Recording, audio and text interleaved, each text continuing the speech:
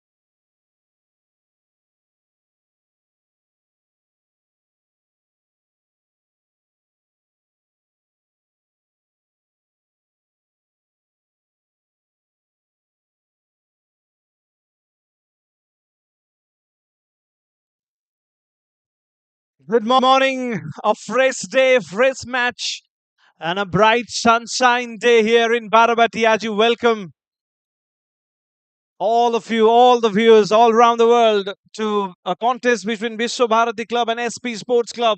Take a look at the playing 11 that we've got. In both these sides, you'll see some exciting talent, some popular names of Odisha cricket. Be it Sambit Sahu, Abhishek Yadav, Dipanshu Singh, Gaurav Chaudhary, Gaurav Kumar, Hemant Nayak, Sai Subrat Jaina, Sarthak Panda, Jagdish, Binayak, Rajnikant, and Baljinder, and Subham Nayak, Mahapatra, Suna Mahapatra, Lohab, Khan, Sagar, and of course, we've got a very good bowling unit as well. Straight away, starts with a line way down the leg side, and a first run on the board. Jagdish and Gaurav are two of the openers for today as Akash Das gets the first ball.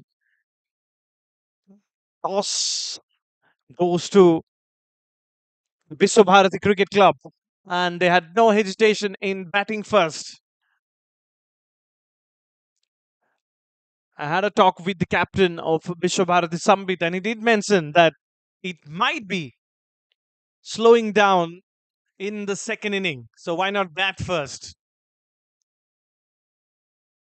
You have not seen anything of that sort early on. Particularly, I looked at the wicket; it was nicely rolled. A little bit of water was given to the wicket yesterday. That's why it was a little dry, where there's no grass at all, and just a little wet, a little damp, I have to say.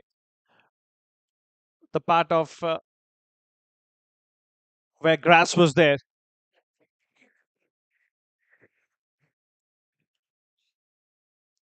One thing Akash has tried to do in these three deliveries, one of them was wide, but he tried to go very close to the stump, which is what most bowlers, to be honest, have missed out on. And it's so fascinating that in a game where we always are so much used to the fact that you want to take it away from that batsman's arc only on, but still, if you can bring the ball back in, it still can be a very special ball, considering the fact that it's new enough. It's a condition where it asks for some skill, some talent, some temperament. It tests you so much. The one day form of the game, the 50 overs cricket. Akash Das operating with two slips in place. Of course, third man and fine leg. Third man, fine leg, almost in similar kind of distance from the center. Again, little outside the off stump this time, but this man has been very accurate so far, apart from that one delivery where he bowled that wide, the initial one. But after that, it's been all good from the bowler. Wicket is definitely not as quick as it is.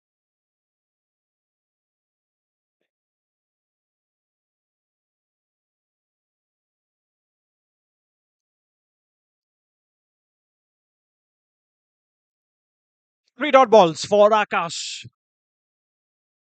There we go. He really wants to make the batsman play here. That's why you see him going very close to the stump. You see him sometimes trying to bring the ball back into the right hander from a length which is a little on the shorter side, is not gone really full and force the batter to drive. It's all about cramping him for rooms. I think Akash Das has understood the wicket more than anyone else. Straight away from ball number one. That's so good to see. Oh, yes, it just continues. Gets the ball to move this time, and a terrific first over comes to an end. One done. It's one without a wicket.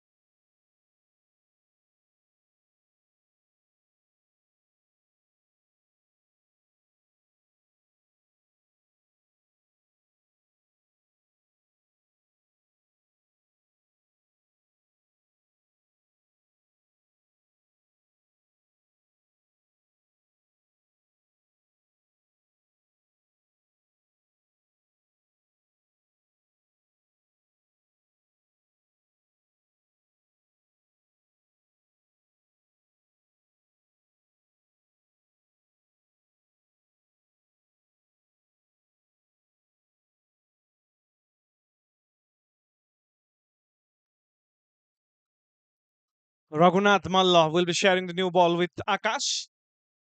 Take a look at that. 89 matches, 82 wickets for this man. Down the leg side. You've seen Raghunath Malla in club cricket matches. This is a guy who doesn't bowl as fast. This is a guy who is not known for his fiery deliveries. He's more of the bowler who contains the run, sometimes produces the breakthrough when you go for the runs against this man. Look at him, very short run up, very slow as a bowler. But he has this, which is he can move the ball a little bit, just a little bit, and enough to get the outside edge of the batter. That is why he's such a tricky bowler to face. Sometimes you want to go for the big one against him early on. You see the opportunity because he's not that quick enough, and you see that he's a batter you can score runs against. And then this man becomes special. Look at that late swing that he gets. This time down the leg side. I have to say the batter survived there. But a terrific, terrific delivery that is. He asked some questions to the umpire. The umpire saying that a little bit of bat involved. We'll soon find that out. Yeah, no leg by signal, so from the bat clearly. Raghunath Malla, watch out for this man. He is like make it or break it kind of a bowler.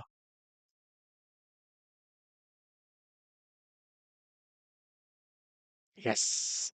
If any man who's got the ball to swing today, it's Raghunath Malla.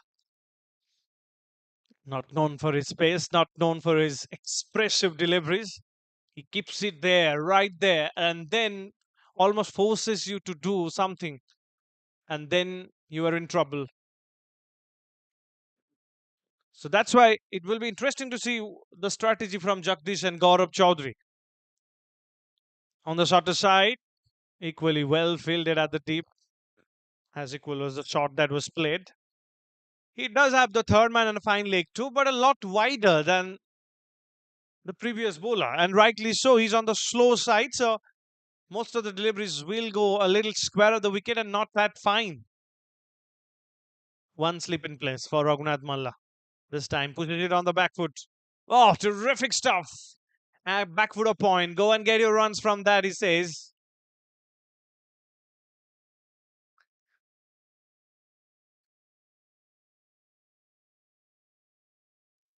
So 4 runs added to total.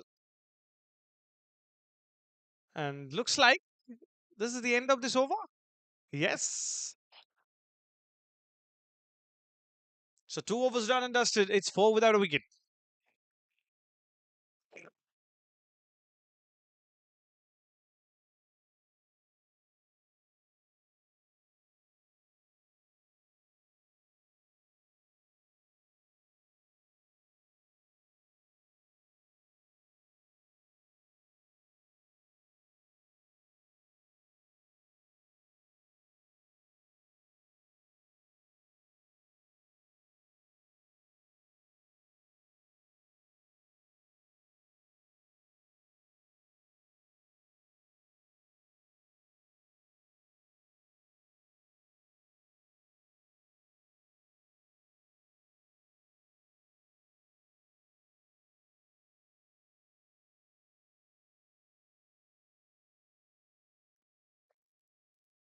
Way down the leg side, much like in the first over, much like in the first ball of the first over. Akash Das bowls wide.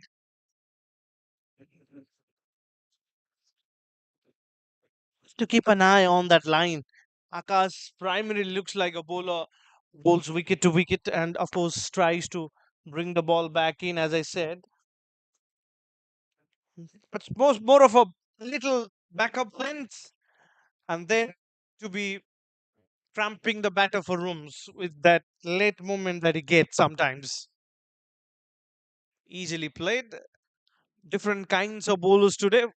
Very different from yesterday. You see the way Rajesh Mahanti bowled yesterday. It was a beauty to watch.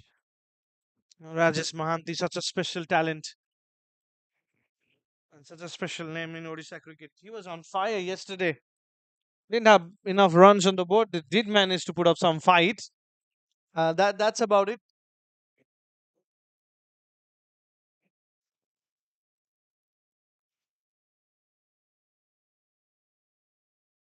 And it's gone really fine. He's got a bit of bat onto that one. Yes, it's gonna race away, and a first boundary on the board from the bat of Jagdish.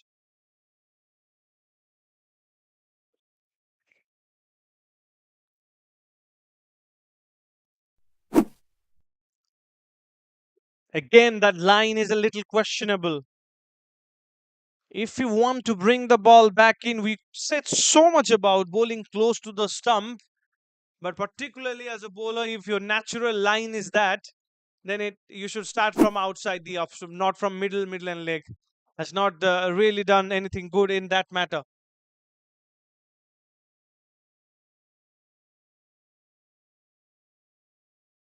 Very easy, going on the back foot and pushing it, punching it almost, and then finds the fielder. I always believe that it's Jagdish who's got a little more staying there temperament. Gaurav Chaudhary is known for his big shots early on. He's been kept quiet. Only two deliveries I know, but is someone who is going to go for it. It's more wicket to wicket stop. You look at these few deliveries, you almost feel like the match is not played right now. It has already been played for 10 overs, something like that. This is not the 11th over, not the 12th over. This is the third over going on. Little bit of defensive bowling from Akash, though they have a slip in place, but it's more about containing it. I think also about understanding the wicket. I did mention that in the first over itself that Akash understood the way wicket here. He thinks that wicket to wicket stop is going to work a lot more, unlike yesterday where it was more spicy and the bowlers really utilized that to a very good effect.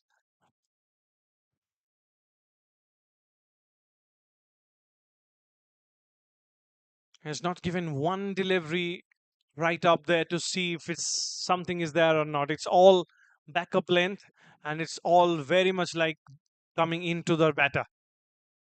And that's why sometimes he's in trouble. This is his third wide and he's been a lot more predictable as a bowler. I think the initial over was okay, where apart from that wide is not considered anything, and he really wanted to cram the batter for room. But in this over, what happens is that nowadays cricket moves so fast that it becomes a little more predictable. Nothing has gone straight, nothing has gone away. It's all coming back in, that too from middle, and leg. Way better delivery. I think this is where it can be initial overs. 3 overs done and dusted is 12 without a wicket.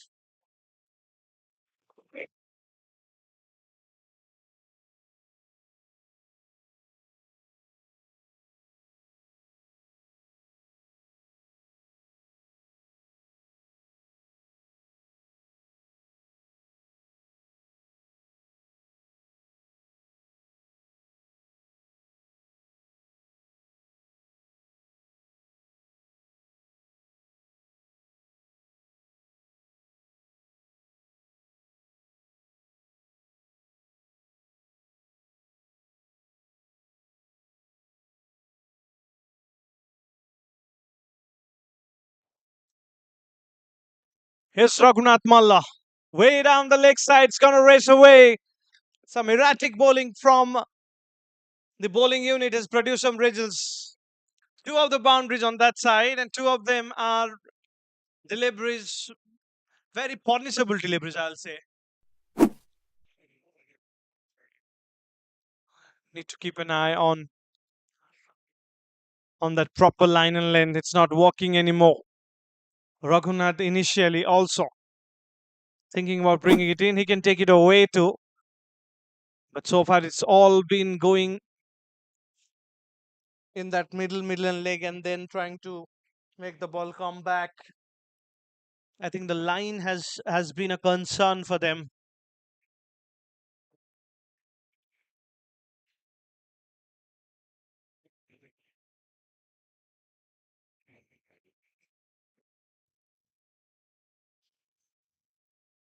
Very watchful this time. So what can bowlers do on this surface? There's one way of looking at it. Always believe that even in initial overs, doesn't matter what the wicket is, you see the batters going for runs. In fact, the bowlers going for runs in international cricket and then knowing about the wicket. So even with the new ball,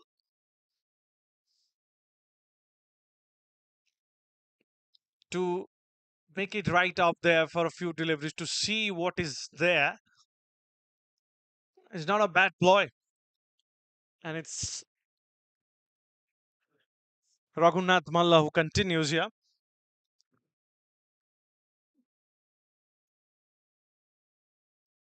It's easy pickings, really. Around 16 without a wicket. This is the fourth over.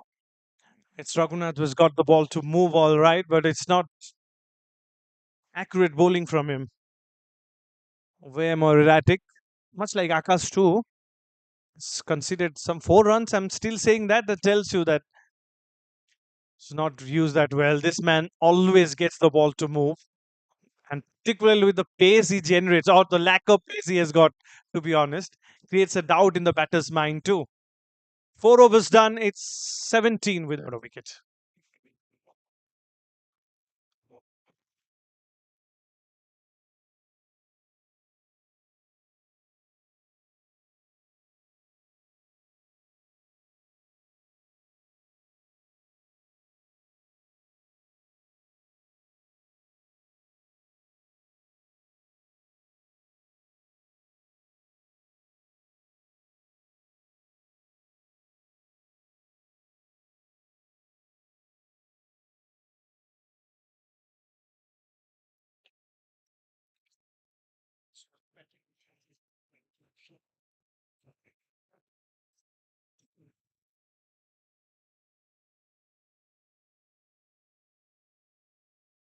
17 without a wicket. It's been very, I'll say, predictable bowling from the bowling unit. And it's time to welcome my co-commentator, Babasish Nanda, for the first time here. Good morning, Babasish. I know that we were pretty excited yesterday about the wicket and the way it played, particularly if you're a bowler, you love that. But today it's played very differently. Welcome. Thanks a lot, Gaurav.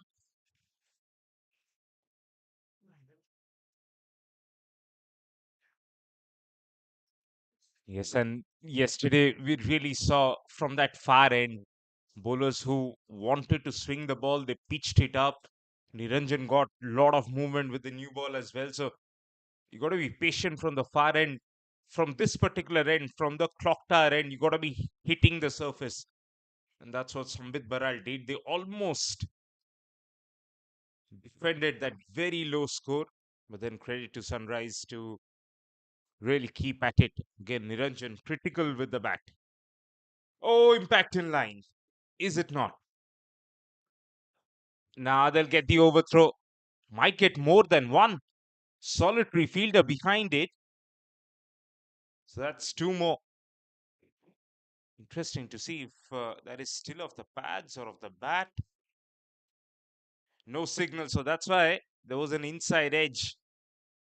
And it was given not out. Yeah, I mean, not a lot of movement in whatever deliveries that I've seen so far. That's the stark difference. Definitely, and Akash from ball number one has tried that magical delivery, but the line has been a lot more erratic today. Middle, and leg, it's not going to help. They've considered two boundaries, and apart from the leg byes, of course, and all of them to deliveries down the leg side. ଗୌରବ ଏଠି ଜଗଦୀଶ ଭଲ ଜିନିଷଟି କରୁଛନ୍ତି ନୂଆ ବଲଟି ସିଏ handle କରୁଛନ୍ତି 23ଟି ball ସିଏ ଖେଳି ସାରିଲେଣି 25ଟି ବଲ୍ ଖେଳି ସାରିଲେଣି ଜଗଦୀଶ ଗୌରବ ଚୌଧୁରୀ ଯିଏକି ନ୍ୟାଚୁରାଲ ଷ୍ଟ୍ରୋକ୍ ମେକର ଜଣେ ତାଙ୍କୁ ଟିକେ ଏଇଠି ପ୍ରୋଟେକ୍ଟ କରୁଛନ୍ତି ଜଗଦୀଶ ବଲ୍ ଟିକେ ସ୍ୱିଙ୍ଗ କମ୍ ହଉ ତାପରେ ଗୌରବ ଆରମ୍ଭ କରିବେ। ଖରାପ ବଲ୍ ଥିଲା ତାକୁ ପୁଲ୍ କରିଛନ୍ତି କନଫିଡେନ୍ସ ସହିତ। ସ୍କ୍ୱାର ଲେଗ୍ ଫିଲ୍ଡରଟି ଆପଣ ଭିତରେ ରଖିଛନ୍ତି, ଏଇ ପେସ୍ ସହିତ ସର୍ଟ ବଲ୍ ପକେଇ ପାରିବେନି। ବଡିର ବଲ୍‌ଟିକୁ ବ୍ୟାକଫୁଟରେ ଗଲେ ଆଉ ଭଲ ଭାବରେ ତାକୁ ଖେଳିଲେ ଫିଲ୍ଡର ମୁଣ୍ଡ ଉପରେ 4 run. Once again, Akash Das continues to bowl on that line, this time on the shorter side. And Jagdish have done a plenty of ball watching today. 26 deliveries for him. He knows everything about this wicket now, I feel. Oh, this is the quickest of them. We'll soon find that out. But a brilliant delivery to end this over. 5 overs done and dusted. It's 23 without a wicket.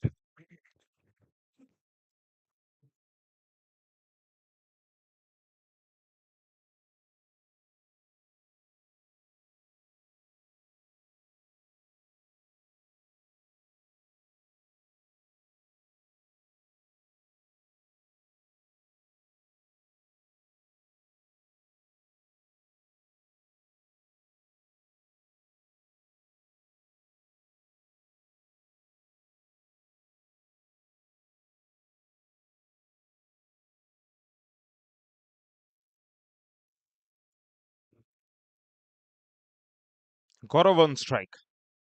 Looks to play the big shot. And that's what we were trying to mention. He's a natural stroke maker. Getting runs through boundaries is the norm for Gaurav.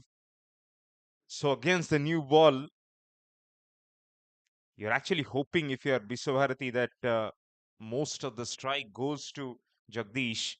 Well, after that attempt of a hoik over mid wicket fielder now goes back on the boundary. The fine leg comes inside the circle, and there is a deep third. ନିଜକୁ room ଦେଲେ ଗୌରବ ଆଉ mid of ଆଡକୁ ମାରିଛନ୍ତି 4 run ମିଳିବ। ପ୍ରଥମରୁ ହିଁ ମନ ବନେଇ ଦେଇଥିଲେ ସେଠି କି ଚୌକା ମାରିବାର ଅଛି, ନିଜକୁ ବହୁତ ରୁମ୍ ଦେଇ ଦେଇଥିଲେ। ଆଉ ବୋଲର ଚାହିଁଥିଲେ ଅଫ୍ ଷ୍ଟମ୍ପ ବାହାରେ ବି ପକେଇ ପାରିଥାନ୍ତେ, ତାଙ୍କୁ ଫଲୋ କଲେ।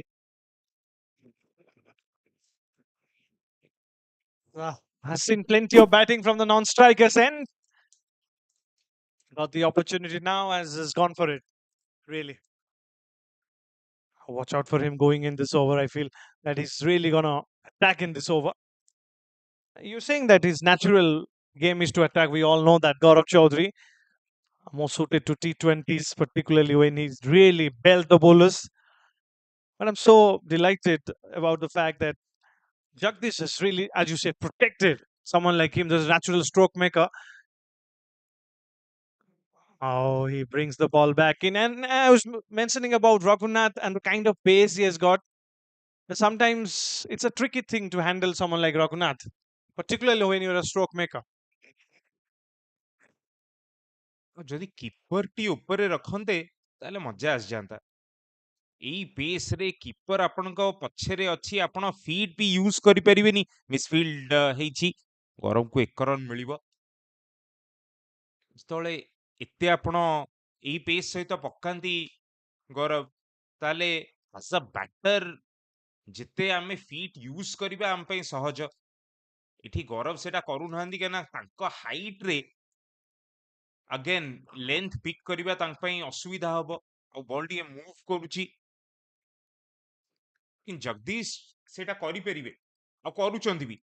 देखंतु हल्का चाली कि आसिले आगु को, सेथिले कि जदी कीपर टी स्टंप पाखरे थांता ई जिंसटी ही पार न थांता। 6 ओवर परे 28 रन।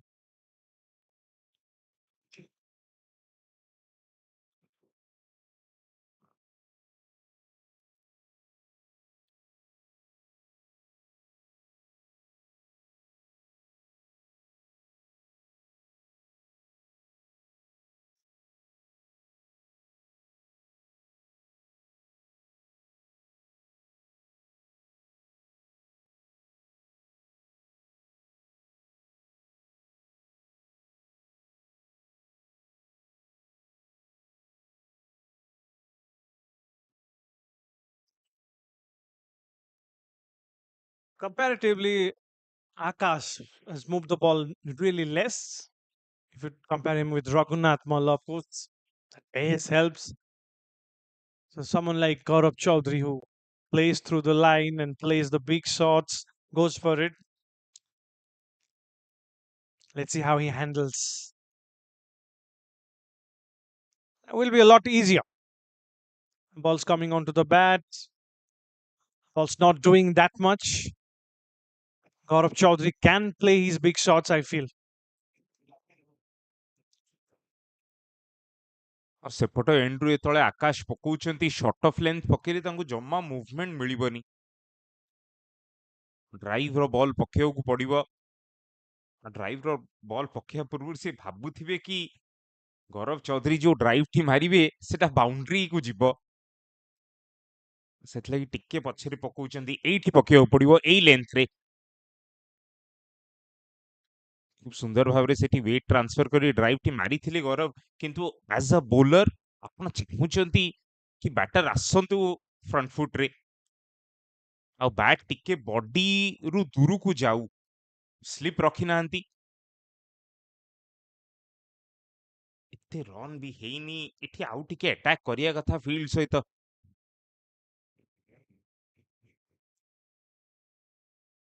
ଚାଲି ଆସିଲେ ଆଗକୁ, ଯୋଉ କଥା ଆମେ କହୁଥିଲେ ସ୍ୱିଙ୍ଗ କୁ କଭର କରିବାକୁ ହେଲେ ଆପଣଙ୍କୁ ଫୁଟୱାର୍କ ଟି ଦେଖେଇବାକୁ ପଡିବ।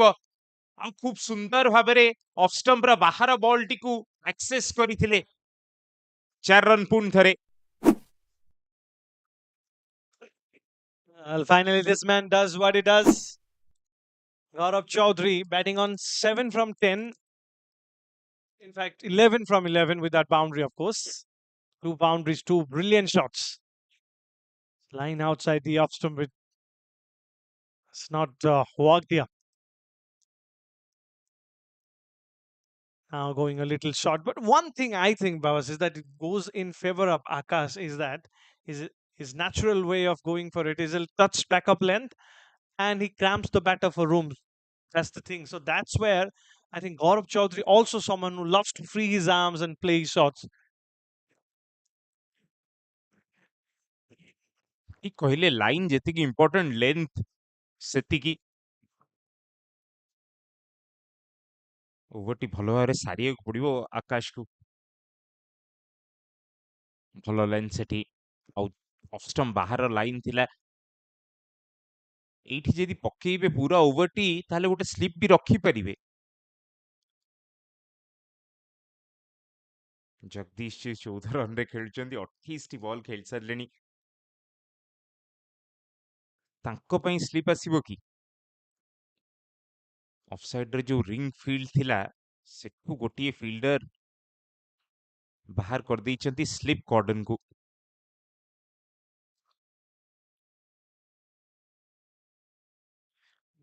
ଜଗଦୀଶ ସ୍ଲାଇସ୍ କଲେ, ଥର୍ଡ ମ୍ୟାନ ହାତକୁ ଯାଇଛି ସେଠି ଆଉ 1 ରନ୍। 6 ରନ୍ ମିଳିଲା ସପ୍ତମ ଓଭରର ଶେଷ ସୁଦ୍ଧା 34 ରନ୍ ବୋର୍ଡରେ।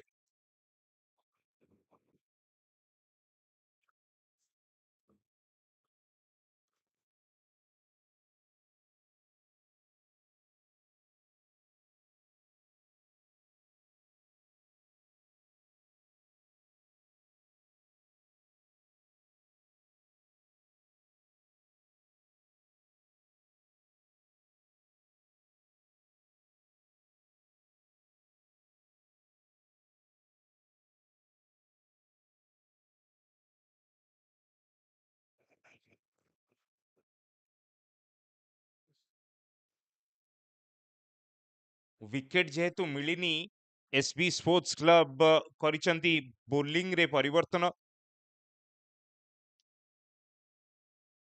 ତାଙ୍କ ପ୍ରିମିୟର ଲେଫ୍ଟ ଆର୍ମ ସ୍ପିନର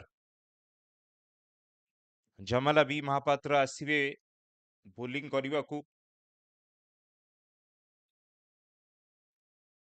ଭଲ ଫ୍ଲାଇଟ ସହିତ ଟର୍ନ ଏକ୍ସଟ୍ରାକ୍ଟ କରନ୍ତି, ଆଉ ଏଠୁ କ୍ଲକ୍ ଟାୱାର ଏଣ୍ଡରୁ ଯେହେତୁ ପକଉଛନ୍ତି ବ୍ରିଜ ସହିତ, ୱିଣ୍ଡ ସହିତ ତାଙ୍କୁ ଟର୍ନଟି ମିଳିବ। ଇକୋନୋମି ରେଟ୍ ଦେଖନ୍ତୁ ସଦାବେଳେ ଇମ୍ପ୍ରେସିଭ, 6 4 ନେଇଛନ୍ତି।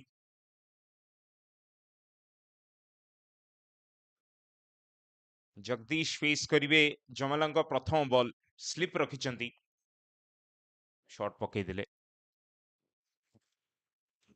Dot ball Little warm up delivery, of course, from the bowler. And I'm more excited to see what kind of pace that Jamala is going to offer, particularly bowling inside the power play. Of course, he's there to pick up that wicket. There is a slip in place. He has to be a little more aggressive. Slow far is it's all about getting settled there for the bowler. It's normal deliveries, basic deliveries where as a spinner you bowl a few deliveries, you see what's there on the wicket, and then you try to show your skills. चेष्टा करिवे आउ टिके slow पकांतु एठी Midland leg रे एपर्यंत से length T मिलिनी जमेलांकु सेटा तांक पे जम्मारू भी भल साइन नुह तेना गौरव चौधरी आछंती स्ट्राइक को And Babas is the what is a little touch shot for the Jagdish will be a lot shorter for Gaurav as well. That length might be a problem for him.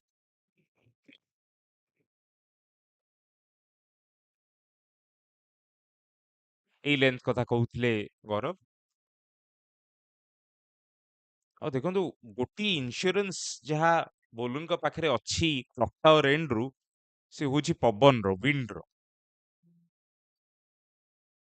Batter जदि चाहुचंदी आपनको mid on ऊपर मारिया पई तांको against the wind Maria को पड़िबो सेथिले कि आपन टिके eighty flight दे कि ऊपर पक्की परिबे एपट एंड रु बढ़िया बॉल चारिटी बॉल पड़ला परे से लेंथ टी मिलिची जमेलांकु चेष्टा करिवे ओवर सारी बेबी ए रिदम सहित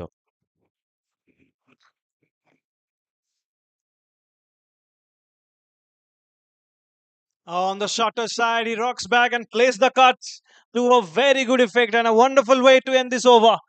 40 runs on the board without losing any wicket. Our Biswabharati Cricket Club.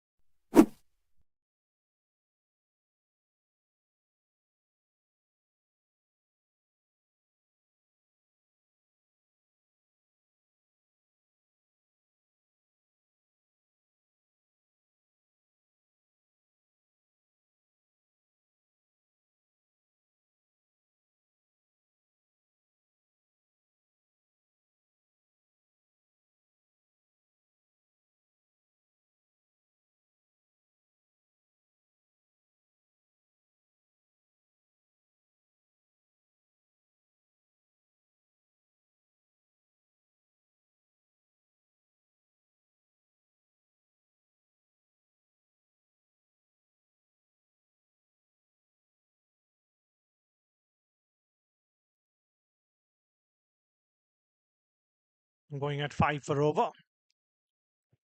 Takes a quick single off, putting pressure on the fielder.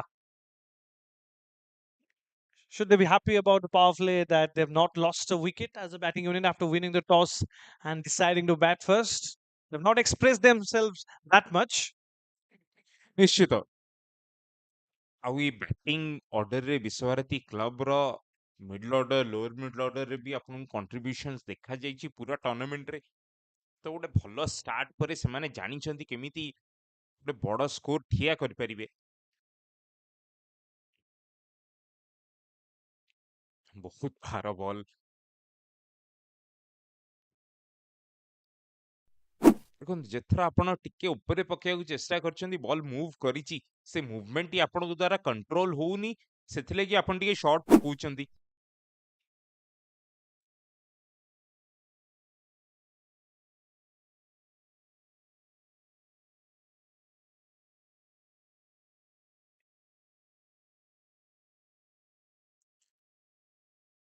चमत्कार ड्राइव एठी जगदीश कर पूर्व ओवर रे गोटे कट खेलथिले जमालांकु ओह ही डाइव सेठी आखिर मोमेंट तक चेज कले गिव अप कलेनी और डाइव मारी 2 रन बंचैचंती निजो टीम पई Terrific stuff. And straight away, you see the rest of the fielders coming in, wishing him on that.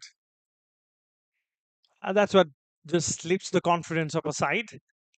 Brilliant piece of fielding. It was a brilliant shot from the batter, too. And when the batter does something extraordinary as a fielder, you contribute and make it a little more tough for the batting unit to get that boundary. Now he's watching it well. He's very sad out there. Such an important batter of the side, Jagdish now. Someone who has faced 36 deliveries, scored 22 runs on this kind of a wicket, where I feel that as the game will progress, it will go a little slow. And in the second innings, might play very differently. He's a very crucial batter.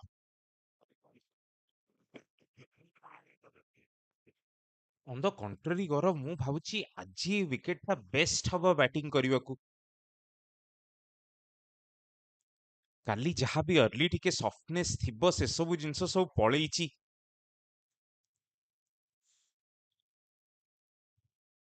ଆଉ ଏପର୍ଯ୍ୟନ୍ତ ଯାହା ଆମେ ଦେଖିଛୁ ball ଆସୁଛି bat ଉପରକୁ। ଆଉ ତାର ଗୋଟେ ସାଇନ୍ ହେଲା ଏଇ ଯୋଉ ସଟ୍ ଟି ଖେଳିବାକୁ ଚେଷ୍ଟା କରିଥିଲେ ଜଗଦୀଶ, ଟେନିସ୍ ସଟ୍ ଖେଳିଥିଲେ ମିଡ୍ ଅଫ୍ ପାଖକୁ। ମୋ ଆଶା ୱିକେଟ ଟିକେ ବେଟର ହେଇଯିବ ଆଜି ବ୍ୟାଟିଂ କରିବାକୁ।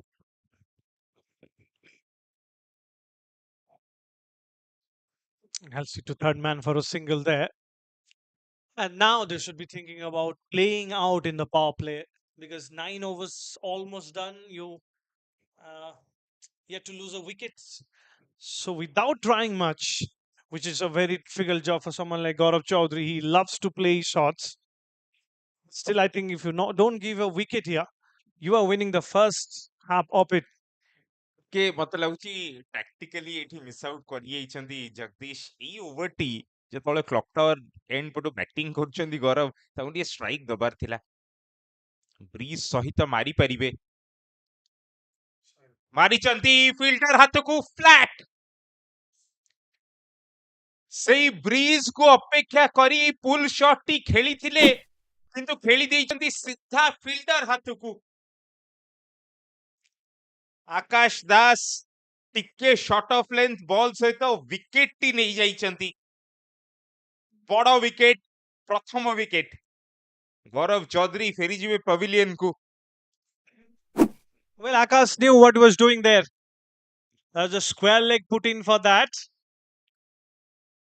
And interestingly, Gaurav Chaudhary was given a short delivery. They wanted that wicket. It's more of the fact that knowing there is an aggressive batter, he will go for his shots, bang the ball a little in, and then, of course, Gaurav Chaudhary couldn't quite keep that pull shot down, finds the fielder. It's a big wicket. The danger man goes back. It's 45 for 1. They've got the first breakthrough.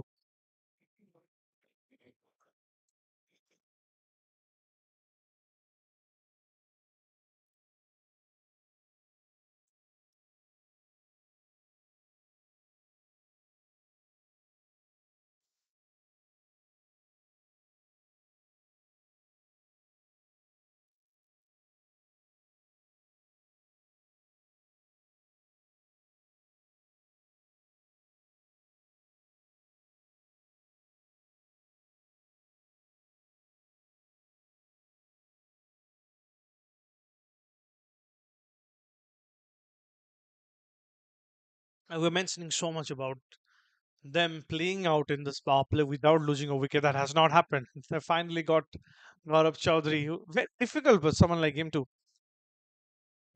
keep yourself, very quiet as a batter because your natural instinct is to play the shots. Takes the single straight away.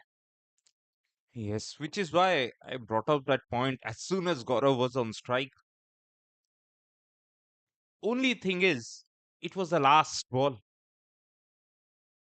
which is why I think Chaudhary didn't go full throttle with that shot.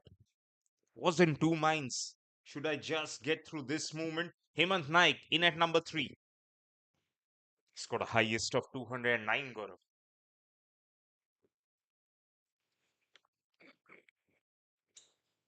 And Jamala back to his best. As soon as he sees the new batter, channels the proper bowler inside him. କେତେ ସୁନ୍ଦର length ଥିଲା ଏଠି, ଏମିତି ଲାଗିଲା କି ball ଟିକେ drift କରି ଭିତରକୁ ଆସିଲା ତାପରେ ଟର୍ନ କଲା। And the pace, Babas. We're so much into this quick ones from the bowlers, spinners inside the power play. That is more classical. On the short side again. I think the last delivery was the ideal delivery there. We might go for runs. The batter might play one shot, but still there's a new batter there. Should take a chance. That is a slip in place, mind you. And he's a bowler who's we have seen him. Actually, this is a good ball. They've taken a single. He gets the mark. Relief for someone like Hemanta. Yeah, I think he's a kind of a bowler, Jamila Mahapatra. He also is known for varying his pace. It's not just about turning or bowling straight for him.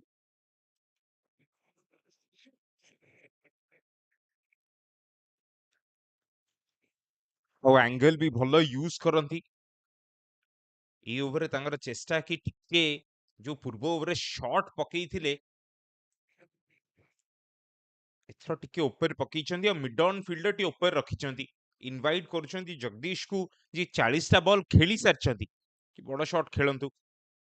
Jagdish କିନ୍ତୁ ଖେଳିବେନି, ଗୋଟେ wicket ହରାଇଛି team.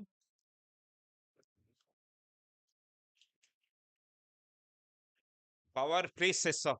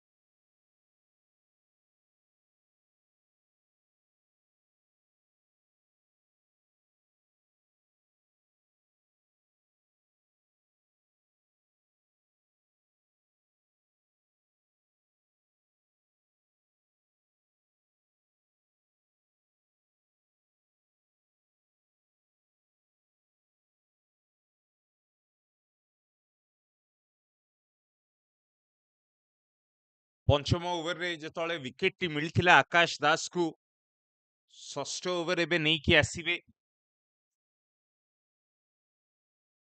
ପୁଣି ଥରେ slip ରଖିଛନ୍ତି, ହେମନ୍ତ ଅଛନ୍ତି ଷ୍ଟ୍ରାଇକରେ।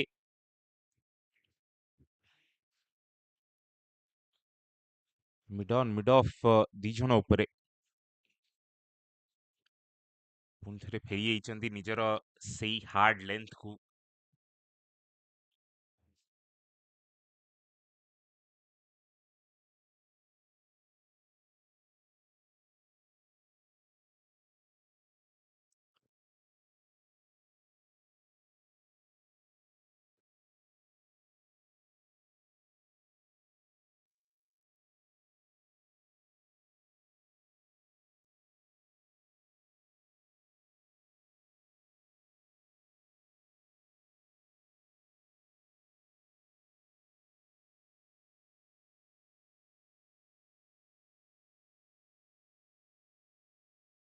ଯୋଉ ଦିଟି single ଏପର୍ଯ୍ୟନ୍ତ ଆମେ ଦେଖିଛୁ ହେମନ୍ତଙ୍କ ବ୍ୟାଟରୁ, ଲେଟ୍ ଖେଳିଛନ୍ତି, ଅପେକ୍ଷା କରିଛନ୍ତି ବଲ୍ ପାଇଁ, କମିଟ୍ ହେଇନାହାନ୍ତି ଫ୍ରଣ୍ଟ ଫୁଟରେ। ସେଇ ହିସାବରେ ଗୋଟେ ଭଲ ମାଇଣ୍ଡସେଟ୍ ସହିତ ଆସିଛନ୍ତି ଏଠି ବ୍ୟାଟିଂ କରିବାକୁ।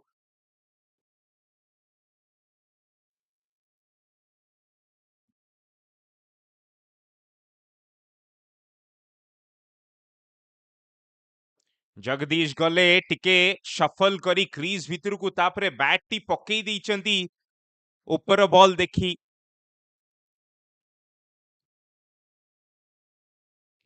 ଶେଷ ମୁହୂର୍ତ୍ତରେ ବଲ୍ ଟିକେ ବାହାରିଲା ଆଉ ବିଟ୍ କଲା ଜଗଦୀଶଙ୍କ ଆଉଟସାଇଡ ଏଜ୍ କୁ।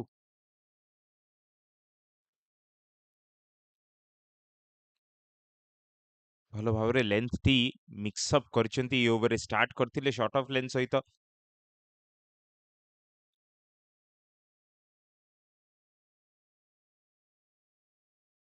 ଏଥର କ୍ରସ୍ ସିମ୍ ରଖି ବାଉନ୍ସର କିମ୍ବା ପୁଣି ଥରେ ସେଇ ସର୍ଟ ବଲ୍ କରିବାର ଚେଷ୍ଟା। ଏକ ରନ୍ ମିଳିବ स्वीपर फिल्डर हाथकू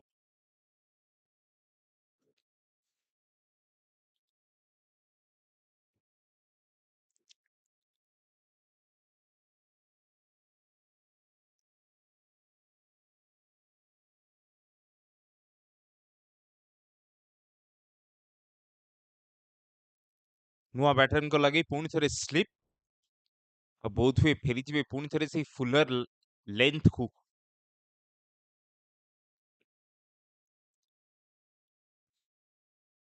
सेतिकी भलो फॉरवर्ड डिफेंस एठी विश्वभारती क्लब भाबुथिबे जेहेतु गौरव को विकेट टी एबे पळैछि चेष्टा करिवे आउ गोटे छोट पार्टनरशिप बिल्ड करी तापरे अग्रेसिव टेक यूज करिया पई बैट सहित बेसी रन हेनी किंतु पावर प्ले आपण नुआ बॉल को खेली देइचंती जगी देइचंती तापरे आउ कोलैप्स टी जेमती न हो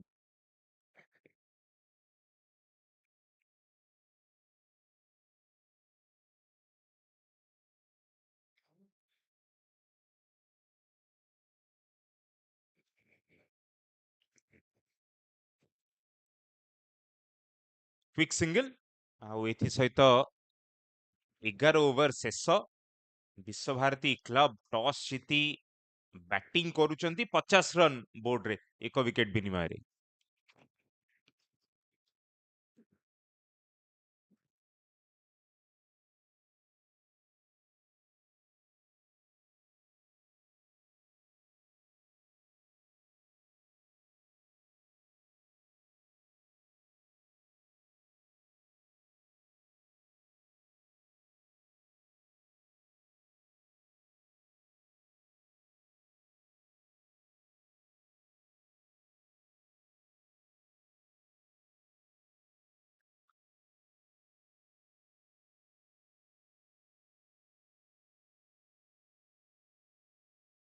जमला महापात्र कंटिन्यू करथांदे तांका स्पेल चारियाडे अनेइले निज कैप्टेन को ऊपर तांका आखि पड़ला कैप्टेन कहले मु पकेबी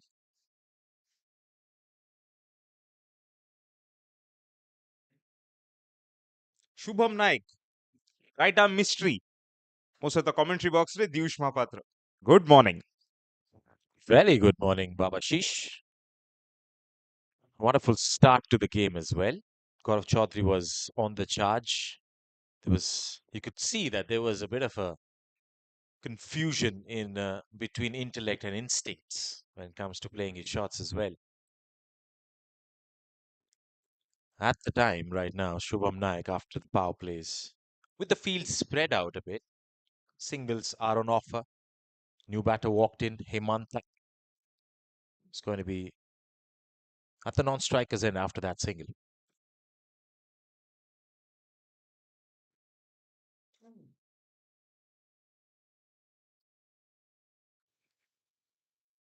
So giving it the rip here, Shubham Naik, getting some grip off the pitch as well. दियुष मत लाଗୁଛି ଟିକେ ଏଠି ଯେତେବେଳେ ଥ୍ରୋଟି ଆସିଥିଲା ସେତେବେଳେ ବାଜିଛି ତାଙ୍କ ସ୍ପିନିଂ ଫିଙ୍ଗର୍ସ ରେ ଆଉ ବହୁତ ଜଲ୍ଦି ମତ ଲାଗୁଛି ରାଉଣ୍ଡ ଦ ୱିକେଟ ବି ସ୍ୱିଚ୍ କରିଯିବେ ଯୋଉଭଳି ଭାବରେ ଡ୍ରିଫ୍ଟ ଆଉ ଗାଇଲ ମିଳୁଛି ଓଭର ଦ ୱିକେଟ ରୁ ଏଠି ଶୁଭମ ନାୟକ କୁ ତାଙ୍କ ଷ୍ଟ୍ରେନ୍ଥ ହଉଛି ରାଉଣ୍ଡ ଦ ୱିକେଟ ପକେଇବା ରାଇଟ ହ୍ୟାଣ୍ଡର କୁ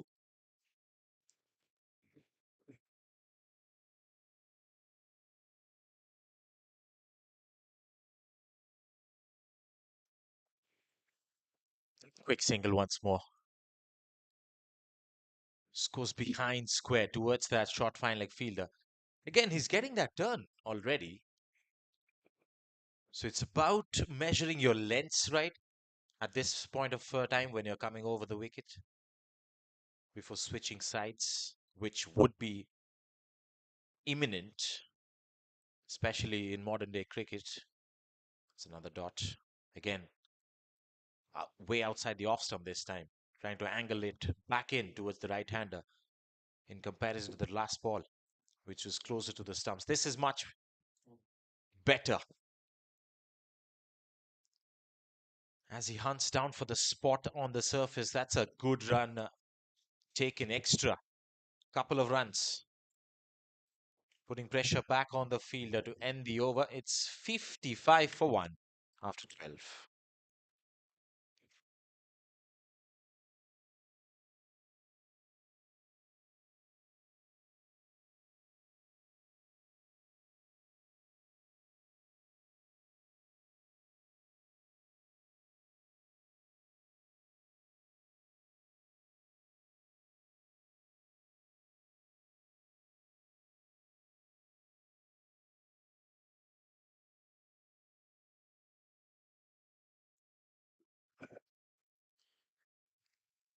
ନିଜ ଏଣ୍ଡ ଟି ଚେଞ୍ଜ କରିଛନ୍ତି ଜମେଲା।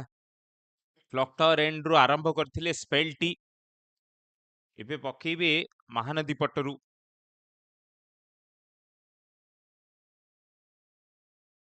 ହାଲକା ଏବେ ଦେଖନ୍ତୁ ଦିଉଷ ତାଙ୍କୁ ସେ ଯୋଉ ଡ୍ରିଫ୍ଟ ଟି ଏବେ ଭିତରକୁ ଆସିବ ରାଇଟ ହ୍ୟାଣ୍ଡର କୁ, ଏୟାର ରେ ଭିତରକୁ ଆସିବ, ତାପରେ ଟର୍ନ କରି ବାହାରକୁ ସ୍ପିନ କରିବାର ଚେଷ୍ଟା। Oh, yes. Now, this is great reading of the conditions right now by the bowler, and then just having a word with the captain. Captain stepping up and allowing Jamal Abi to choose the sides. And he's now firing in with a little more vigor. ସହଜ ହେଇଯାଏ ଯଦି captain ଜଣେ right arm off spinner, ଯେତେବେଳେ ଚାହିଁଲେ ସେତେବେଳେ ପକେଇ ପାରିବେ। Right arm leg spinner ହେଇଥାନ୍ତେ କି ଫାଷ୍ଟ ବୋଲର ହେଇଥାନ୍ତେ, ଗୋଟେ ଦି ଓଭର ଟିକେ ୱାର୍ମ ଅପ୍ କରିବାକୁ ପଡିବ। ରାଇଟ ଆର୍ମ ଅଫ ସ୍ପିନ ଆପଣ ପକେଇବେ? ହଁ ପକେଇବେ। And Babashish, it's not only across formats, it's across the nature of the ball that you're playing with as well, like tennis ball, as well as rubber ball, for that matter, or the Sony balls that we used to play with. Off spinners have always existed, and they were all around, trying to pick up wickets, trying to change angles, as you spoke about. Coming round the wicket has been such a feature of the game right now as an off spinner, to the right hander especially, and also to the left hander at times.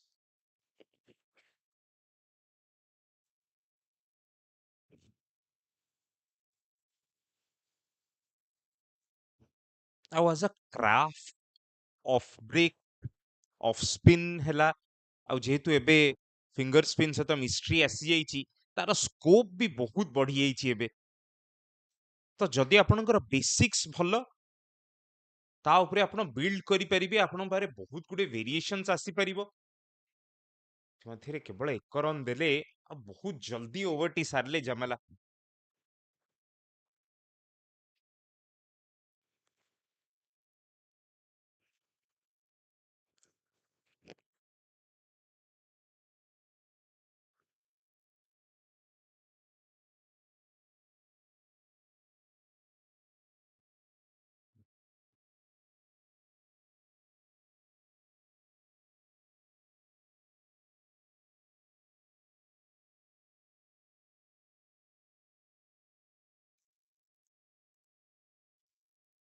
ଏଇଠି ଦରକାର ଟିକେ out of the box thinking Jagadish ଆଉ ହେମନ୍ତଙ୍କ ଠାରୁ। ଯଦି ଆପଣ ଶୁଭମ ନାୟକ ଆଉ ଜମେଲା ମହାପାତ୍ରଙ୍କୁ ପକେଇବାକୁ ଦେବେ, ସେ ପୁରା ଦିନ ପକେଇକି ବାହାରି ଯିବେ, ରନ୍ ଜମା ବି ଦେବେନି। ଧୀରେ ଧୀରେ ଫିଗର ଆଉଟ କରନ୍ତୁ, ୱାର୍କଆଉଟ କରନ୍ତୁ, ପଜଲ ଟି ସଲ୍ଭ କରନ୍ତୁ କି କେମିତି ରନ୍ ବାହାରିବ।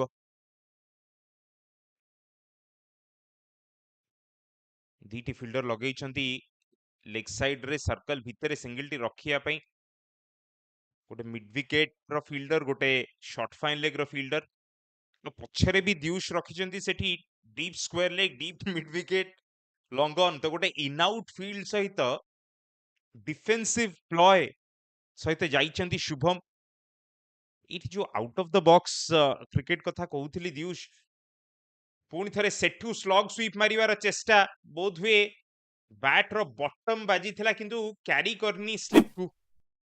ଯୋଉ out of the box thinking କଥା କହୁଥିଲି, ଏଠି ଆପଣଙ୍କ ପାଖରେ ଟିକେ କେମିତି ଆପଣ ଅଫ ସ୍ପିନର କୁ ଅଫ ସାଇଡ ରେ ରନ୍ ଟି ବାହାର କରିବେ, ସେ ବିଷୟରେ ଭାବିବାର ଅଛି। ଯୋଉ ସୁଇପ ଟି ଆପଣ କରୁଥିଲେ, ତାର ରିଭର୍ସ ଅପସନ ଟି ଆପଣଙ୍କ ପାଖରେ ଅଛି କି ନାହିଁ, ଆପଣ କେତେ ଲେନ୍ଥ ଭଲ ପିକ୍ କରି କଟ୍ ଟି ମାରି ପାରୁଛନ୍ତି।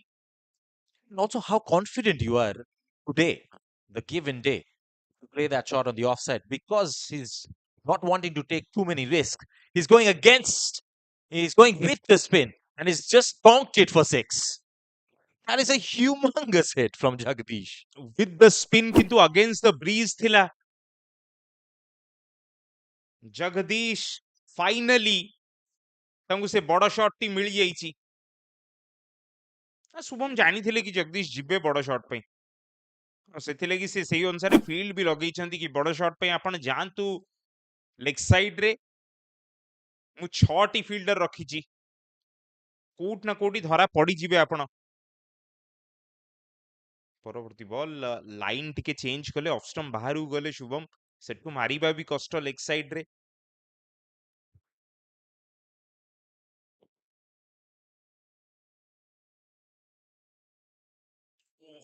बॉल जमा भी स्पिन हेलानी सीधा पळेला आर्म सहित ओवर शेष कले गोटे चमत्कार बॉल सहित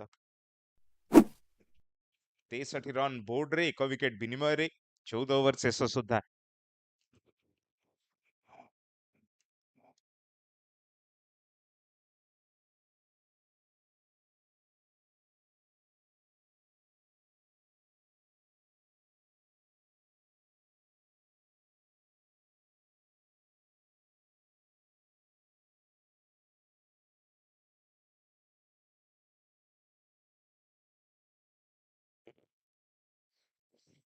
Jamalawi will continue from the Mahanadi end.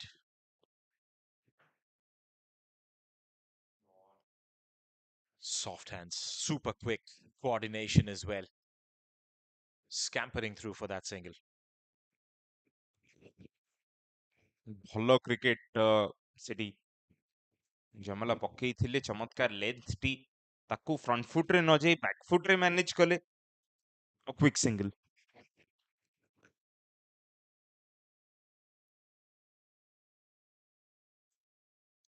The class 6 definitely has a strong base, Jagdish, from where he can fire. It turned out to be a hit me ball because he was always eyeing for that leg side slog and then eventually got it in the arc to absolutely go massive on that one.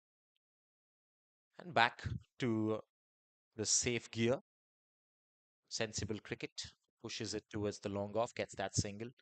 Jamalabi. They don't want to take too many risks against the ball drifting in and then spinning away from them. ତଥାପି ନଉଛନ୍ତି ଯେତେ risk ନବା କଥା cut ପାଇଁ ଦେଖୁଛନ୍ତି drive ଟି ଭଲ ଭାବରେ ମାରୁଛନ୍ତି ପଜିଟିଭ ଖେଳୁଛନ୍ତି ସେଇ ଯୋଉ 6ଟି ମିଳିଗଲା ଦିୟୁଷ ସେଠୁ ଟିକେ ମାଇଣ୍ଡସେଟ ବଡି ଲାଙ୍ଗୁଏଜ ଟିକେ ଚେଞ୍ଜ ହେଇଛି ଏ ବ୍ୟାଟିଂ ପାର୍ଟନରशिप ର ସେଥିଲାଗି ସେ ଜମାଲଙ୍କୁ ଏବେ ଫୋର୍ସ କରୁଛନ୍ତି କି ଆପଣ ଆହୁରି ଉପରେ ପକାନ୍ତୁ ଏଇଠି ଭଲ କ୍ରିକେଟ ଯାହାକୁ ଆମେ କହୁ କମ୍ପିଟିଟିଭ ୱିଥ ଏଭ୍ରି ବଲ୍ ସବୁ ବଲ୍ ରେ କଣ୍ଟେଷ୍ଟ ଦେଖିବାକୁ ମିଳୁଛି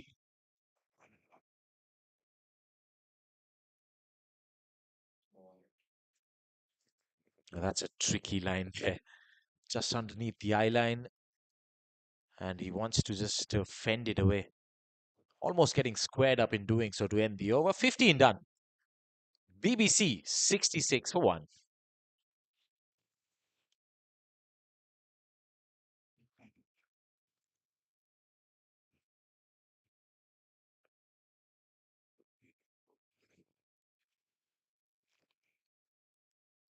ବିଶ୍ୱଭାରତୀ କ୍ଲବର ଯୋଉ ସର୍ଟ ଫର୍ମ ଟି ଆପଣ କହିଲେ ବିବିସି ଥ୍ରୁ ମନ ପଡିଲା ଆଜ ଆନ୍ ଓପନିଂ ବ୍ୟାଟର ଯେତେବେଳେ ଆମେ ଆଇଡିଆଲାଇଜ କରୁ ଆମ ହୋମ ଗ୍ରୋନ୍ ଟ୍ୟାଲେଣ୍ଟସ ମାନଙ୍କୁ ଗୋଟେ ନା କ୍ରିକେଟିଂ ସର୍କିଟ ରେ ଯିଏ ଓଡ଼ିଶା ପାଇଁ ବି ଖେଳିଛନ୍ତି ଶୁଭମ ପୁଣି ଥରେ ଫେରିଛନ୍ତି ସେଇ ଅଫଷ୍ଟମ୍ପ ବାହାର ଲାଇନକୁ ଏକ ରନ୍ ବିବିସିସି ମହାପାତ୍ର ବିଶ୍ୱବିଜୟୀ ଚନ୍ଦ୍ରଚୂଡ଼ ମହାପାତ୍ର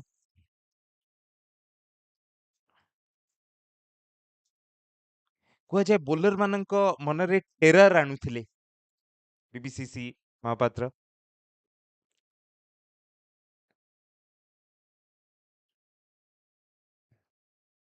ଯେ ଏବେ କୋଚିଂ ଡ୍ୟୁଟିଜରେ ବି ଅଛନ୍ତି ସେତେବେଳେ ତାଙ୍କ ସହିତ ଯେତେବେଳେ ଦେଖା ହୁଏ ଆଉ ସିଏ ଯେତେବେଳେ ୟଙ୍ଗଷ୍ଟର୍ସ ମାନଙ୍କୁ କୋଚ୍ କରୁଥିବେ ମାନେ ମୁଁ ଭାବେ ଯଦି ତାଙ୍କ ଇନିଂସ ସେତିକି ଟିକେ ୟୁଟ୍ୟୁବ ବଗେରାରେ ଥାନ୍ତା ମାନେ ତାଙ୍କ ହାଇଲାଇଟ୍ସ ତାଙ୍କ ବ୍ୟାଟିଂ ଯଦି ୟଙ୍ଗଷ୍ଟର୍ସ ମାନେ ଦେଖିପାରନ୍ତେ ଇଣ୍ଟେଣ୍ଟ କାହାକୁ କୁହାଯାଏ ଭଲ ବୋଲର୍ସ ମାନଙ୍କୁ ଭଲ ବଲରେ କେମିତି ବାଉଣ୍ଡ୍ରିଜ ସେ ମାରିପାରନ୍ତି ସେଇ ଜିନିଷଟି ଦେଖିବାର ଥିଲା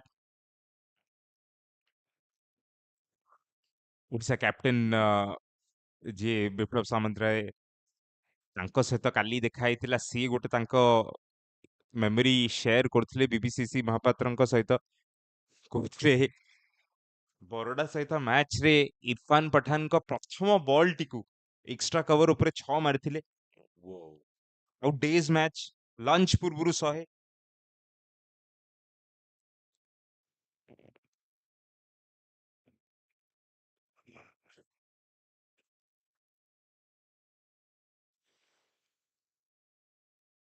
That's off the thickish outside part of the plate.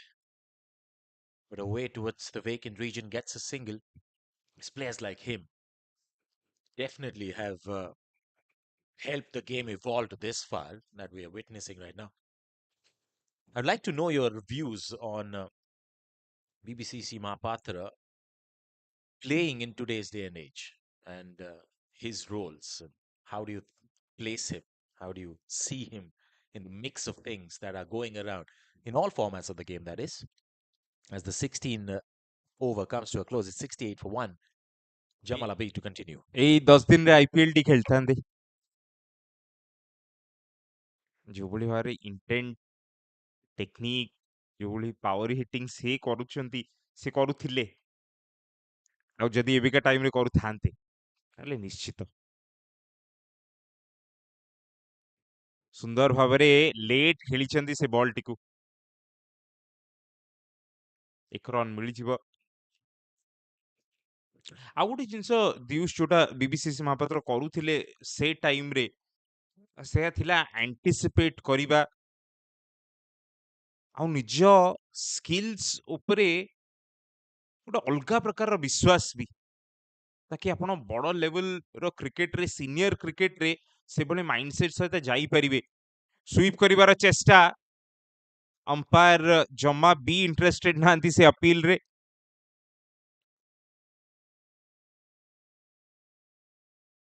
ଆଉ ତା ସହିତ ସେ ନିଜର ଯୋଉ ସାଥୀ ବ୍ୟାଟର୍ସ ମାନଙ୍କର ମାଇଣ୍ଡସେଟ ଟି ବି ଚେଞ୍ଜ କରିଛନ୍ତି ତାପରେ ଆମେ ଦେଖିଛେ କି ଓପନିଂ ସ୍ଲଟରେ ଏବେ ଆଟଲିଷ୍ଟ वी आर गिफ्टेड କି କିଛିଟା ସେମିତି ବଡ ଷ୍ଟ୍ରାଇକର୍ସ ଆମ ପାଖରେ ଅଛନ୍ତି ଯୋଉମାନେ ପାୱାର ପ୍ଲେରେ ଗେମ୍ ଟି ଚେଞ୍ଜ କରିପାରିବେ ଆଉ ବିଭିନ୍ନ ପ୍ରକାରର ଓପନର୍ସ ଏବେ ଅଛନ୍ତି ଆମ ପାଖରେ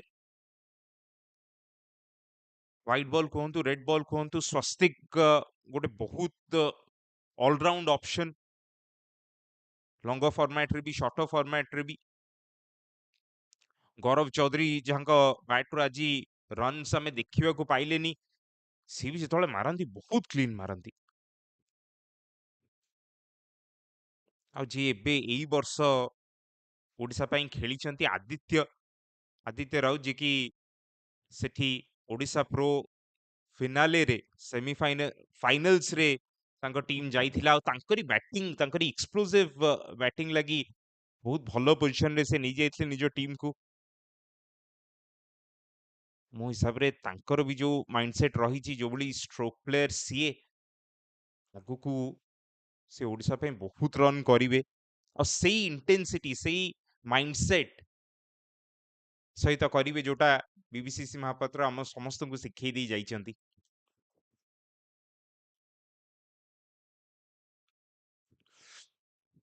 Outside edge, Jamal Abi not happy with the slip fielder and is giving him an earful for sure. Maybe wanting him to stay slightly wide of the keeper, still giving him a gaze and a bit of a word exchange as well as he ends that over.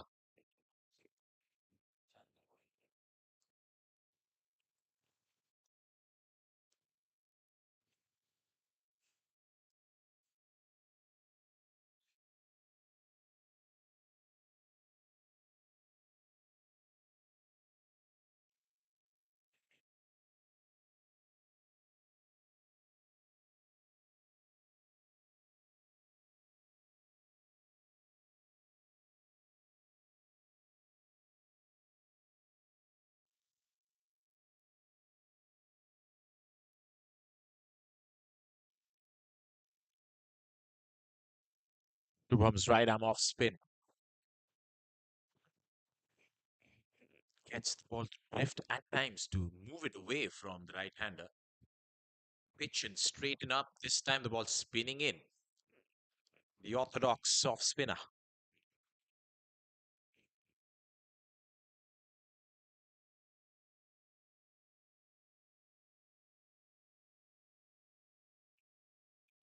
On his pads will be worked away.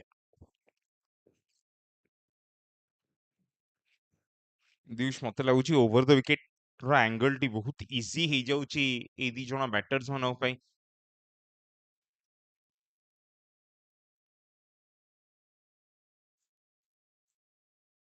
ଯେତେ ଜଲ୍ଦି round ଦ wicket switch କରିବେ, ଦିଟା age କୁ attack କରିବେ, ସେଠି ଦ୍ୱନ୍ଦ୍ୱରେ ପକେଇ ପାରିବେ। ସ୍ଲିପ୍ ତ ରଖିଛନ୍ତି ଆପଣ।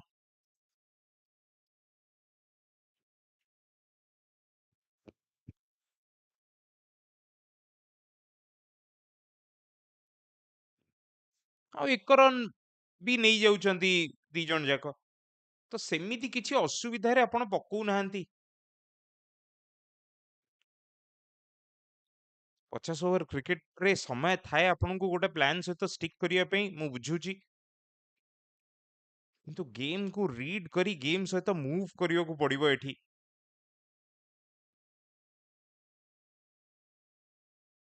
3 ରନ୍ ମାତ୍ର ଦେଲେ। 18 ଓଭର ସରିଯାଇଛି।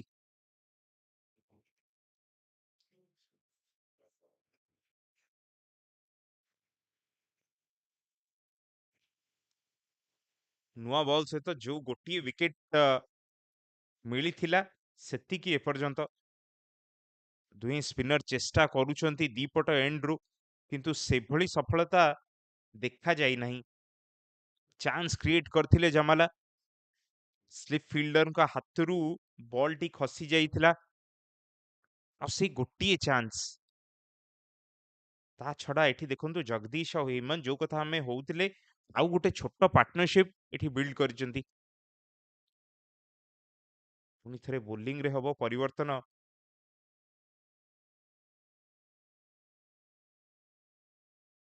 ଲେଫ୍ଟ ଆର୍ମ ସ୍ପିନର ପକଉଥିଲେ ଆଉ ତାଙ୍କ ଜାଗାରେ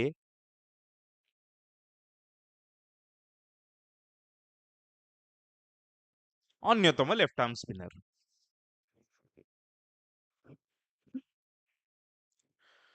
Rachit Chowgule.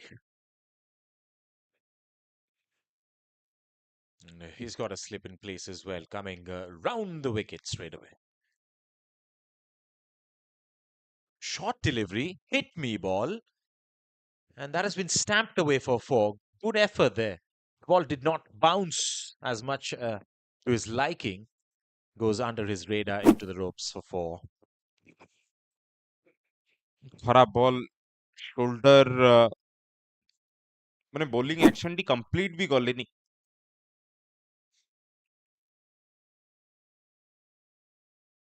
ଦିଉଷ ମତେ ଲାଗୁଛି ରଚିତ ଟିକେ ଜୋରେ ପକେଇବା ତାଙ୍କର ନ୍ୟାଚୁରାଲ ଷ୍ଟାଇଲ।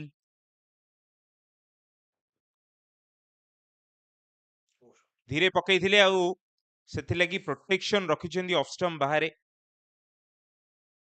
ଯେହେତୁ ଏଇ ପିଚ୍ ରେ ଟିକେ ହାଲକା ଗ୍ରିପ୍ ମିଳୁଛି, ଯଦି ଆପଣ ସ୍ଲୋ ପକଉଛନ୍ତି, ସେଥିଲାଗି ଟିକେ ସ୍ଲୋ ପକେଇବାର ଚେଷ୍ଟା ଏଠି ରଚିତଙ୍କର। ତାଙ୍କ ନ୍ୟାଚୁରାଲ ପେସ୍ ଟି ବୋଧେ ଟିକେ ଜୋରେ, ସେଥିଲାଗି ପ୍ରଥମ 2ଟି ବଲରେ ସେ କଣ୍ଟ୍ରୋଲ ମିଳିନି ଲେନ୍ଥ ସହିତ।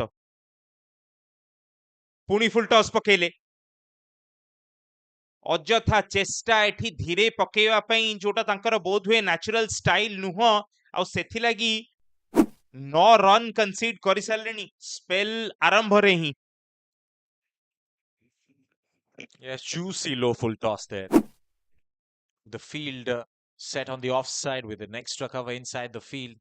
Just had to find the gap there. The placement was perfect. ନିଜ ନ୍ୟାଚୁରାଲ ପେସ୍ ରେ ପକାନ୍ତୁ ଏଠି। ଭଲ ବଲ୍। ଏଇ ଯୋଉ ପେସ୍ ରେ ପକେଇଲେ ଏଇ ବଲଟି, ଦିଉଷ ରଚିତ, ମତେ ଲାଗୁଛି ତାଙ୍କର ଏଇଟା ହିଁ ଷ୍ଟକ୍ ବଲ୍। ଜମାଲାଙ୍କ ପାଖରେ ସେ ଆବିଲିଟି ଅଛି କି ସେ ବଲଟି ଆଉ ଟିକେ ଏୟାର ଦେଇପାରିବେ।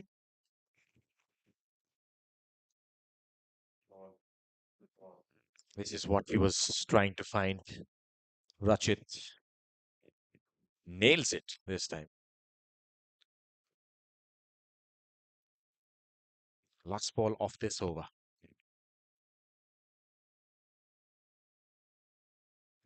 That's straightened as well. Showing some variety to end that over. 9 off it. It's 86 for 1 after 19.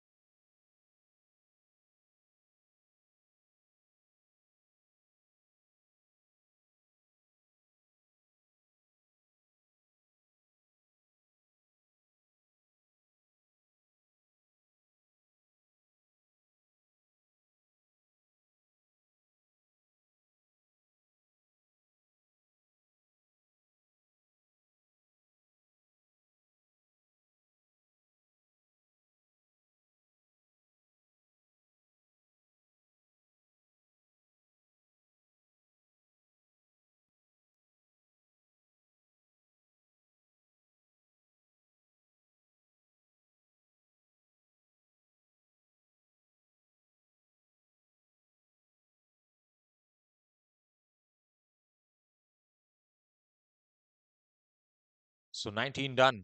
86 and a wicket in the first session of play. Drinks was taken. And we are back live with a slip in place. There's a new bowler. Gautam Suna. Another off spinner in the squad. Oh, he likes to float it. And the ball's spinning and turning, giving him some confidence moving forward.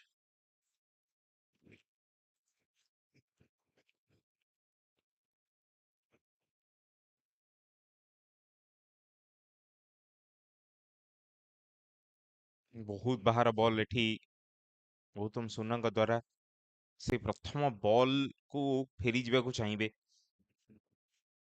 ଭଲ line ଥିଲା, ଟିକେ drift ବି ମିଳୁଛି ଏପଟ ଏଣ୍ଡରୁ ଯେତେବେଳେ ପକଉଛନ୍ତି। Drift करी ball बाहरिबो तापर भितर को स्पिन करिवो चमत्कार भावरे फील्डिंग टी कले से पोजीशन रे नथिले दियुष की स्टंप को फ्लिक करि परिबे बॉल टी केना बैटर भी तांको पाखरे ही थिले टिके सेल्फ प्रिजर्वेशन भी थिला सेटी It's almost getting entangled with the batter at the other end. This is beautiful. Nicely played as well off the back foot, pushes it towards the long on.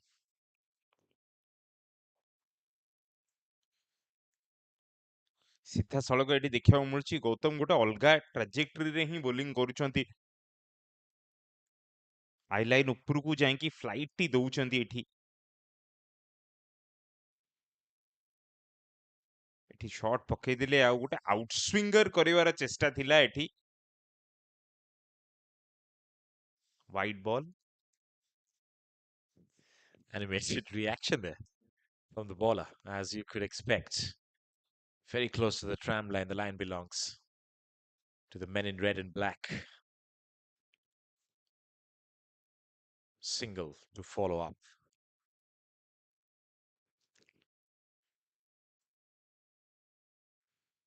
Ashwin विरुद्ध रे जगदीश और हेमंत पर्यंत चेष्टा करिसेंती कि जेते विथ द स्पिन खेलंतु on side रे जदियो गौतम सुना तांको गोटे गैप दउछंती मिड विकेट अंचल रे आ सेई गैप को खोजी बाहरिचंती 4 रन मिलिबो तीनिटी फील्डर आसिरे बॉल पडिला मझिया मझी गौरव पंडा थिले खुशी ही जाई थांते कैलकुलेशन देखिए एठी बैटन कर mid wicket deep mid wicket region टी वैकेंट थिला आ सेई ठीक मारिचंती शॉट टी को Oh, yes. Risk taken, but calculated risk, isn't it?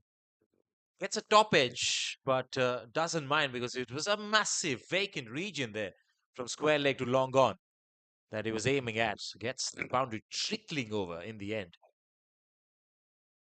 to the ropes. Nicely bowled. Good comeback here. आ सेथिलागि मु कहूची दियुष ई दी जण बैटर माननको ऑफ स्पिनर विरुद्ध रे आपण तांको ऑफ साइड रे खेलिबा को मजबूर करंतु लेग साइड रे तो एपरंत बहुत सेफ क्रिकेट खेलुछंदी एक एक नउछंदी जोटी मारी परिबे सेठी 4 की 6 गौतम सुनंग प्रथम ओवर रु मिलला 8 रन 20 ओवर शेष सुधा विश्वभारती क्लब 94 रन रे पहुंची मात्र एक विकेट विनिमय रे गोटे सॉलिड फाउंडेशन एबे तांका पाखरे अछि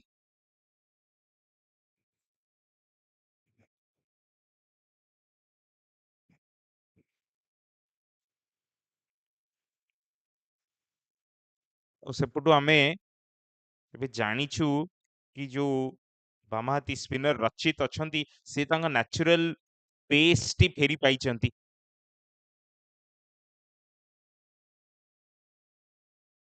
पुन थरे धीरे पकेवार चेष्टा जिते थर देखंतु धीरे पकौचंती लेंथ मिलुनी तांकू काहेकि सेई जिनसर अभ्यास बहुत हुए सेते करी नांती जोठी फ्लैट पकेले सेटा भलो लेंथ भलो line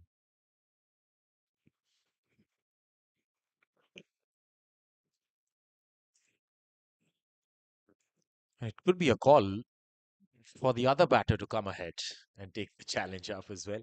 Even the bowlers are calculating whether they can allow the batters a single so that they could bowl at the other batter, and he makes a mistake. This has exactly what has happened here. While going for a long hop short delivery for a maximum, he top edges it. And it falls straight into the hands of the long on fielder. Nicely judged catch. दियुष एते खराब मारिथिले कि bridge सहित भी ball गला fielder हाथ को खराब ball जेमती हमें कथा होउथिले कि एपर्यंत रचित को निज रिदम निज पेस भलो भाबरे मिली पारनी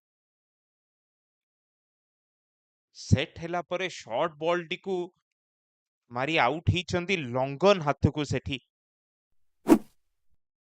जेमती मु कहली गोटे सॉलिड फाउंडेशन मिलीची पुणी गोटे छोट पार्टनरशिप करी आउट ही फेरी गले बैटर हेमंत एबे पविलियन रे 95 रन 2 विकेट विनिमय विश्वभारती आउ एसपी स्पोर्ट्स क्लब भाबुथिबे एथरक किंतु आउ से छोट पार्टनरशिप टा भी बिल्ड करने को दबानी गोटे दीटा विकेट काढ़ी एठी मैच रे निज पकड़ आहुरी मजबूत करिबा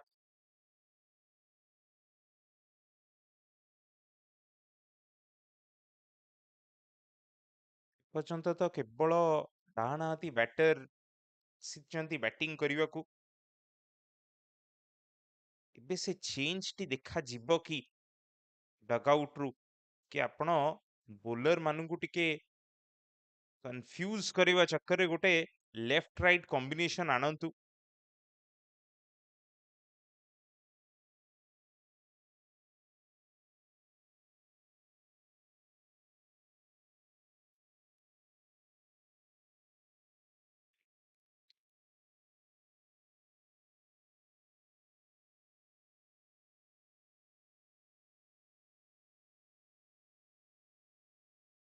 ଅଭିଷେକ ଆସୁଛନ୍ତି ବ୍ୟାଟିଂ କରିବାକୁ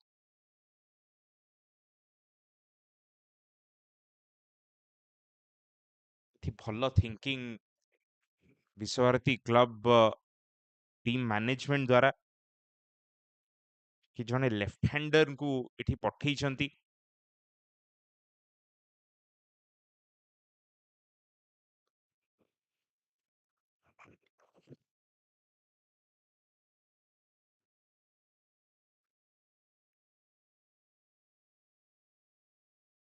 Jagdish is so well set right now. So literally calling the shots in the last two partnerships as well. Again, playing that shot a little too early, I would say. That went up in the air. Go end of the blade. Leading edge. And that was that beautiful bowling here. Rachit Chogle has found his mark suddenly after that burst of energy with that wicket in that over. 21 comes to an end. It's 97 for 2.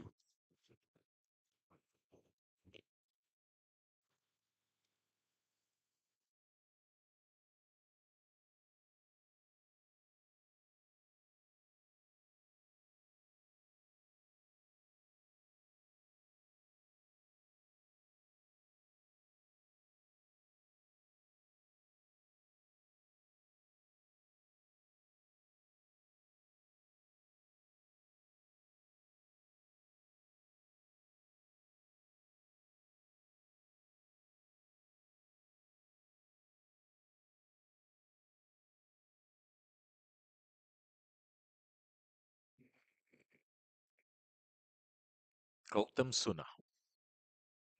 Not ready so far. Has to reload.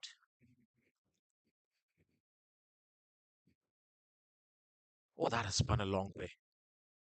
Too long for the umpire's liking. Because he's extended his arms.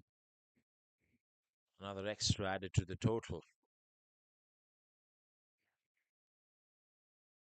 Oh, much better. Now he's just resurrecting his line so that he remains closer to the stumps. So much so that the purchase that he's getting off the pitch might just take it in between the batter's guard, bat and pad, and the gap that formulates, especially playing against the off spinners.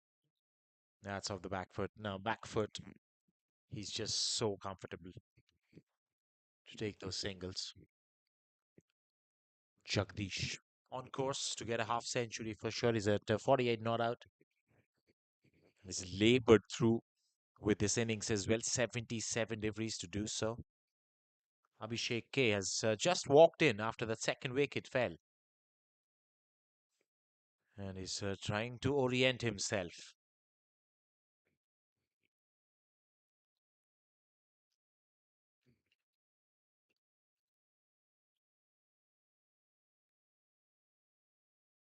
It's almost back to the bowler on the half volley. And they look at each other, the fielder and the bowler, smile. Because they really can't do too much about it, can they? Smile, grin, and bear it as they move forward to the next delivery. Sweeps it. There's a definite one. They're going to push for the second. Bit of a yes and no. But eventually turning back to be safe as the 100 comes up for BBC. They've lost 2 wickets in the process. But the man himself, Jagdish, absolutely steered the ship today for his team from the get-go. And he gets a tickle to it. That's all that was required to send it away towards the vacant region. Not a lot of pace behind that shot, because not a lot of pace behind the ball there from Gautam Suna. As a couple of runs were taken, which means Jagdish has reached his half century as well. The word hasn't transpired yet because we are still working around with the scorecard.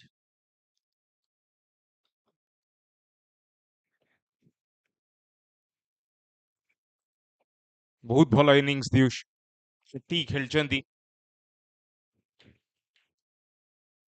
ଯଦିଓ କାଲି fresh surface ଥିଲା ଆଜି ସେଇ use surface କିନ୍ତୁ ନୂଆ ball ସହିତ ଭଲ discipline bowling ଆମେ ଦେଖିଥିଲୁ ଏସ୍ବି ସ୍ପୋର୍ଟସ କ୍ଲବ ଦ୍ୱାରା ଆଉ ସେ ଫେଜ୍ରେ ଜଗଦୀଶଙ୍କ ପ୍ଲାନ୍ ଥିଲା ଅଧିକରୁ ଅଧିକ ଷ୍ଟ୍ରାଇକ୍ ନିଜ ପାଖରେ ରଖି ଯେତେବେଳେ ୱିକେଟ୍ ଟିକେ ବେଟର ହେଇଯାଇଥାନ୍ତା ସେତେବେଳେ ଗୌରବ ଚୌଧୁରୀ ଡମିନେଟ୍ କରିଥାନ୍ତେ ସେ ପ୍ଲାନ୍ଟି ଫେଲ୍ କରିଗଲା ଗୌରବ ଆଉଟ୍ ହେଇଗଲେ ତାପରେ ପୁଣି ଥରେ ଜଗଦୀଶ କହିଲେ ହଉ ଠିକ୍ ଅଛି ଆଉ ଥରେ ଗୋଟେ ଛୋଟ ପାର୍ଟନରସିପ ବିଲ୍ଡ କରିବା ସେ ପାର୍ଟନରସିପଟା ବି ବିଲ୍ଡ କଲେ ସେଠି ହେମନ୍ତ ସେଟ୍ ହେଇକି ପୁଣି ଆଉଟ୍ ହେଇଗଲେ ଏବେ ସେଇ ଜିନିଷ କରିବେ ଜଗଦୀଶ ଅଭିଷେକଙ୍କ ସହିତ ବାମହାତୀ ବ୍ୟାଟର ଯେହେତୁ ଅଛନ୍ତି ଏଠି ଶୁଭମ ନାୟକ ଫେରିଯିବେ ନିଜ ଦ୍ୱିତୀୟ ସ୍ପେଲ ପାଇଁ ମହାନଦୀ ପଟରୁ ଆସିଛନ୍ତି ଡ୍ରିଫ୍ଟ ମିଳିଲା ଟର୍ନ ବି ମିଳିଲା ବିଟ୍ ହେଲେ ସେଠି ଅଭିଷେକ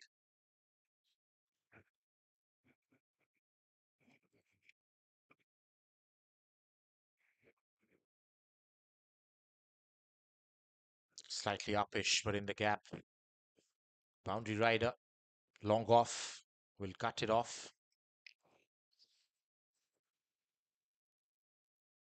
Yes, the fighting spirit of Jagdish.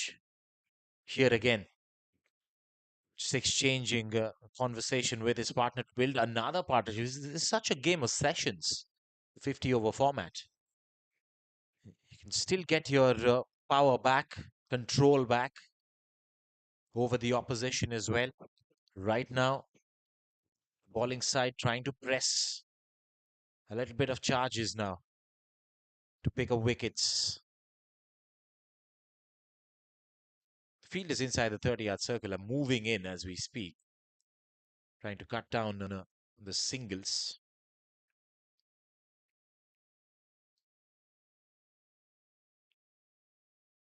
Much better. Flip off the surface again.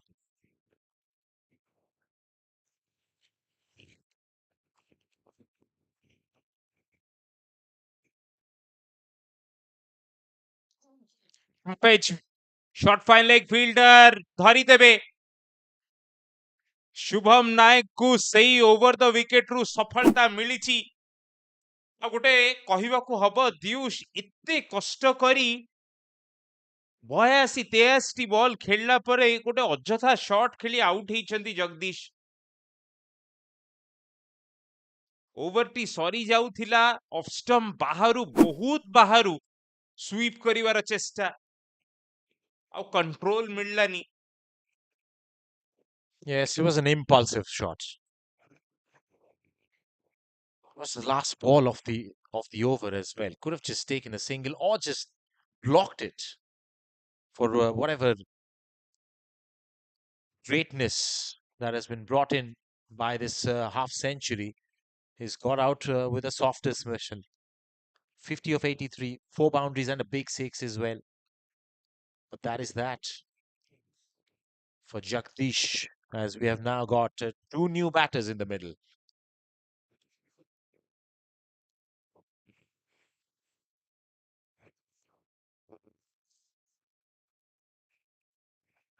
ଗୌରବ କୁମାର ଆସିଛନ୍ତି ଏଠି ବ୍ୟାଟିଂ କରିବାକୁ। Proper batter. 54ଟି 50, 14ଟି 100 ଏପର୍ଯ୍ୟନ୍ତ କ୍ଲବ କ୍ରିକେଟ ରେ ତାଙ୍କ ନାଁରେ ଟିକେ ତଳେ ବ୍ୟାଟିଂ କରୁଛନ୍ତି, କିନ୍ତୁ ବ୍ୟାଟିଂ ର ବହୁତ ଆବିଲିଟି ଅଛି ତାଙ୍କ ପାଖରେ।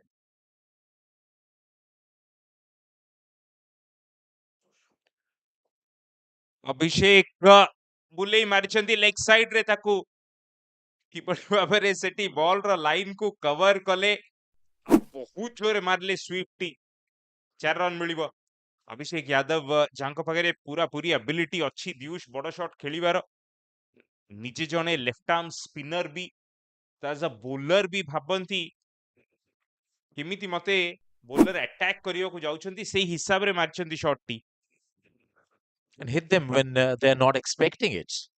Just after the wicket fell, the next delivery that was bowled to Abhishek fired it with some might there. Went like a bullet.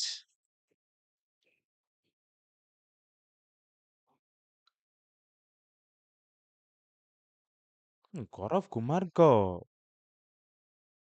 ଏଠି ଆପ୍ରୋଚ ଦେଖିବାକୁ ପଡିବ, ଯେହେତୁ ସେଠି ଅଭିଷେକ 4ଟି ମାରି ଦେଇଛନ୍ତି। ଏଠି ଗୌରବ ଚେଷ୍ଟା କରିବେ ସେ ଟିକେ ଭଲ ଷ୍ଟାର୍ଟ ଏଠି କରନ୍ତୁ। ଟପ ଅର୍ଡରରେ ଜମା ବି ଲେଫ୍ଟ ହ୍ୟାଣ୍ଡର ସେଠି ନଥିଲେ, ଏଠି ଯେହେତୁ ଗୋଟେ ଲେଫ୍ଟ ହ୍ୟାଣ୍ଡ ଫାଇନାଲି ଅଛନ୍ତି, ରାଇଟ ହ୍ୟାଣ୍ଡର ବି ଚାହିଁବେ କି ସେଠି ଟିକେ କଣ୍ଟ୍ରୋଲ କରି ଗୋଟେ ଲେଫ୍ଟ ରାଇଟ କମ୍ବିନେସନ ହଉ କିଛି ସମୟ ପାଇଁ। ଫରୱାର୍ଡ ପ୍ରେସ ଥିଲା ସେଠି ଗୌରବଙ୍କର, ବଲକୁ ଲେଟ୍ ଆସିବାକୁ ଦେଲେ, ତାପରେ ଡିଫେନ୍ସ ଟି କଲେ।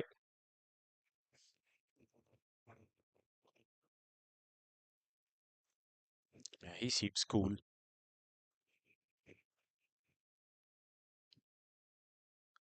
Well, that has been hit with some power as well. Again, quick movements to the back foot. ଗୋଟେ ଛୋଟ ଫରୱାର୍ଡ ପ୍ରେସ କରୁଛନ୍ତି ସଟ୍ ଟି ଖେଳିବା ପୂର୍ବରୁ ପିୟୁଷ, ଆଉ ସେଇଟା ବହୁତ ଇମ୍ପୋର୍ଟାଣ୍ଟ। ସେଥି ସହିତ ସ୍ପିନର ବିରୁଦ୍ଧରେ ଆପଣ ଲେନ୍ଥ ଟି ଭଲ ଭାବରେ ପିକ୍ କରିପାରିବେ।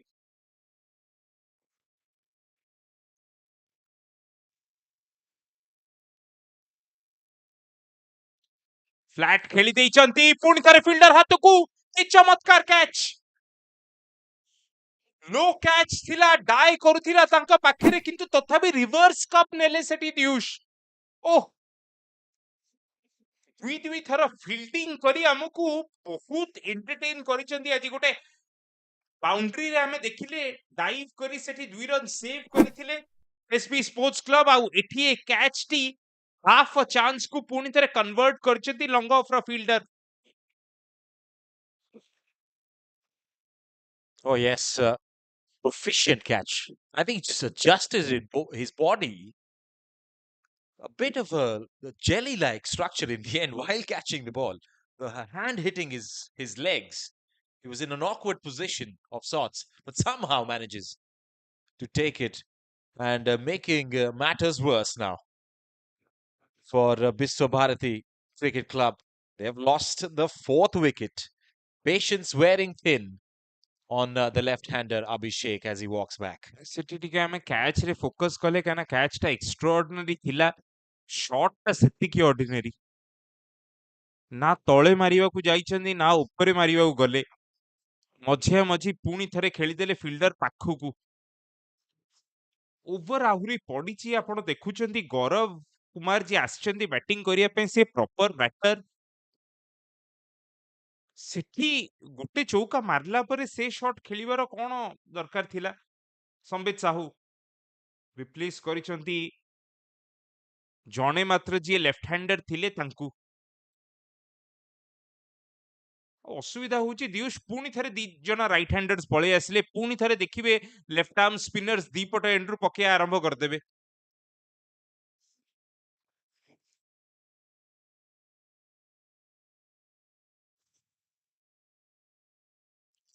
Locks it back to the bowler. So wicket apiece to both the off spinners. As another successful over comes to a close. 24 gone, it's 109. for 4.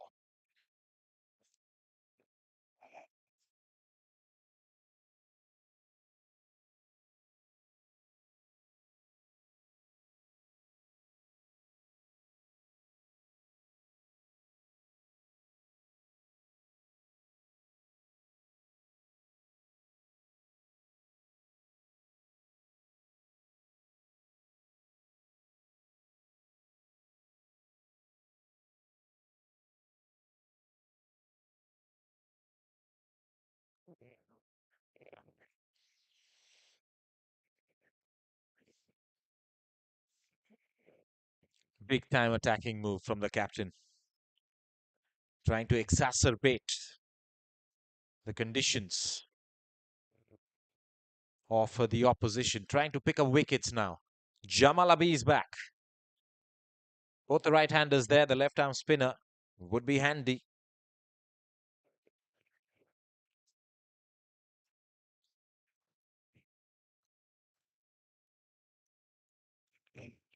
And I think it'll be Rachit from the clock tower end.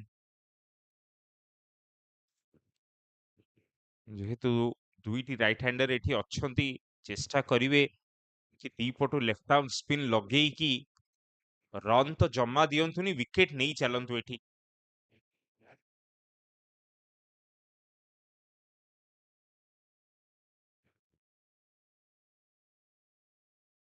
ମତେ ଲାଗୁନି ଦିୟୁଷ ଏଠି Visva Bharati club ସରଫେସକୁ ବି blame କରିପାରିବ। Surface ବହୁତ ଭଲ ଖେଳିଛି, ball ଆସୁଛି bat ଉପରକୁ, ସେମିତି କିଛି ରହିକି ବି ଆସୁନି। ନୂଆ ବଲ୍ ସହିତ ଏତେ ଏକ୍ସଟ୍ରାଅର୍ଡିନାରୀ ମୁଭମେଣ୍ଟ ବି ଦେଖିବାକୁ ମିଳିନଥିଲା। କିନ୍ତୁ ତାପରେ ଯୋଉ ଏକ୍ସିକ୍ୟୁସନ ରହିଛି, ସର୍ଟ ସିଲେକ୍ସନ ରହିଛି, ସେଇଟା ବହୁତ କ୍ୱେଶ୍ଚନେବଲ। ଗୌରବ ଚୌଧୁରୀ ଏତେ ବଡ ପ୍ଲେୟାର, ନିଜେ ଗୋଟେ ସିଏ ଅଧା ଅଧି ସର୍ଟ ଖେଳି ଆଉଟ୍ ହେଲେ। ସିଏ ଯଦି ଫୁଲ ବ୍ଲଡେଡ ପୁଲଟି ମାରିଥାନ୍ତେ, ସେଟା ଷ୍ଟାଣ୍ଡରେ ପଡିଥାନ୍ତା। ଚେକ୍ କରିଦେଲେ ସର୍ଟକୁ, ଓଭରର ଶେଷ ବଲ୍ ଥିଲା, ବାଉଣ୍ଡ୍ରି ଫିଲ୍ଡର ହାତରେ, ସିଏ ଆଉଟ୍ ହେଲେ। ପୁଣି ଜଗଦୀଶ ଆମେ ଦେଖିଲୁ ଏତେ ବଲ୍ସ ଖେଳିକି ସେଟ୍ ହେଇକି ପୁଣି ଗୋଟେ ସଟ୍, ଅଯଥା ସଟ୍, ଅଫ୍ ଷ୍ଟମ୍ପ ବାହାର ବଲ୍ ସୁଇପ୍ କରିବା ଚକ୍କରରେ ସିଏ ଆଉଟ୍ ହେଇଛନ୍ତି। ହେମନ୍ତ ଆମେ ଦେଖିଲୁ ସେଟ୍ ହେଇକି, ସିଏ ବି ବାଉଣ୍ଡ୍ରି ଫିଲ୍ଡର ହାତରେ ଧରା ପଡିଲେ। ତ ଏଠି ସର୍ଟ ସିଲେକ୍ସନ କ୍ୱେଶ୍ଚନେବଲ ରହିଛି। ସେଇ ଜିନିଷଟି ସମ୍ବିତ ଆଉ ଗୌରବ ଆଭଏଡ୍ କରିବା ପାଇଁ ଚାହିଁବେ ଏଠି। କଷ୍ଟ କରି ଯଦି ପାର୍ଟନରସିପ ବିଲ୍ଡ କରୁଛନ୍ତି, ତାହେଲେ ତାର ଫାଇଦା ନିଅନ୍ତୁ।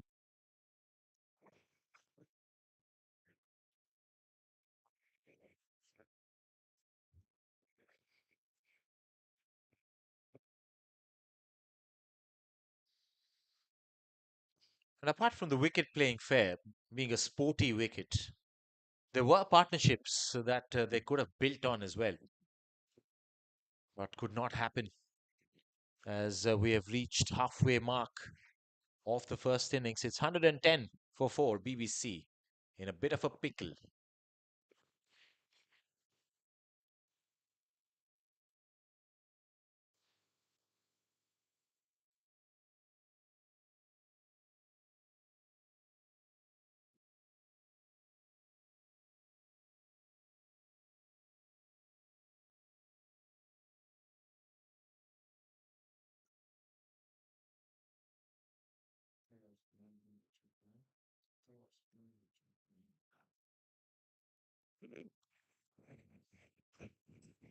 ଷ୍ଟ୍ରାଇକ୍ ରେ ରହିବେ ଗୌରବ।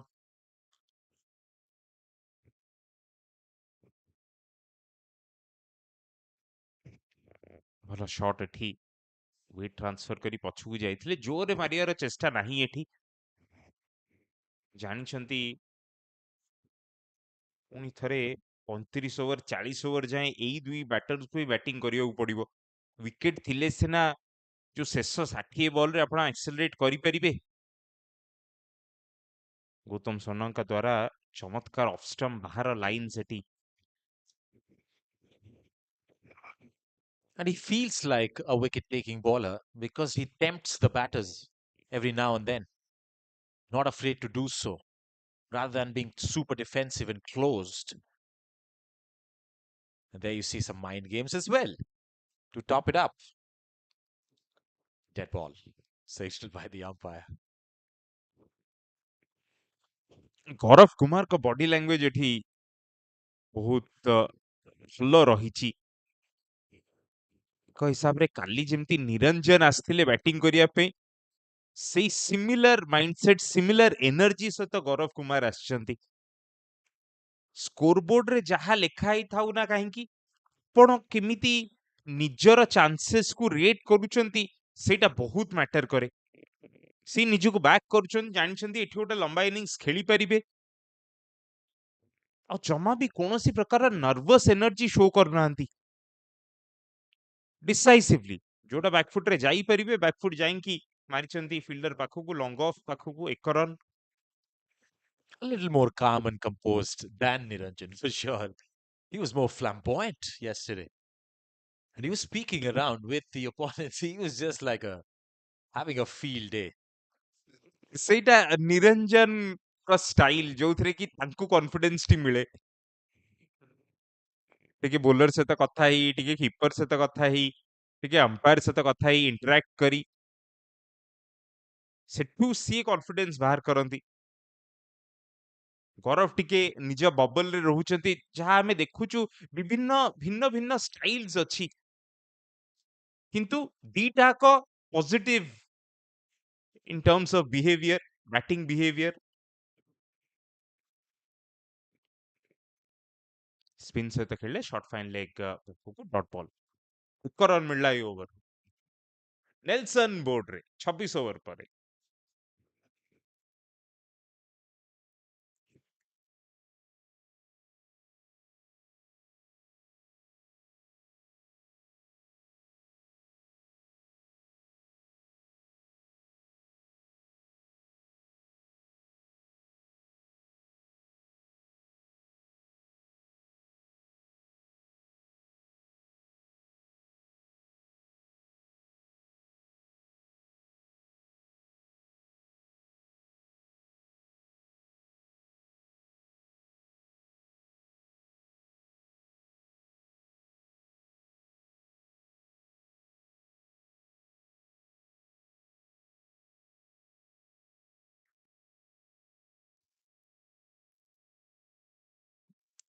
जमेला महापात्र चेष्टा କରୁଛନ୍ତି ଏଠି ଗୋଟେ ୱିକେଟ ନେଇ ଧରାଶାयी କରନ୍ତୁ ବିଶ୍ୱଭାରତୀ କ୍ଲବ କୁ। शॉर्ट कवर आ गोटे स्लिप रखिचंती, एज मिलना आउ स्लिप हाथ रे धरा पड़िचंती गौरव। कि चमत्कार बॉल सेठी बैकफुट रु मैनेज करिवार चेष्टा किंतु एक्स्ट्रा बाउंस रे बीट हेचंती आउ नेल्सन रे पड़िची गोटे विकेट, पंचम विकेट रो पतन। Oh, the wily old Jamala B. Experienced campaigner. Wonderful trajectory to that ball to start off with, and then the purchase off the surface. Sharp bounce, as Babashish mentioned. Beating Gaurav. Getting that outside edge. Wonderful reaction catch by the slip fielder. As the Nelson gulps in half of the side. It's 111 for 5 as a new batter walks in for BBC in all sorts right now.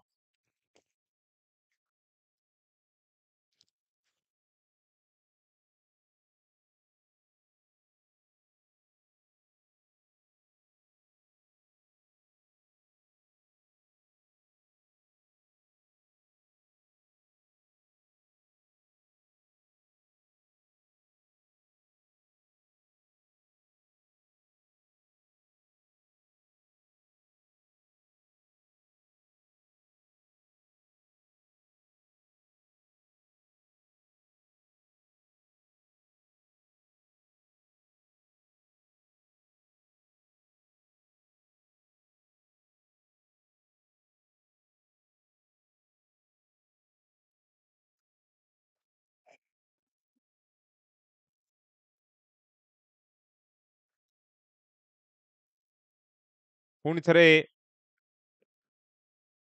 आहुरी एक डाहाना हाथी batter Vinayak तांको पई एबे दुईटी slip सहित जमला। एथरक पकेइथिले arm ball T ଭିତର ଏଜ୍ରୁ ଯାଇଥିଲା short fine leg ରିଜିଅନ୍ରେ।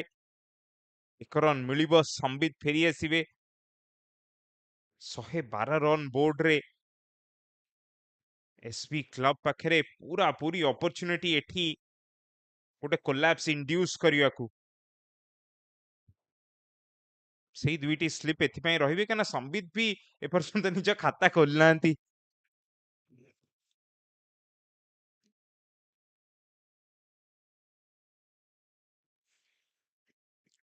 Worked away from the pads. They will come back for the second, yes.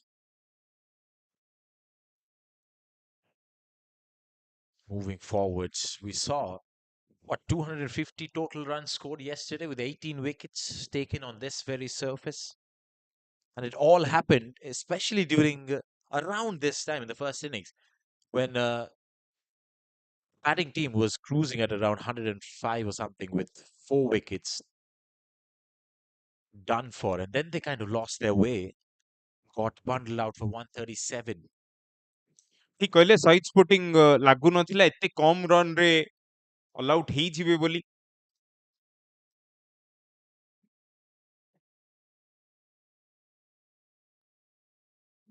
ଦିଉସ୍ ଆଜ୍ ଆ ସର୍ଫେସରେ ଏଠି ଷ୍ଟାର୍ଟ କରିବା କଷ୍ଟ। କିନ୍ତୁ ଯଦି ଆପଣଙ୍କୁ ଗୋଟେ ଷ୍ଟାର୍ଟ ମିଳିଯାଇଛି, ଆପଣ 30ଟା ବଲ୍ ଖେଳି ଦେଇଛନ୍ତି, ତାପରେ ଏଠି ରନ୍ ବାହାରି ପାରିବ।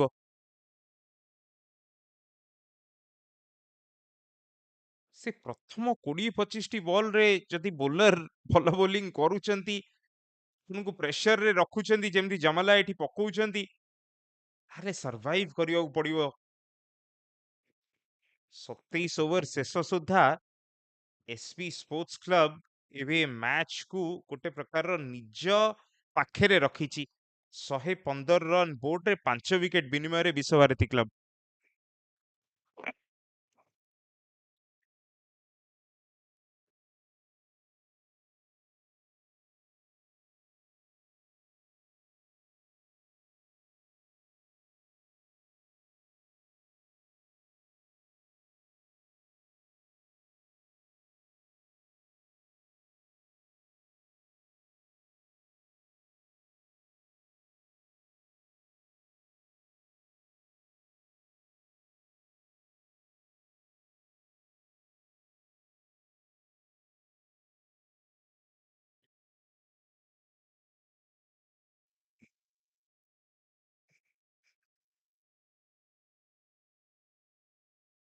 ସମ୍ବିତ ସାହୁ ଷ୍ଟ୍ରାଇକରେ, ପଞ୍ଚମ ଓଭର ନେଇ ଗୌତମ ସୁନା।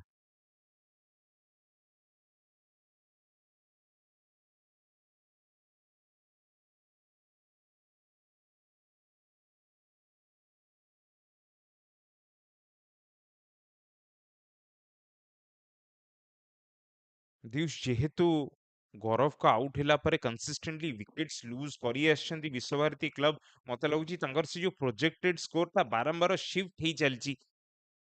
ସେତେବେଳେ ଭାବୁଥିବେ 250, 260, 70 ବି ଯଦି କରିବେ ବହୁତ ଭଲ କଥା। ତାପରେ ଯୋଉ ପରିସ୍ଥିତି ଆସିଛି ଏବେ, ଏବେଠୁ ଯଦି 200 ରନ୍ କରିପାରିବେ ଆଉ 200 ରନ୍ କରିବାକୁ ଚେଷ୍ଟା କରିବେ, ତାହେଲେ ମେ ବି 230-40 ହେଇଯାଇପାରେ। ତାଠୁ ଅଧିକା ଯଦି ଏମ୍ କରିବେ ତାହେଲେ 200 ବି ନ ହେଇପାରେ। Rightly spoken. And for that, again, I might sound like a stuck gramophone here, but the partnership has to be built. Especially in a surface like this, where you've understood that you have to labor your way through to create an innings, to manufacture an innings. And patience wearing thin at times in the last few wickets that have fallen. Just doesn't add up for BBC right now. Gautam ସୁନା slip ଚାହୁଁନଥିଲେ, ତାଙ୍କୁ ଜବରଦସ୍ତି ଗୋଟେ slip ଦିଆହେଇଛି।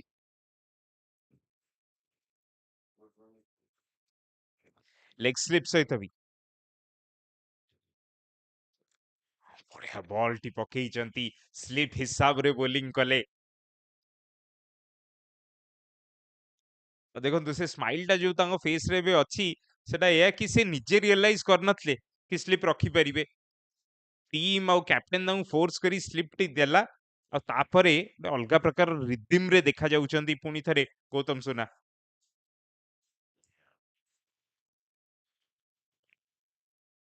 He's loving it out there.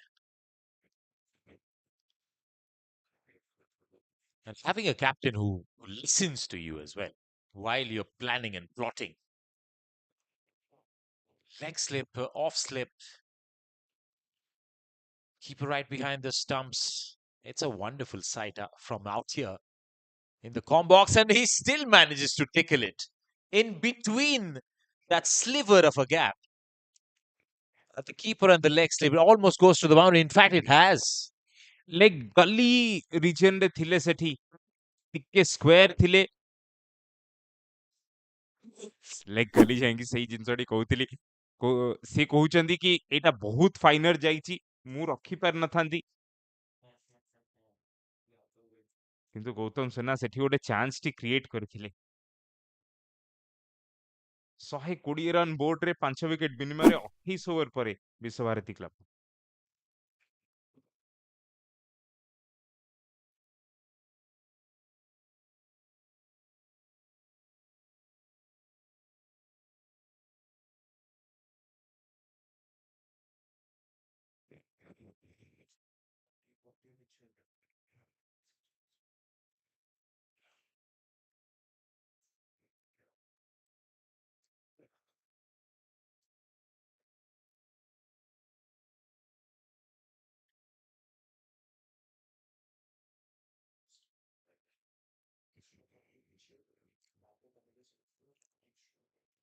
Single towards long off.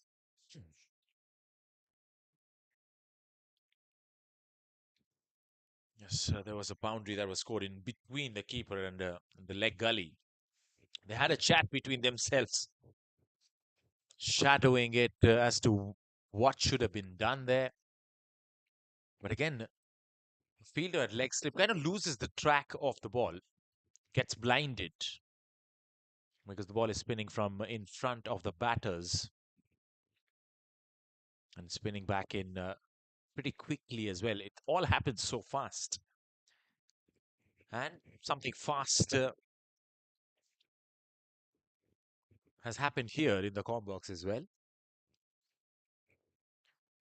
Baba Shishnanda takes a breather, and we are back here with another fresh voice for the day. As a huge appeal in between. Sachin Das, what a way to welcome you. As the finger has been raised, Jamala B picks up his second wicket. ଶୁଭ ସକାଳ ଦିୟୁଷ ଭାଇ ଆସୁ ଆସୁ ଗୋଟେ ୱିକେଟର ପତନ ନିଶ୍ଚିନ୍ତ ରୂପରେ ଖୁସି ଥିବେ ଜାମାଲା କି ୱିକେଟ ତାଙ୍କୁ ମିଳିଛି କାଲି ମଧ୍ୟ ଆମେ ଏଇ ପିଚରେ ଗୋଟେ ଲୋ ସ୍କୋରିଂ ନେଲ୍ ବାଇଟର ଦେଖିଥିଲେ ଆଉ ଆଜି ମଧ୍ୟ ସମାନ ସ୍ଥିତିରେ ଅଛି 121 ରନରେ 6ଟି ୱିକେଟ ପଡ଼ିସାରିଛି ସାହିଦ ସ୍ପୋର୍ଟିଂ କାଲି ଯୋଉ ବ୍ୟାକ୍ କରିଥିଲା ନିଶ୍ଚିନ୍ତ ରୂପରେ ଭଲ କ୍ରିକେଟ ଖେଳିଲେ ଶେଷରେ ଫିଲ୍ଡିଂ ଖରାପ ଫିଲ୍ଡିଂ ପାଇଁ ମ୍ୟାଚଟି ହାରିଥିଲେ ଆଜି ସମାନ ଜିନିଷ ଚେଷ୍ଟା କରିବେ କି ସେଇ ଭୁଲ ନ କରିବା ପାଇଁ ବିଶ୍ୱଭାରତୀ ଭଲ କ୍ରିକେଟ ଖେଳୁଛନ୍ତି କାଲି ଗୋଟେ ବଡ ଟୋଟାଲ କରିଥିଲେ Oh, yes, different conditions, different venue, but they're on top right now. The bowling side, as they've absolutely troubled, especially the right-hand batters in the last 15-20 minutes from Biswabharati Cricket Club. 121 for 6, Sachinji. And they were almost cruising at around 100, losing 2 wickets. Suddenly, it's been a slump. ନିଶ୍ଚିନ୍ତ ରୂପରେ ଚେଷ୍ଟା ରହିବ କି partnership ଗୋଟେ ବାହାର କରିବା ପାଇଁ ଭଲ ପାର୍ଟନରସିପ ଗୋଟିଏ ଯଦି ଲାଗୁଛି ନିଶ୍ଚିନ୍ତ 200 ପାଖାପାଖି ପହଞ୍ଚିବେ ଆଉ କାଲି ସ୍କୋର ଦେଖିଲା ପରେ ଆମକୁ ଆଶା କରିପାରିବା କି ଆମେ ଭାବିପାରିବା କି 200 ଗୋଟେ ସମ୍ମାନଜନକ ସ୍କୋର ହବ ବୋଲି Oh, yes, even 150, 160 from now, if they target it as the first target in their mind, because they've got so many overs coming up, almost 21 overs after this. So they can set and reset targets as they build the partnership. Such a simultaneous game as well in the process. But in a definite situation to be rescued right now. That's punched nicely, doesn't find the gap. Good fielding, nicely tracked. Just allows the batter 1 run. ଜାମଲା ଭଞ୍ଜନ ମହାପାତ୍ର ଓଡ଼ିଶା ଟିମ୍ରେ ମଧ୍ୟ କିଛି match ଖେଳିଛନ୍ତି, ଭଲ ପ୍ରଦର୍ଶନ କରିଛନ୍ତି। ବାମ ହାତୀ bowler, angle ନେଇ ବର୍ତ୍ତମାନ ବୋଲିଂ କରୁଛନ୍ତି। ନିଶ୍ଚିନ୍ତ ଚେଷ୍ଟା କରିବେ ଷ୍ଟମ୍ପରୁ ବଲକୁ ବାହାର କରିବା ପାଇଁ, ଆଉ ଗୋଟିଏ ୱିକେଟ୍ କାଢିବା ପାଇଁ। ସମାନ ଲାଇନରେ ବୋଲିଂ କରିଥିଲେ, ଆଉ ଏହାରି ଭିତରେ ସାମାନ୍ୟ ଚେଷ୍ଟା, ୱିକେଟ୍। ରନ୍ ଆଉଟର ଡିସିସନ ତୃତୀୟ ଅମ୍ପାୟାରଙ୍କ ପାଖରେ ନିଷ୍ପତ୍ତି। Oh, that looks close, isn't it, Sachin? Yes, no, maybe. And they were stuck, almost stranded in between the pitch. Had to go for it. And I think the batter knows he's already walking. The decision has not been made, mind you. It's been sent to the TV umpire as we wait for the red or the green signal to come firing. But the batter is not. He has walked so far close to the ropes. ଏଇଠୁ commentary ବକ୍ସରୁ ହିଁ ଆମକୁ ଦେଖାଯାଇଥିଲା କି ଏଇଟା run out ହେଇସାରିଛି ବୋଲି, ତଥାପି ସେ ନିଷ୍ପତ୍ତିକୁ ଆହୁରି ସଠିକ କରିବା ପାଇଁ ତୃତୀୟ ଅମ୍ପାୟାରଙ୍କ ପାଖକୁ ଯାଇଛନ୍ତି ଅନଫିଲ୍ଡ ଅମ୍ପାୟାର। କିନ୍ତୁ ବ୍ୟାଟ୍ସମ୍ୟାନ ଜାଣିସାରିଛନ୍ତି କି ଭୁଲ ତାଙ୍କ ଦ୍ୱାରା ହେଇସାରିଛି ଏବଂ ନିଜ ୱିକେଟ୍ ସେ ହରାଇ ବସିଛନ୍ତି। Yes, you're right, Sachin. I think the leg umpire also knows passively in his mind because he got the right view from the right angle that he was standing at. But to be sure, as you mentioned, technology, well within the rights of the game, use it. And they've gone upstairs. 122 per 6. They're tottering as the decision has come. It's the 7th wicket that has fallen, and a new batter has started walking in. Oh, a massive slump. They're falling like a house of cards right now. 122 for 7. ତାଳମେଳର ଅଭାବ ଥିଲା, communication gap ରହିଗଲା, ଯାହାର କୌଣସି ଆବଶ୍ୟକତା ନଥିଲା। ଦୁଇ batsman ଚାହିଁଥିଲେ କିଛି ସମୟ ଅପେକ୍ଷା କରିପାରିଥାନ୍ତେ, ଏ କ୍ୱିକ୍ ସିଙ୍ଗଲର କୌଣସି ଆବଶ୍ୟକତା ନଥିଲା। ନୂଆ ବ୍ୟାଟର ଷ୍ଟ୍ରାଇକକୁ ଆସିଥିଲେ, କିଛି ସମୟ ଅପେକ୍ଷା କରିପାରିଥାନ୍ତେ। ଏଇ ଗୋଟିଏ ରନ୍ ବୋଧହୁଏ ନେଇଥିଲେ ମ୍ୟାଚ୍ ସେ ଜିତି ଯାଇନଥାନ୍ତେ, କିନ୍ତୁ ଏ ୱିକେଟ୍ ରନ୍ ଆଉଟ୍ ପରେ ନିଶ୍ଚିନ୍ତ ଚିନ୍ତା କରୁଥିବେ କି କାହିଁକି ସେ ମନା କରିନଥିଲେ ଏବଂ ସିଙ୍ଗଲ ପାଇଁ ବାହାରି ପଡ଼ିଥିଲେ। These are sure signs of pressure that the batting team is feeling as well. So much so that every single run becomes valuable in their eyes, and they want to convert as many opportunities as possible. In trying to do so, lack of coordination. Yes, no, maybe. Shoulda, woulda, coulda. And that's it. ଛୋଟିଆ ମୁହୂର୍ତ୍ତ ଆଉ game କେତେ ଜଲ୍ଦି ପରିବର୍ତ୍ତନ ହେଇଯାଏ ତାହା ଆମ ଆଖି ସାମ୍ନାରେ। ପରବର୍ତ୍ତୀ ବଲ୍ ନେଇ ଚାମଲା ଭଞ୍ଜନ ବାହାରେ ଖେଳିଥିଲେ, ହେଲେ ବ୍ୟାଟ୍ସମ୍ୟାନଙ୍କ ବ୍ୟାଟ୍ ସହିତ କୌଣସି ସଂଯୋଗ ନାହିଁ। 29 ଓଭର ପରିସମାପ୍ତି, 122ରେ 7 wicket.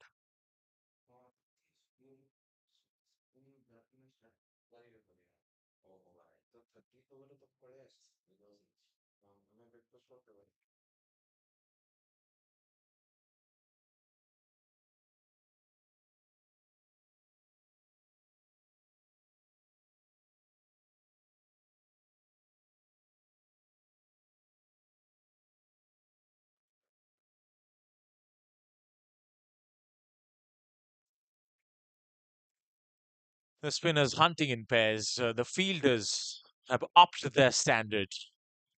We're seeing runouts as well. As it's going to be Suna to continue. Why not? He's also looked like someone who can pick up wickets every over. He's come into bowl today. Gives it a little extra flight, over pitches it. Wicket ମିଳିଲା ପରେ ବୋଲରଙ୍କର ଯେଉଁ ଗତିବିଧି ଥାଏ ଏବଂ ଯେଉଁ ମାନସିକତା ଥାଏ ସେଥିରେ ବଡ଼ ପରିବର୍ତ୍ତନ ଆସିଯାଏ। କନଫିଡେନ୍ସ ବଢ଼ିଯାଏ ଶରୀର ମଧ୍ୟରେ, ହାତରେ ଆଉ ଟିକେ ବଳ ଆସିଯାଏ ବୋଲିଂ କରିବା ପାଇଁ। ଯେଉଁ ଫ୍ଲାଇଟ୍ ଆମେ ଦେଖିଲେ, ନିଶ୍ଚିନ୍ତ ଚେଷ୍ଟା କରୁଥିବେ ଜଲ୍ଦି ମ୍ୟାଚ୍ଟିକୁ ସାରିବା ପାଇଁ। ଏହା ଭିତରେ ସୁନ୍ଦର ଡ୍ରାଇଭ୍ କରି 1 ରନ୍ ହାସଲ କରିଛନ୍ତି, କିନ୍ତୁ ଦୁଇ ବ୍ୟାଟ୍ସମ୍ୟାନ ନିଶ୍ଚିନ୍ତ ଚେଷ୍ଟା କରୁଥିବେ ସମ୍ପୂର୍ଣ୍ଣ ଓଭର ଖେଳିବା ପାଇଁ। କରିବା କଷ୍ଟ ବର୍ତ୍ତମାନ ଯେଉଁ ସିଚୁଏସନରେ ସେମାନେ ଅଛନ୍ତି, କିନ୍ତୁ ନିଶ୍ଚିନ୍ତ ତାଙ୍କ ମୁଣ୍ଡରେ ଚାଲୁଥିବ କି ଯଦି 50 ଓଭର ଖେଳୁଛନ୍ତି କେତେ ରନ୍ ବାହାରିଲା ତାହା ଗୁରୁତ୍ୱପୂର୍ଣ୍ଣ ନୁହେଁ, କିନ୍ତୁ ଯେତେ ଅଧିକ ସମୟ ମଧ୍ୟ ପିଚ୍ରେ ବିତେଇବେ ସେମାନେ ମଧ୍ୟ ପିଚ୍କୁ ସେତେ ଭଲ ଭାବରେ ରିଡ୍ କରିବେ। ବର୍ତ୍ତମାନ ଦୁଇ ବ୍ୟାଟ୍ସମ୍ୟାନ ବୋଲିଂରେ ମଧ୍ୟ ଭଲ ବୋଲିଂ କରିପାରିବେ। ପିଚ୍ର କଣ୍ଡିସନ ବର୍ତ୍ତମାନ କ'ଣ, କେଉଁ ସ୍ଥାନରେ ବୋଲିଂ କଲେ ବଲ୍କୁ ଟର୍ନ ମିଳିବ କିମ୍ବା ସୁଇଂ ହେଇପାରିବ, କୁ ମାଇଣ୍ଡସେଟ୍କୁ ଆଣି ପରବର୍ତ୍ତୀ ଇନିଂସ ପାଇଁ ଏବେଠୁ ଚିନ୍ତା କରିବାର ଆବଶ୍ୟକତା ରହିଛି। Yes, they have to acquire a mindset of a batter who can play till the end here. Difficult to say, difficult to do, in fact, as the ball again keeps doing a bit off the pitch, allows this one to pass to the keeper's glove. Doesn't want to do anything with it.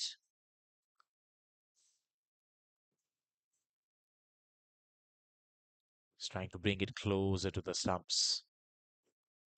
This is a good contest in our hands here. 2 slips in place.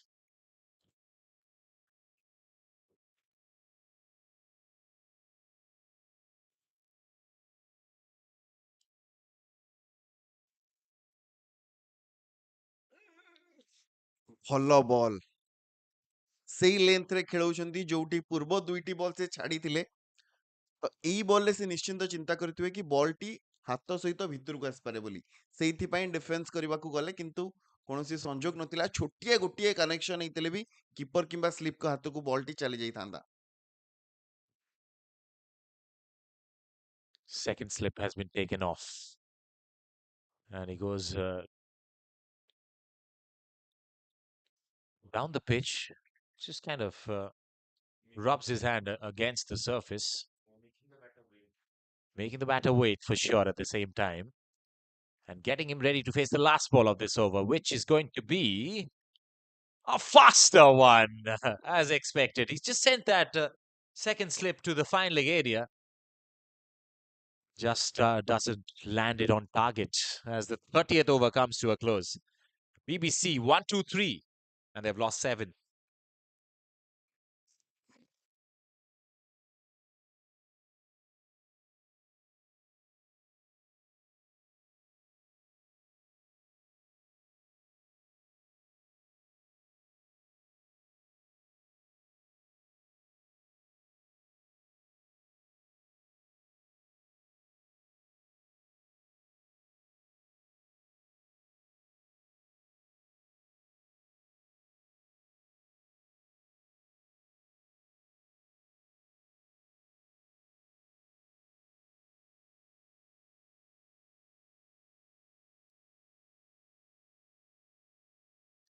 Mahanadi ଏଣ୍ଡରେ ପରିବର୍ତ୍ତନ, ବର୍ତ୍ତମାନ bowling ମାର୍କରେ Shubham Nayak ନିଜର ଷଷ୍ଠ over ନେଇକି ଆସୁଛନ୍ତି। Shubham 18 run ଦେଇ ସାରିଛନ୍ତି, ଗୋଟିଏ wicket ତାଙ୍କୁ ମିଳିଛି। ସୁନ୍ଦର ବଲଟି ଥିଲା। ବିଶ୍ୱଭାରତୀ ପାଇଁ ଗୋଟିଏ ବର୍ତ୍ତମାନ ଚିନ୍ତାର ବିଷୟ କି ସେମାନେ କିଭଳି ଭାବରେ 50 ଓଭର ସମାପ୍ତ କରିବେ। ପ୍ରତ୍ୟେକଟି ବଲ୍ ବର୍ତ୍ତମାନ ତାଙ୍କ ପାଇଁ ଗୁରୁତ୍ୱପୂର୍ଣ୍ଣ। ଯେତେ ଓଭର ପର୍ଯ୍ୟନ୍ତ ସେ ଶେଷ ପର୍ଯ୍ୟନ୍ତ ରହିବେ, ସେତେ ଅଧିକ ସ୍କୋର ସେମାନେ ହାସଲ କରିପାରିବେ। ଯେତେ ରନ୍ ବର୍ତ୍ତମାନ ଠାରୁ ସେମାନେ ବୋର୍ଡରେ ଲଗାଉଛନ୍ତି, ସେତେ ଅଧିକ ଗୁରୁତ୍ୱପୂର୍ଣ୍ଣ ରହିବ। କାରଣ ଏଇଭଳିଆ ପିଚ୍ରେ କାଲି ଯୋଉଠି ଆମେ ମ୍ୟାଚ୍ ଦେଖିଲେ, ସମ୍ବିତ ବରାଳ କମାଲ କରିଦେଇଥିଲେ। ଗୋଟିଏ ଏଣ୍ଡରୁ ସାହାଯ୍ୟ ଟିକେ ମିଳିଥିଲେ ସାଥୀ ବୋଲରଙ୍କ ଠାରୁ, ନିଶ୍ଚିନ୍ତ ରୂପରେ ମ୍ୟାଚ୍ର ଫଳାଫଳ କିଛି ଅଲଗା ହେଇଥାନ୍ତା। ବର୍ତ୍ତମାନ ବିଶ୍ୱଭାରତୀ ମଧ୍ୟ ସେୟା ଚିନ୍ତା କରୁଥିବ କି କେତେ ଅଧିକ ରନ୍ ସେ ବୋର୍ଡରେ ଲଗେଇ ପାରିବେ।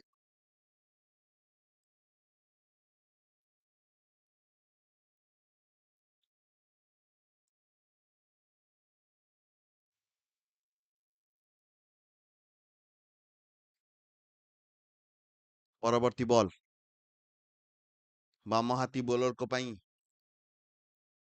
ସାଇଡ୍ ଚେଞ୍ଜ କରିଛନ୍ତି ଶୁଭମ। ସାମାନ୍ୟ କୋଣରୁ ବୋଲିଂ କରୁଛନ୍ତି, ଆଙ୍ଗେଲ ନେବା ପାଇଁ ଚେଷ୍ଟା କରୁଛନ୍ତି ଏବଂ ଷ୍ଟମ୍ପରେ ଶେଷ କରୁଛନ୍ତି। ଏହା ସହିତ ଦୁଇଟି ସ୍ଲିପ୍ ମଧ୍ୟ ରଖିଛନ୍ତି। ଆଟାକିଂ ମାଇଣ୍ଡସେଟ୍ରେ ବୋଲିଂ କରୁଛନ୍ତି।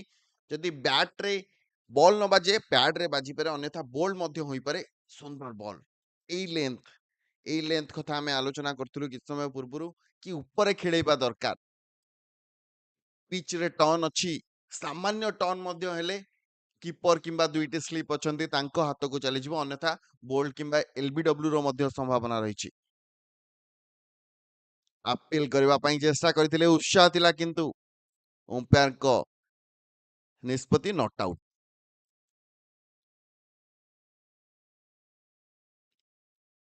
31 ଓଭର ପରିସମାପ୍ତି। ବିଶ୍ୱଭାରତୀ 124ରେ 7 ୱିକେଟ୍।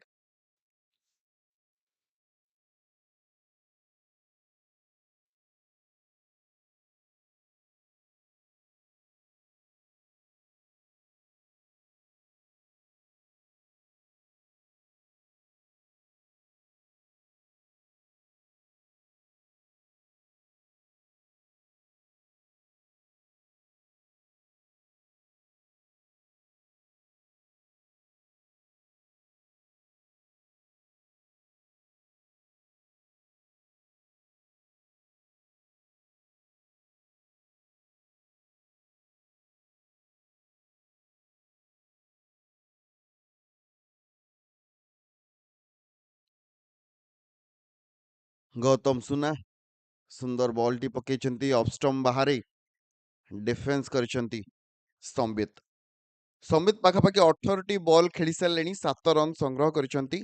ରନ୍ ଯେତିକି ଗୁରୁତ୍ୱପୂର୍ଣ୍ଣ ନୁହେଁ, ତାଠୁ ଅଧିକ ଗୁରୁତ୍ୱପୂର୍ଣ୍ଣ ରଜନୀକାନ୍ତଙ୍କ ସହିତ ଗୋଟିଏ ପାର୍ଟନରସିପ୍। ବର୍ତ୍ତମାନ ଫ୍ଲାଇଟ୍ ଦଉଛନ୍ତି, ସାମ୍ନାରେ ଖେଳେଇବା ଦରକାର। ବର୍ତ୍ତମାନ ଯେତେ ଆଗରେ ଖେଳେଇବେ, ଆଟାକ୍ କରେଇବାକୁ ଚାହିଁବେ ସାମ୍ନା ବ୍ୟାଟ୍ସମ୍ୟାନକୁ, କାରଣ ଖୋଲା ଫିଲ୍ଡ ରଖିଛନ୍ତି। ଲଙ୍ଗ ଅନ୍ ଅଛି, ଲଙ୍ଗ ଅଫ୍ ଅଛି, ମିଡ୍ ୱିକେଟ୍ ଅଛି, ଡିପ୍ ମିଡ୍ ୱିକେଟ୍ ମଧ୍ୟ ବର୍ତ୍ତମାନ ରହିଛି।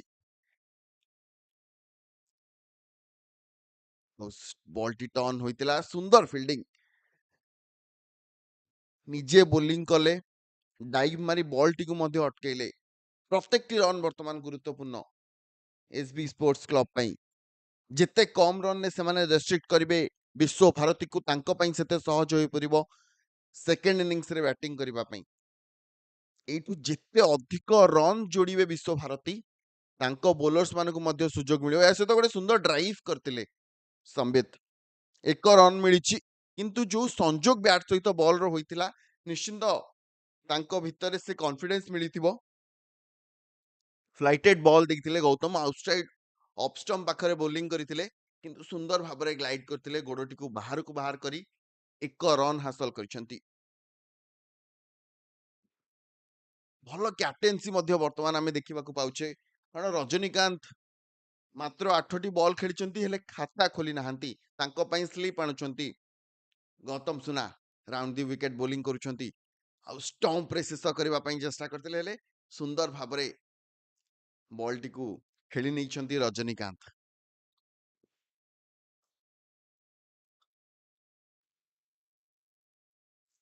ପୂର୍ବ ଓଭରର ଶେଷ ବଲ୍ ମଧ୍ୟ ଆମେ ଦେଖିଥିଲେ, ଗୋଟିଏ ବଳ ପ୍ରୟୋଗ କରି ବୋଲିଂ କରିଥିଲେ, ଷ୍ଟମ୍ପରେ ଶେଷ କରିବା ପାଇଁ ଚେଷ୍ଟା କରିଥିଲେ, କିନ୍ତୁ ଭଲ ଭାବରେ ରଖି ଦେଇଥିଲେ, ଡିଫେନ୍ସ କରିଦେଇଥିଲେ, ଯାହାଦ୍ୱାରା ୱିକେଟ୍ ଯିବାରୁ ବଞ୍ଚି ଯାଇଥିଲା। ସମାନ ଚେଷ୍ଟା ମଧ୍ୟ ଗୌତମ ଏଇ ଓଭରର ଶେଷ ବଲରେ କରିଥିଲେ, କିନ୍ତୁ ଭଲ ଭାବରେ ଗ୍ଲାଇଡ୍ କରି ସିଙ୍ଗଲ ହାସଲ କରିଛନ୍ତି ରଜନୀକାନ୍ତ। ଏହା ସହିତ ନିଜ ଖାତା ମଧ୍ୟ ଖୋଲିଛନ୍ତି।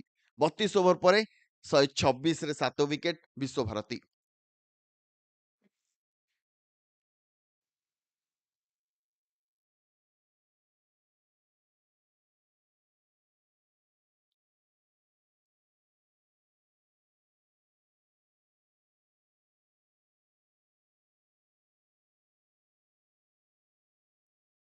ଗତକାଲି ମ୍ୟାଚ୍ର ଯଦି ଆପଣମାନେ ସ୍କୋର ବୋର୍ଡ ଦେଖିଥିବେ, ତେବେ ନିଶ୍ଚିନ୍ତ ମନେ ଥିବ କି ରେଭେନ୍ସା ଗ୍ରାଉଣ୍ଡରେ ଖେଳା ଯାଇଥିବା ମ୍ୟାଚ୍ରେ ବିଶ୍ୱଭାରତୀ ରୋଭର୍ସ ଆଥଲେଟିକ୍ କ୍ଲବ ସାମ୍ନାରେ 428 ରନ୍ର ବଡ଼ ଟାର୍ଗେଟ ରଖିଥିଲା ଏବଂ 289 ରନ୍ରେ ବିଜୟ ହାସଲ କରିଥିଲା।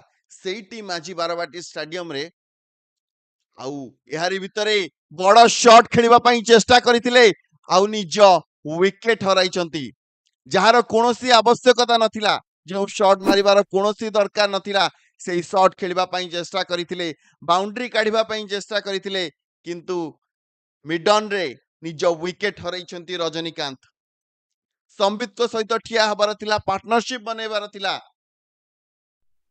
ଲୋଭରେ ପଡି ଫ୍ଲାଇଟେଡ୍ ବଲକୁ 30 ୟାର୍ଡ ସର୍କଲ ପାର କରିବା ପାଇଁ ଚେଷ୍ଟା କରିଥିଲେ, ଆଉ ଏହାରି ଭିତରେ ନିଜର ୱିକେଟ୍ ହରାଇ ବସିଛନ୍ତି।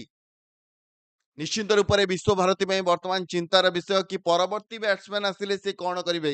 ସମ୍ବିତଙ୍କ ସହିତ ଠିଆ ହୋଇ ପାର୍ଟନରସିପ୍ କରିବେ, ଅନ୍ୟଥା ବର୍ତ୍ତମାନ ଚିନ୍ତା କରିବେ କି ଏଇଭଳି ଭାବରେ ଯଦି ବ୍ୟାଟିଂ କରୁଛନ୍ତି ୱିକେଟ୍ ହରାଇବାଠୁ ଭଲ ଆଟାକ୍ କରି ଖେଳିବେ, ଯେତିକି ରନ୍ ସଂଗ୍ରହ ହେଉଛି ହଉ, ତାକୁ ନେଇ ଦ୍ୱିତୀୟ ଇନିଂସରେ କିଭଳି ଭଲ ବୋଲିଂ କରି ମ୍ୟାଚ୍ ଜିତିପାରିବେ ତାହା ସେ ଚିନ୍ତା କରୁଥିବେ। ସାର୍ଥକ ପଣ୍ଡା ଆସୁଛନ୍ତି ନୂଆ ବ୍ୟାଟ୍ସମ୍ୟାନ୍, 71ଟି ମ୍ୟାଚ୍ ଖେଳିଛନ୍ତି, 648 ରନ୍, ସର୍ବାଧିକ ଗୋଟିଏ ଅର୍ଦ୍ଧଶତକ ସେ କରିଛନ୍ତି, 57 ରନ୍ର ନଟ୍ ଆଉଟ୍ ଇନିଂସ। ଆଜି ନିଶ୍ଚିନ୍ତ ଭାବରେ ସୁଯୋଗ ରହିଛି ଗୋଟିଏ ବଡ଼ ଇନିଂସ ଖେଳିବା ପାଇଁ। ଯେଉଁ ଅର୍ଦ୍ଧଶତକ ସେ ପୂର୍ବରୁ ହାସଲ କରିଛନ୍ତି ତାହା ଆଜି ବନେଇବା ପାଇଁ। ଆଜି ମ୍ୟାଚ୍ଠୁ ଅଧିକ ଗୁରୁତ୍ୱପୂର୍ଣ୍ଣ ମ୍ୟାଚ୍ କିଛି ନ ହୋଇପାରେ, କାରଣ ଏଇ ଯୋଉ ଦୁଇଟି ଗ୍ରୁପର ମ୍ୟାଚ୍ ଚାଲିଥିଲା, ଆଜି ହେଉଛି ଏଇ ଦୁଇଟି ଗ୍ରୁପ ପାଇଁ ଶେଷ ଦିନ।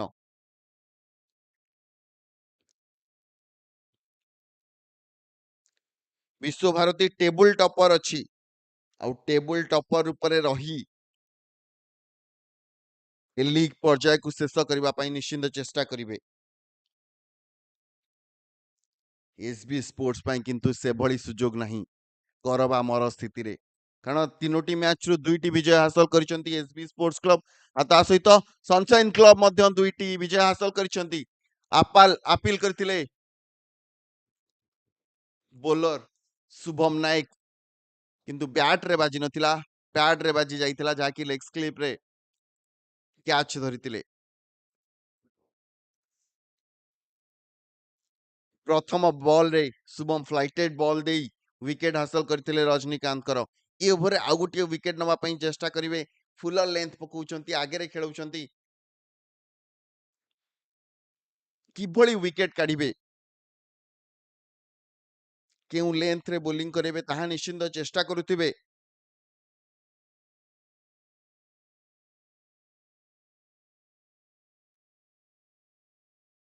ସାର୍ଥକ ଆପିଲ ଥିଲା କିନ୍ତୁ ଅମ୍ପାୟାର ମନା କରିଦେଇଛନ୍ତି। ଲେଗ୍ ଷ୍ଟମ୍ପ ବାହାରକୁ ଯାଉଥିଲା ବଲଟି, ଷ୍ଟମ୍ପରେ ପିଚ୍ ହୋଇଥିଲା କିନ୍ତୁ ବଲଟି ବାହାରକୁ ଯାଉଥିଲା, ପ୍ୟାଡ୍ରେ ବାଜି ଷ୍ଟମ୍ପକୁ ଲାଗିନଥାନ୍ତା ବଲଟି। ଭଲ ଓଭର ଗୋଟେ ଶୁଭମଙ୍କ ଦ୍ୱାରା। ପରବର୍ତ୍ତୀ ବଲ୍ ଗୋଟେ ଭଲ ସଟ୍ ଖେଳିଥିଲେ, ବୋଧହୁଏ ସିଙ୍ଗଲ ମିଳିପାରିଥାନ୍ତା କିନ୍ତୁ ନିଜ ବଲକୁ ଅଟକାଇବାରେ ସକ୍ଷମ ହୋଇଥିଲେ ଶୁଭମ। ବର୍ତ୍ତମାନ ସୁଦ୍ଧା 5ଟି ବଲରେ କୌଣସି ବି ରନ୍ ଆସିପାରି ନାହିଁ, ଏହା ସହିତ ଗୋଟିଏ ୱିକେଟ୍ ମିଳିଛି ଶୁଭମକୁ। ଶେଷ ବଲ୍ ବାହାରେ ବଲ୍ ଥିଲା, ବ୍ୟାଟ୍ ଦ୍ୱାରା ଅଟକେଇବା ପାଇଁ ଚେଷ୍ଟା କରିଥିଲେ, ସାମାନ୍ୟ ଆପିଲ ମଧ୍ୟ କରିଥିଲେ, ହେଲେ ଅମ୍ପାୟାରଙ୍କ ନିଷ୍ପତ୍ତି ନଟ୍ ଆଉଟ୍। 33 ଓଭର ପରିସମାପ୍ତି, 126 ରନ୍, 8 ୱିକେଟ୍ ବିନିମୟରେ ବିଶ୍ୱଭାରତୀ।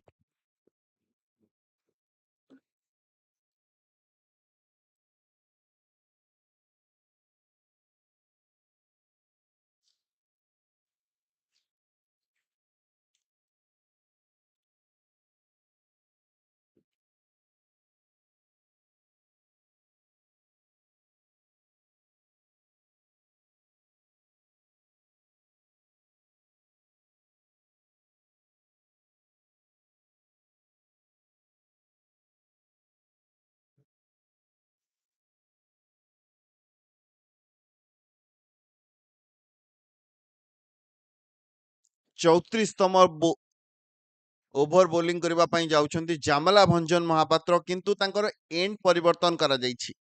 ପୂର୍ବରୁ ସେ ମହାନଦୀ ଏଣ୍ଡରୁ ବୋଲିଂ କରୁଥିଲେ, ବର୍ତ୍ତମାନ କ୍ଲକ୍ ଟାୱାର ଏଣ୍ଡରୁ ବୋଲିଂ କରିବା ପାଇଁ ଯାଉଛନ୍ତି ଗୋଟିଏ ସ୍ଲିପ୍ ସହିତ। ସାମ୍ନାରେ ସମ୍ବିତ, ପ୍ରଥମ ବଲ୍, ସୁନ୍ଦର ଡିଫେନ୍ସ, ସାମାନ୍ୟ ସ୍କିଲ୍ ଦେଖାଉଛନ୍ତି, ନିଜ ଗୋଡ଼ ମାଧ୍ୟମରେ ବଲକୁ ଜଗଲ କରିବା ପାଇଁ ଚେଷ୍ଟା କରିଥିଲେ ଏବଂ ସେଥିରେ ସଫଳ ମଧ୍ୟ ହେଲେ ଶୁଭମ। ଅନେକ ସମୟରେ ଆମେ ଦେଖିଛେ କ୍ରିକେଟର ମାନେ ମଧ୍ୟ ଭଲ ଫୁଟବଲ ଖେଳନ୍ତି, ମହେନ୍ଦ୍ର ସିଂ ଧୋନି, ବିରାଟ କୋହଲି ଏବଂ ଅନେକ ଭାରତୀୟ ଦଳର ତାରକା ଫୁଟବଲ ମ୍ୟାଚରେ ମଧ୍ୟ ଆମେ ତାକୁ ଦେଖିବାକୁ ପାଇଛେ, ଆଉ ସମାନ କିଛି ସ୍କିଲ୍ ଦେଖାଉଥିଲେ ଶୁଭମ। ପରବର୍ତ୍ତୀ ବଲ୍ ବଳ ଲଗେଇ ବଳ ପ୍ରୟୋଗ କରି ମାରିବା ପାଇଁ ଚେଷ୍ଟା କରିଥିଲେ, ହେଲେ ମାତ୍ର 1 ରନ୍। କିନ୍ତୁ ସେପଟେ ସିଙ୍ଗିଲ ନେବା ପାଇଁ କଣ ମନା କରୁଥିଲେ ନା କଣ ନନ୍ ଷ୍ଟ୍ରାଇକର ଏଣ୍ଡରେ ଥିବା ସାର୍ଥକ? ସାମାନ୍ୟ ସର୍ଟ ବଲ୍ ଥିଲା, ସମ୍ପୂର୍ଣ୍ଣ ବଳ ବ୍ୟବହାର କରି ବୋଲରକୁ ମୁଣ୍ଡ ଉପରେ ମାରିବା ପାଇଁ ଚେଷ୍ଟା କରିଥିଲେ, କିନ୍ତୁ ଭଲ ଫିଲ୍ଡିଂ ଲଙ୍ଗନରେ ଥିବା ଫିଲ୍ଡରଙ୍କ ଦ୍ୱାରା 3 ରନ୍ ବଞ୍ଚେଇଛନ୍ତି। ଏହାରି ଭିତରେ ସାମାନ୍ୟ ମିସକମ୍ୟୁନିକେସନ ଆମେ ଦେଖିବାକୁ ପାଇଥିଲେ। ନନ୍ ଷ୍ଟ୍ରାଇକରରେ ଥିବା ସାର୍ଥକ ଅଧା ବାଟରେ ଥିଲେ, ତାଙ୍କୁ ବାଧ୍ୟ କଲେ ସିଙ୍ଗିଲ ନେବା ପାଇଁ, ସମ୍ବିତ ଆଉ ସେ ସିଙ୍ଗିଲ ନେଇଥିଲେ। ପୁନର୍ବାର ଆଉ ଗୋଟିଏ ହାଲକା ହାତରେ ପଏଣ୍ଟ ଅଞ୍ଚଳରେ ଖେଳି ସିଙ୍ଗିଲ ହାସଲ କରିଛନ୍ତି। ପ୍ରତ୍ୟେକଟି ରନ୍ ବର୍ତ୍ତମାନ ଗୁରୁତ୍ୱପୂର୍ଣ୍ଣ।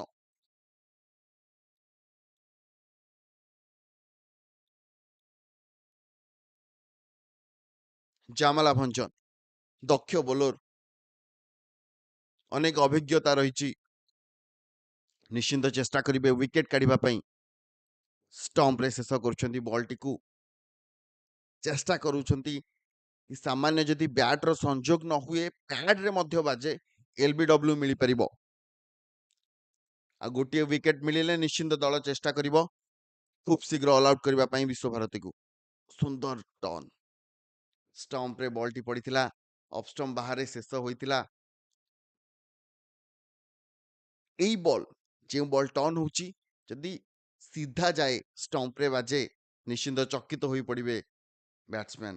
ଏଇ ବଲ୍ କଥା ମୁଁ କହୁଥିଲି। ପୂର୍ବ ବଲ୍ ଟର୍ନ ହୋଇଥିଲା, ଏଥିରେ ଟର୍ନ ନଥିଲା, ହାଲକା ଟର୍ନ ଥିଲା, ବ୍ୟାଟରେ ଯାଇ ବାଜିଲା। ଯଦି ବ୍ୟାଟ୍ ପ୍ୟାଡ୍ ମଧ୍ୟରେ ଗ୍ୟାପ୍ ଖୋଜିକି ବଲଟି ଷ୍ଟମ୍ପ ଆଡକୁ ଯାଇଥାନ୍ତା, ନିଶ୍ଚିନ୍ତ ରୂପରେ ୱିକେଟ ମିଳିଥାନ୍ତା। ଶେଷ ବଲ୍ ପାଇଁ ଲଙ୍ଗନ ଫିଲ୍ଡରକୁ 38 ଭିତରକୁ ଡାକି ଦେଇଛନ୍ତି। କେବଳ ଲଙ୍ଗ ଅଫ୍ ମିଡ୍ ୱିକେଟ ଏବଂ ଡିପ୍ କଭର ବର୍ତ୍ତମାନ ରହିଛି। ଜାମଲା ଶେଷ ବଲ୍ ନେଇ ଆଉ ଷ୍ଟେପ୍ ଆଉଟ୍ କରି ଡ୍ରାଇଭ୍ କରିଥିଲେ, ସିଙ୍ଗିଲ ହାସଲ କରିଛନ୍ତି ସମ୍ବିତ। 34 ଓଭର ପରିସମାପ୍ତି, 130 ରନ୍, 8 ୱିକେଟ ବିନିମୟରେ ବିଶ୍ୱଭାରତୀ।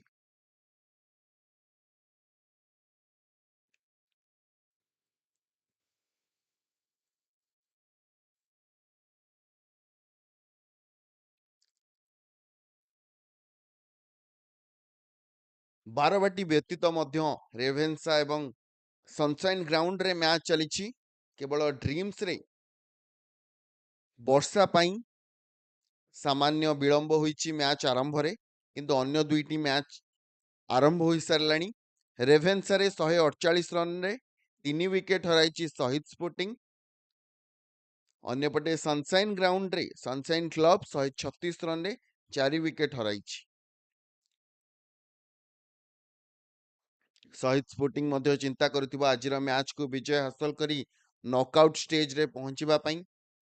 ତେବେ ନକ୍ଆଉଟରେ କିଏ କିଏ ପହଞ୍ଚନ୍ତି ଏଇ ଦୁଇଟି ଗ୍ରୁପରୁ, ତାହା ଦେଖିବା ଆଜି ମ୍ୟାଚ୍ ପରେ ଆମେ ଜାଣିପାରିବା।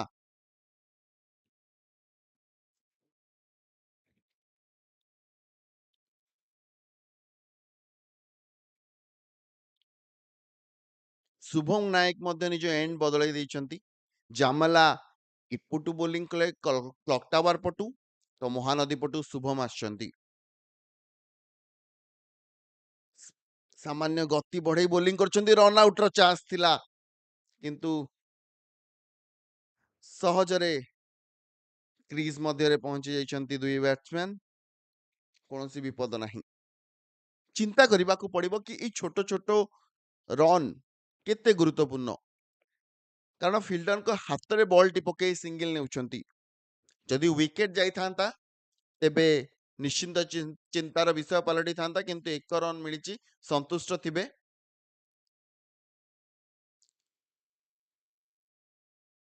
ସାର୍ଥକକୁ ବର୍ତ୍ତମାନ ସମ୍ବିତଙ୍କ ସହିତ ଠିଆ ହେବାକୁ ପଡିବ, ପିଚରେ ଅଧିକ ସମୟ ବିତେଇବାକୁ ପଡିବ। ଖୋଲା ଫିଲ୍ଡ ଦେଖି ଯଦି ଆଟାକ୍ କରିବା ପାଇଁ ଚେଷ୍ଟା କରି ୱିକେଟ ହରାଉଛନ୍ତି, ତେବେ ଲକ୍ଷ୍ୟ ପାଇଁ ଯେତିକି ସ୍କୋର ଆବଶ୍ୟକ ତାଠୁ କମ ରନରେ ରହିଯିବେ। ଭଲ ବ୍ୟାଟିଂ କରୁଛନ୍ତି ବର୍ତ୍ତମାନ ପର୍ଯ୍ୟନ୍ତ। ଯେଉଁ 7ଟି ବି ବଲ୍ ଖେଳିଛନ୍ତି, କୌଣସି ଏଭଳି ସଟ୍ ଖେଳି ନାହାନ୍ତି ଯାହା ତାଙ୍କୁ ନିରାଶ କରିଥିବ କିମ୍ବା ବିଟ୍ ହୋଇଥିବେ। ଭଲ ଡିଫେନ୍ସ ଖେଳୁଛନ୍ତି, ଭଲ ଟେକ୍ନିକରେ ବ୍ୟାଟିଂ କରୁଛନ୍ତି। ଆଉ ଏଇ ବଲଟି ୱାଇଡ୍ ଥିଲା, ବଲରେ ବଡ ଟର୍ନ ଆମେ ଦେଖିବାକୁ ପାଇଲେ। ଶୁଭମ ଷ୍ଟମ୍ପରେ ବୋଲିଂ କରୁଥିଲେ, ବଲ୍ରେ ଟର୍ନ ହେଲା ଏବଂ ବଲ୍ ଯାଇ ସିଧା ଲେଗ୍ ଷ୍ଟମ୍ପରୁ ବହୁ ବାହାରେ ୱାଇଡ୍ ହୋଇଥିଲା, ଯାହାକି ତାଙ୍କ ରଣନୀତିର ଗୋଟିଏ ଅଂଶ। କାରଣ ଲେଗ୍ ସ୍ଲିପ୍ ଅଛି। ହାଲକା ହାତରେ ଖେଳି ସିଙ୍ଗଲ ପାଇଁ ଚେଷ୍ଟା କରିଥିଲେ, କିନ୍ତୁ ସିଧା ମନା କରିଦେଲେ ସମ୍ବିତ। ଓଭରର ଶେଷ ବଲ୍, ଯେଉଁ ବଲ୍ କଥା ମୁଁ କହୁଥିଲି କି ଷ୍ଟମ୍ପରେ ବୋଲିଂ କରି ଲେଗ୍ ଷ୍ଟମ୍ପ କିମ୍ବା ୱାଇଡ୍ ଲାଇନ୍ ପାଖରେ ଶେଷ କରିବା ପାଇଁ ଚେଷ୍ଟା କରୁଛନ୍ତି ଶୁଭମ। ସେଠି ଗୋଟେ ଫିଲ୍ଡର ରହିଛି ଲେଗ୍ ସ୍ଲିପ୍ ଅଞ୍ଚଳରେ, ଯିଏ କ୍ୟାଚ୍ ଧରିପାରିବ, କିନ୍ତୁ ଭାବି ଚିନ୍ତି ବ୍ୟାଟିଂ କରୁଛନ୍ତି। ଶେଷ ବଲ୍ଟିକୁ ଡିଫେନ୍ସ କରିଛନ୍ତି। ଶୁଭମଙ୍କ ଅଷ୍ଟମ ଓଭରରେ ମାତ୍ର 2 ରନ୍ ଆସିଛି। 8 ଓଭର ବୋଲିଂ କରି 21 ରନ୍ରେ 2ଟି ୱିକେଟ୍ ହାସଲ କରିଛନ୍ତି ଶୁଭମ। ଆ ସହିତ 35 ଓଭରରେ ବିଶ୍ୱଭାରତୀ 132 ରନ୍ରେ 8 ୱିକେଟ୍ ହରାଇଛି। ବର୍ତ୍ତମାନ ସମୟ ଡ୍ରିଙ୍କ୍ସ ବ୍ରେକ୍ର।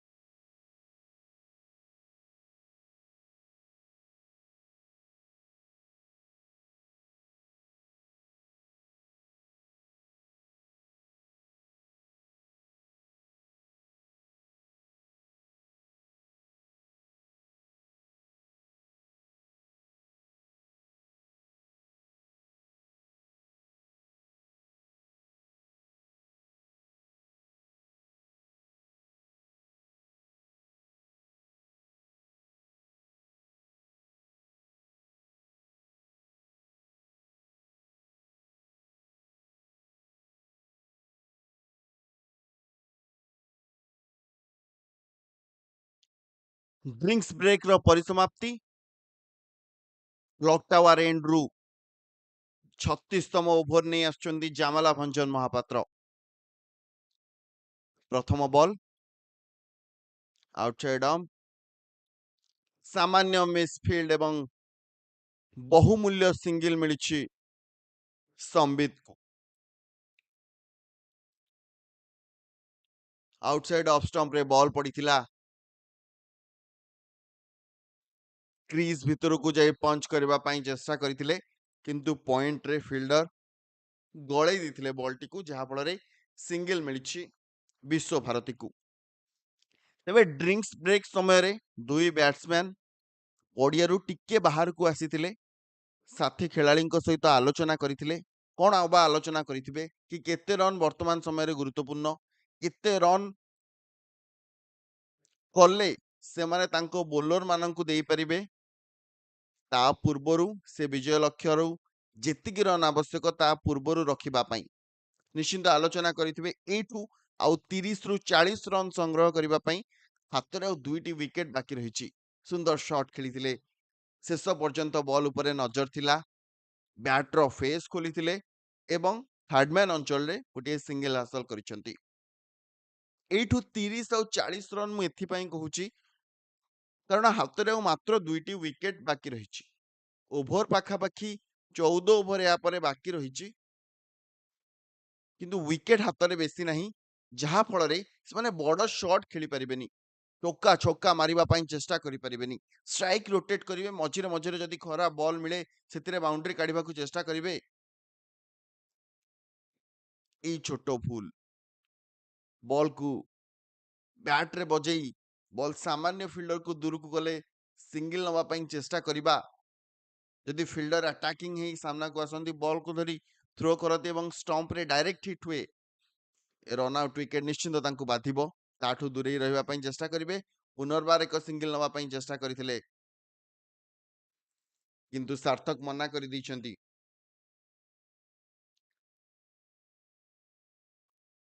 ଠିକ୍ ନିଷ୍ପତ୍ତି। କାହିଁକି ଗୋଟିଏ ରନ୍ ପାଇଁ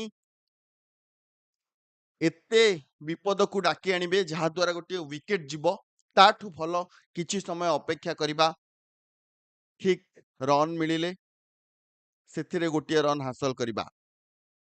এই বলটি ডট বল ବୋଲି ଅମ୍ପାୟାର ଘୋଷଣା କରିଛନ୍ତି। ଜାମଲା ବୋଲିଂ କରିବାକୁ ଯାଇଥିଲେ, ହଠାତ୍ କ'ଣ ନିଷ୍ପତ୍ତି କଲେ, ରହିଗଲେ, କିନ୍ତୁ ବ୍ୟାଟ୍ସମ୍ୟାନ୍ ସାମାନ୍ୟ କ୍ରିଜ୍ରୁ ବାହାରକୁ ଯାଇଥିଲେ ଏବଂ ବ୍ୟାଟ୍କୁ ତୁରନ୍ତ ଯେତେ ଜଲ୍ଦି ସମ୍ଭବ କ୍ରିଜ୍ରେ ଲଗେଇବା ପାଇଁ ଚେଷ୍ଟା କରିଥିଲେ ମଙ୍କଡିଂରୁ ବଞ୍ଚିବା ପାଇଁ, ଯାହା ଆମେ ଅନେକ ସମୟରେ ଦେଖିଛେ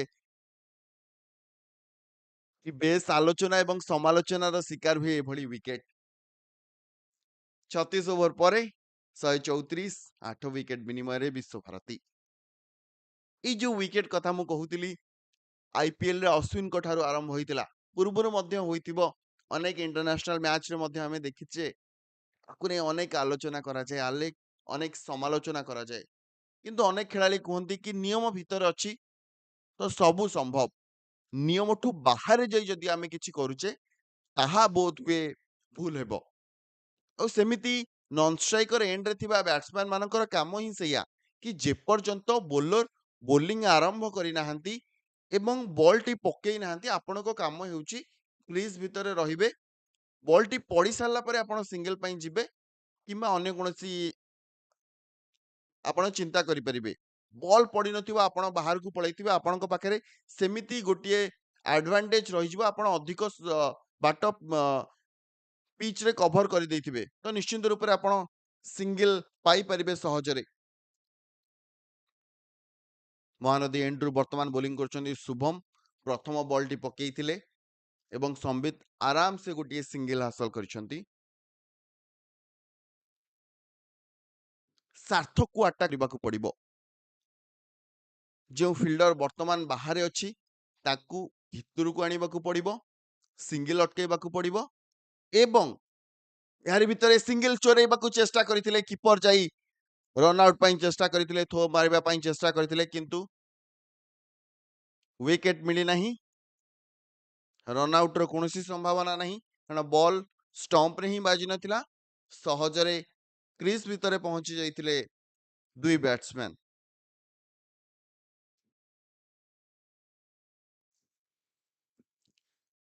ସମ୍ବିତକୁ ଛାଡ଼ିଲା ପରେ ସାର୍ଥକ ମାତ୍ର 13ଟି ବଲ୍ ଖେଳିଛନ୍ତି, ଯୋଉଥିରେ ସେ 3 ରନ୍ ସଂଗ୍ରହ କରିଛନ୍ତି। ତାଙ୍କ ପାଇଁ ଯଦି ଆପଣ ଫିଲ୍ଡ ସେଟ୍ ଦେଖୁଛନ୍ତି କୋଉଠି ଅଛି, ଗୋଟିଏ ଲଙ୍ଗ ଅଫ୍ ଅଛି, ଲଙ୍ଗ ଅନ୍ ଅଛି, ମିଡ୍ ୱିକେଟ୍ ଅଛି ଏବଂ ଡିପ୍ ମିଡ୍ ୱିକେଟ୍ ଅଛି।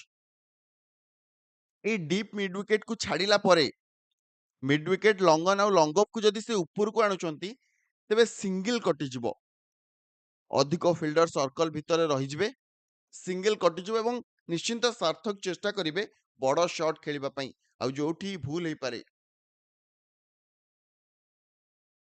ସେଇ ଛୋଟିଆ ଭୁଲ ୱିକେଟ୍ ହରାଇପାରେ। ଓହୋ ଭଲ ବଲ୍ ଥିଲା। ବଳ ପ୍ରୟୋଗ କରି ସାମାନ୍ୟ ଦ୍ରୁତ ଗତିରେ ବୋଲିଂ କରିବା ପାଇଁ ଚେଷ୍ଟା କରିଥିଲେ। ବ୍ୟାଟ୍ ଆଉ ପ୍ୟାଡ୍ ମଧ୍ୟରେ ଗ୍ୟାପ୍ ଦେଖିଥିଲେ ଏବଂ ଡଟ୍ ବଲ୍। ପରବର୍ତ୍ତୀ ବଲ୍ ସୁନ୍ଦର ଡିଫେନ୍ସ। ଏଇ ଡିଫେନ୍ସ ଦରକାର ବର୍ତ୍ତମାନ।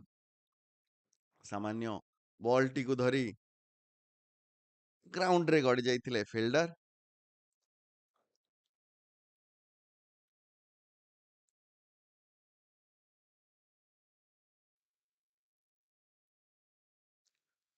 ଡଟ୍ ବଲ୍ ସହିତ ଶେଷ ବଲ୍ ମଧ୍ୟ ସମାପ୍ତ ହୋଇଛି। 37 ଓଭର 136 ରନ୍ 8 ୱିକେଟରେ ବିଶ୍ୱଭାରତୀ।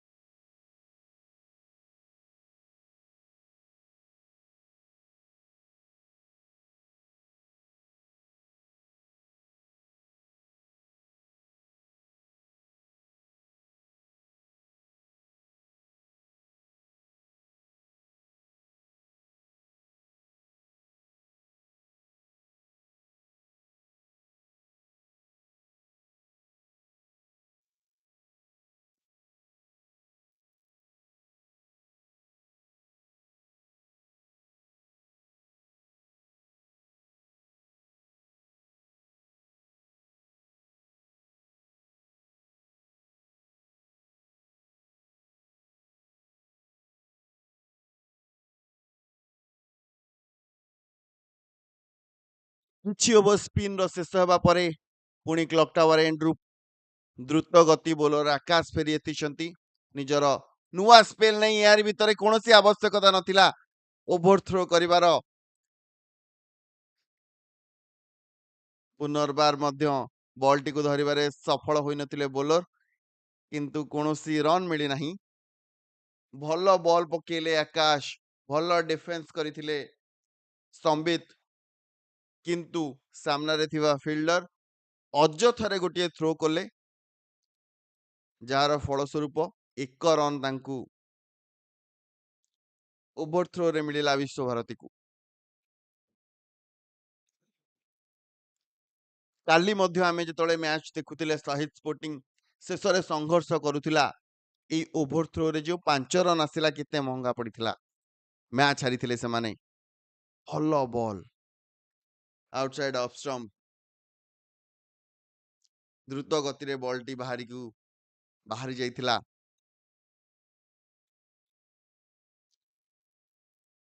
ପୂର୍ବ ବଲ୍ ଦେଖି ନିଶ୍ଚିନ୍ତ ଦୁଇ ବ୍ୟାଟ୍ସମ୍ୟାନ ଯୋଉମାନେ ଷ୍ଟ୍ରାଇକରେ ବର୍ତ୍ତମାନ ଅଛନ୍ତି ଚିନ୍ତା କରୁଥିବେ କି ପିଚରେ ପେସ୍ କେତେ ରହିଛି, କେତେ ପେସ୍ ଅଫ୍ କରିବାର ଅଛି।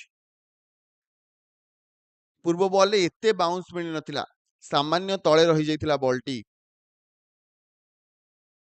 ନିଶ୍ଚିନ୍ତ ତାଙ୍କ ମୁଣ୍ଡରେ ଚାଲୁଥିବ କି ସେମାନେ ଯେତେବେଳେ ବୋଲିଂ କରିବାକୁ ଆସିବେ, ଆଉ ଭଲ ବଲ୍ ଥିଲା ଏଜ୍ ନେଇ ବାଉଣ୍ଡ୍ରିକୁ ଚାଲି ଯାଇଛି। ଦୀର୍ଘ ସମୟ ପରେ ଗୋଟିଏ ଚୌକା ମିଳିଛି ବିଶ୍ୱଭାରତୀକୁ।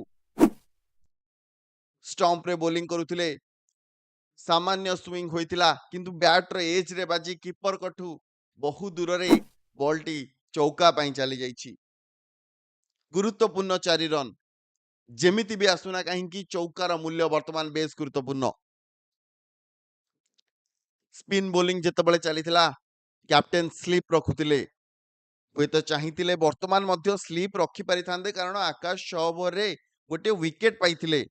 ଆଉ ଯଦି ଏଇ ୱିକେଟ୍ ମିଳିଥାନ୍ତା, ଆଉ ମାତ୍ର ଗୋଟିଏ ୱିକେଟ୍ ଦୂରରେ ଥାନ୍ତେ ପ୍ରଥମ ଇନିଂସକୁ ଶେଷ କରିବା ପାଇଁ। ବର୍ତ୍ତମାନ ସ୍ଲିପ୍ ଆଣିଛନ୍ତି, କିନ୍ତୁ ଏବେ ସ୍ଲିପ୍ ଆଣିଲେ କଣ ହବ, ଯେତେବେଳେ ପୂର୍ବରୁ ସେ ସ୍ଲିପ୍ର ଆବଶ୍ୟକତା ଥିଲା ବୋଧହୁଏ ସେ ଚୌକା ମିଳିନଥାନ୍ତା ଆଉ ସବୁଠୁ ଗୁରୁତ୍ୱପୂର୍ଣ୍ଣ ୱିକେଟ୍ ଆସିଥାନ୍ତା। ନା ୱିକେଟ୍ ମିଳିଲା, ଅନ୍ୟପଟେ 4 ରନ୍ ମଧ୍ୟ ଗଲା। ଚୌକା ହାସଲ କରିବା ପରେ ହାଲକା ହାତରେ ଖେଳି ଲେଗ୍ ଅଞ୍ଚଳରେ ଗୋଟିଏ ସିଙ୍ଗିଲ ନେଇଗଲେ ସମ୍ବିତ। କ୍ଷମା କରିବେ, ସାର୍ଥକ। ପୂର୍ବରୁ ସାର୍ଥକଙ୍କ ବ୍ୟାଟରୁ ଚୌକା ଆସିଥିଲା ଏବଂ ପରବର୍ତ୍ତୀ ବଲରେ ସିଙ୍ଗିଲ ନେଇ ସେ ସମ୍ବିତକୁ ଷ୍ଟ୍ରାଇକକୁ ଆଣିଛନ୍ତି।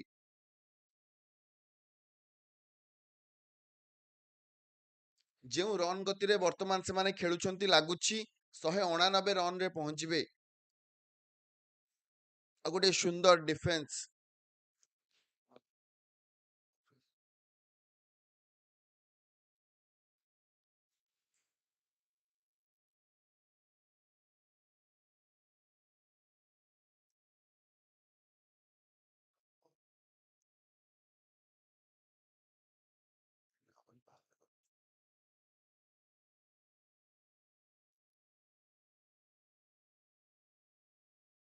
ଶେଷ ବଲ୍ ଆକାଶଙ୍କର ପୁରା ବଳ ପ୍ରୟୋଗ କରିକି ବାହାରକୁ ପକେଇଥିଲେ ଏବଂ ସୁନ୍ଦର ଫିଲ୍ଡିଂ। ଥାର୍ଡ ମ୍ୟାନ୍ ଅଞ୍ଚଳରେ ଫିଲ୍ଡରଙ୍କ ଦ୍ୱାରା ଏଜ୍ ବାଜି ଛକା ପାଇଁ ଯାଉଥିଲା। କ୍ୟାଚ୍ ଧରିବା ପାଇଁ ଚେଷ୍ଟା କରୁଥିଲେ କିନ୍ତୁ କ୍ୟାଚ୍ ଧରିବା ପରିବର୍ତ୍ତେ ବଲଟିକୁ ବାଉଣ୍ଡ୍ରି ଭିତରକୁ ପେଲି ଦେଇଥିଲେ। 5 ରନ୍ ଏଠି ବଞ୍ଚେଇଛନ୍ତି ଥାର୍ଡ ମ୍ୟାନ୍ ଅଞ୍ଚଳରେ ଥିବା ଫିଲ୍ଡର। ଶେଷ ବଲରେ ସମ୍ପୂର୍ଣ୍ଣ ବଳ ପ୍ରୟୋଗ କରି ଗୋଟିଏ short ball outside of stump bowling କରିବା ପାଇଁ ଚେଷ୍ଟା କରିଥିଲେ, ଯାହା ପାଇଁ ସେ ଫିଲ୍ଡର ରଖିଥିଲେ ଥାର୍ଡ ମ୍ୟାନ୍ ଅଞ୍ଚଳରେ ଏଜ୍ ବାଜି କ୍ୟାଚ୍ ମିଳିପାରିଥାନ୍ତା। ସମାନ ରଣନୀତି ଯାହା ସେ ପ୍ଲାନ୍ କରି ଆସିଥିଲେ ତାହା ସଫଳ ହୋଇଥିଲା କିନ୍ତୁ ୱିକେଟ୍ ମିଳିପାରିଲା ନାହିଁ। ପ୍ଲାନ୍ ଠିକ୍ ଭାବେ ଏକ୍ସିକ୍ୟୁଟ୍ ହେଲା ସତ, ହେଲେ ଫିଲ୍ଡରଙ୍କ ସାମାନ୍ୟ ଉପରେ ବଲଟି ଥିଲା। ସେ ଚିନ୍ତା କଲେ କି କ୍ୟାଚ୍ ଧରିବା ପରିବର୍ତ୍ତେ ସେ ବାଉଣ୍ଡ୍ରି ବଞ୍ଚେଇବେ ଆଉ 5 ରନ୍ ମଧ୍ୟ ବଞ୍ଚେଇଛନ୍ତି।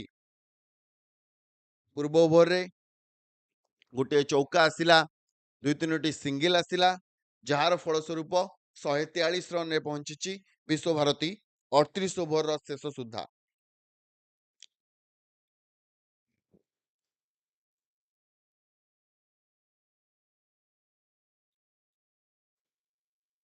ନିଜ ଶେଷ ଓଭର ନେଇ ଆସୁଛନ୍ତି ଶୁଭମ।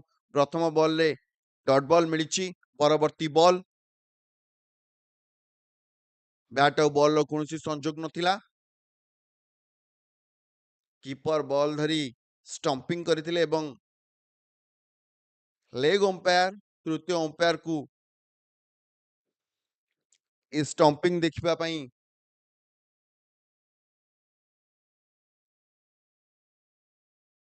କିଛି ସମୟ ଅପେକ୍ଷା କରିବା ଏବଂ ଜଣା ପଡ଼ିବ କି ଏହା ଷ୍ଟମ୍ପ ଆଉଟ୍ ହୋଇଛନ୍ତି ନା ନାହିଁ ବ୍ୟାଟ୍ସମ୍ୟାନ୍। କିନ୍ତୁ ଫିଲ୍ଡରେ ଥିବା କିପର ଏବଂ ସାଥୀ ଖେଳାଳିଙ୍କୁ ଦେଖି ଲାଗୁଛି କି ବ୍ୟାଟ୍ସମ୍ୟାନ୍ ସେଫ୍ ଅଛନ୍ତି।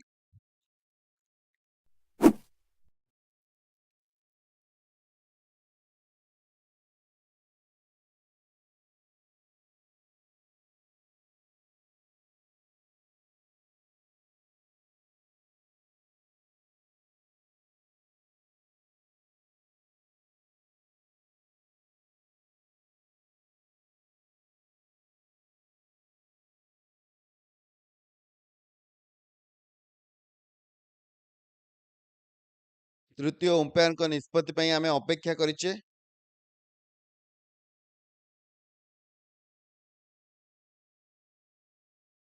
SB ସ୍ପୋର୍ଟସ କ୍ଲବ ମଧ୍ୟ ଜାଣିଛନ୍ତି କି ଏହା ୱିକେଟ୍ ନୁହେଁ।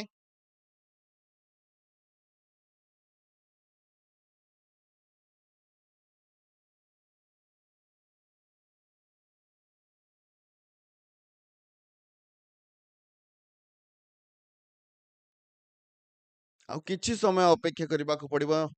ତୃତୀୟ ଅମ୍ପାୟାରଙ୍କ ନିର୍ଣ୍ଣୟ ମଧ୍ୟ ଆସିବ କିନ୍ତୁ ଲେଗ୍ ଅମ୍ପାୟାର ସଠିକ ଉତ୍ତର ପାଇଁ ଅପେକ୍ଷା କରିଛନ୍ତି।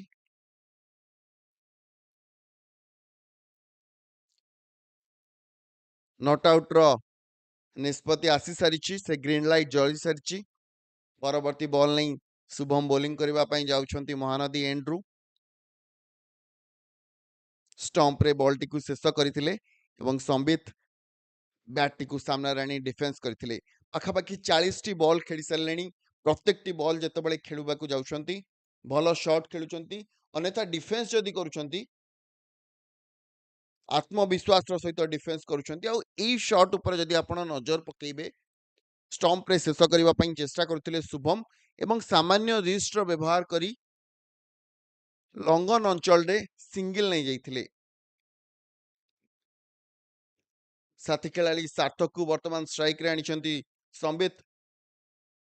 ସେ ମଧ୍ୟ ହାଲକା ହାତରେ ଫରୱାର୍ଡ ସାମ୍ନାରେ ଖେଳି ବୋଲରକୁ ବଲଟିକୁ ଦେଇ ଦେଇଛନ୍ତି ଏବଂ ନିଜ ଓଭରର ଶେଷ ବଲ୍ ପକାଇବା ପାଇଁ କହିଛନ୍ତି ସାର୍ଥକ।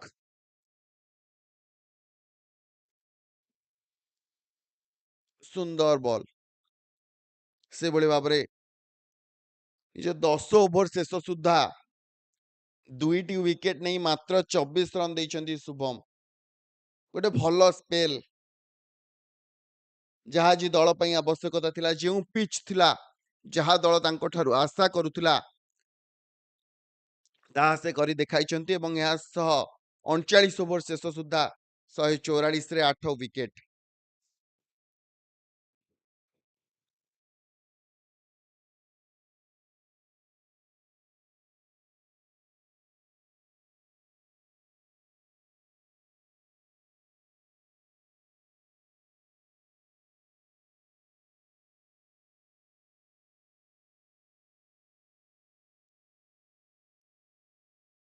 ବର୍ତ୍ତମାନ ସମ୍ବିତ ଆଉ ସାର୍ଥକଙ୍କ ଉପରେ ଗୁରୁ ଦାୟିତ୍ୱ। ସମ୍ବିତ ପାଖାପାଖି 41ଟି ବଲ୍ ଖେଳି 16 ରନ୍ ହାସଲ କରିଛନ୍ତି। ଅନ୍ୟପଟେ ସାର୍ଥକ 22ଟି ବଲ୍ ଖେଳି ସାରିଛନ୍ତି। ବର୍ତ୍ତମାନ ସମୟ ଏ ଇନିଂସକୁ ବଡ଼ କରିବା ପାଇଁ। ଯେତିକି ରନ୍ ବର୍ତ୍ତମାନ ଏଇ ଦୁଇ ବ୍ୟାଟ୍ସମ୍ୟାନ ଏଇଠୁ ବନେଇବେ, ତାଙ୍କ ଦଳ ପାଇଁ ସେତିକି ଗୁରୁତ୍ୱପୂର୍ଣ୍ଣ ହୋଇଯିବ ପ୍ରତ୍ୟେକଟି ରନ୍।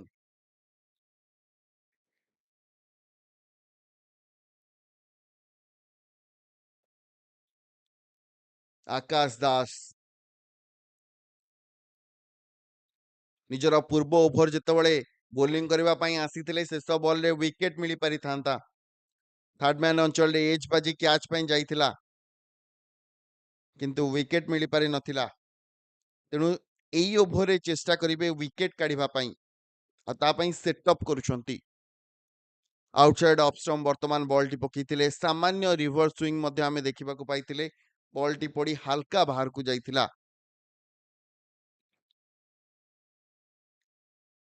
ଅଫ୍ ଷ୍ଟମ୍ପ ବାହାରେ ବାରମ୍ବାର ଖେଳିବା ପାଇଁ ଚେଷ୍ଟା କରିବେ। ଆଉ 1ରୁ 2ଟି ବଲ୍ ଏହାପରେ କ୍ଷିପ୍ର ବେଗରେ ଷ୍ଟମ୍ପରେ ଶେଷ କରିବା ପାଇଁ ଚେଷ୍ଟା କରିବେ, ଅନ୍ୟଥା ବାଉନ୍ସର ମାରିବା ପାଇଁ ଦେଖିପାରନ୍ତି ଆକାଶ। ପରବର୍ତ୍ତୀ ବଲ୍ ଓଭର ଦି ୱିକେଟରୁ ସୁନ୍ଦର ବଲ୍, ସୁନ୍ଦର ମିସ୍। ଷ୍ଟମ୍ପରେ ପଡି ବାହାରକୁ ବାହାରି ଯାଇଥିଲା ବଲଟି। ସାମାନ୍ୟ ବ୍ୟାଟର ସଂଯୋଗରେ ଆସିଥିଲେ ନିଶ୍ଚିନ୍ତ ଗୋଟିଏ ୱିକେଟ ମିଳିଥାନ୍ତା ଆକାଶକୁ, କିନ୍ତୁ ବ୍ୟାଟ୍ ଆଉ ବଲର କୌଣସି ସଂଯୋଗ ନାହିଁ। ସିଧା ବଲଟି କିପରଙ୍କ ହାତରେ ଶେଷ ହୋଇଛି। ଯେଉଁ ଲେନ୍ଥରେ ବୋଲିଂ କରୁଛନ୍ତି, ସାମାନ୍ୟ ଉପରେ ଯଦି ପକେଇବେ, ନିଶ୍ଚିନ୍ତ ରୂପରେ ୱିକେଟ ମିଳିବ। ପରବର୍ତ୍ତୀ ବଲ୍। ଏଇ ଲେନ୍ଥ କଥା ମୁଁ କହୁଥିଲି। ଏଠି ସୁଇଙ୍ଗ ନ ମିଳିପାରେ, କିନ୍ତୁ ଯଦି ବ୍ୟାଟ୍ସମ୍ୟାନ ମିସ୍ ହେଉଛନ୍ତି, ୱିକେଟ ମିଳିବା ସୁନିଶ୍ଚିତ। ଗୁଡ ଲେନ୍ଥରେ ବଲ୍ ଷ୍ଟମ୍ପରେ ଶେଷ ହେଉଥିବ। ବ୍ୟାଟ୍ସମ୍ୟାନ ଯଦି ଡିଫେନ୍ସ କରିବା ପାଇଁ ଚେଷ୍ଟା କରିବେ ଭଲ, ଯଦି ପେସରେ ବିଟ୍ ହେଲେ ପ୍ୟାଡରେ ବାଜିବ ଆଉ ନିଶ୍ଚିନ୍ତ ରୂପରେ ୱିକେଟ ମିଳିବ। 8ଟି ୱିକେଟ ଗଲା ପରେ ଯେଉଁ ବ୍ୟାଟ୍ସମ୍ୟାନ ଆସନ୍ତି, ବ୍ୟାଟିଂ କରିପାରନ୍ତି ସତ, କିନ୍ତୁ ଯଦି ଗୋଟେ ବୋଲର ଏକ୍ସଟ୍ରା ପେସ୍ ପକାଏ କିମ୍ବା କିଛି ଅଲଗା କରିବା ପାଇଁ ଚେଷ୍ଟା କରେ, ସାମାନ୍ୟ ଚକିତ ମଧ୍ୟ ହୁଅନ୍ତି।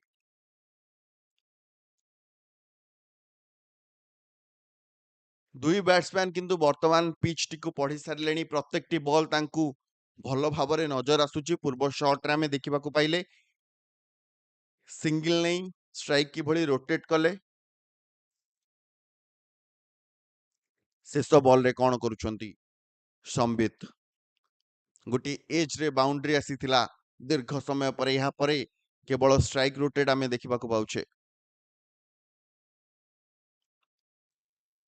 ଶେଷ ବଲରେ କଣ ବାଉଣ୍ଡ୍ରି ପାଇଁ ଚିନ୍ତା କରିପାରନ୍ତି ସମ୍ବିତ, କାରଣ ଦୀର୍ଘ ସମୟ ଧରି ସେ ପିଚରେ ଅଛନ୍ତି। 42ଟି ବଲ୍ ଖେଳି ସାରିଲେଣି।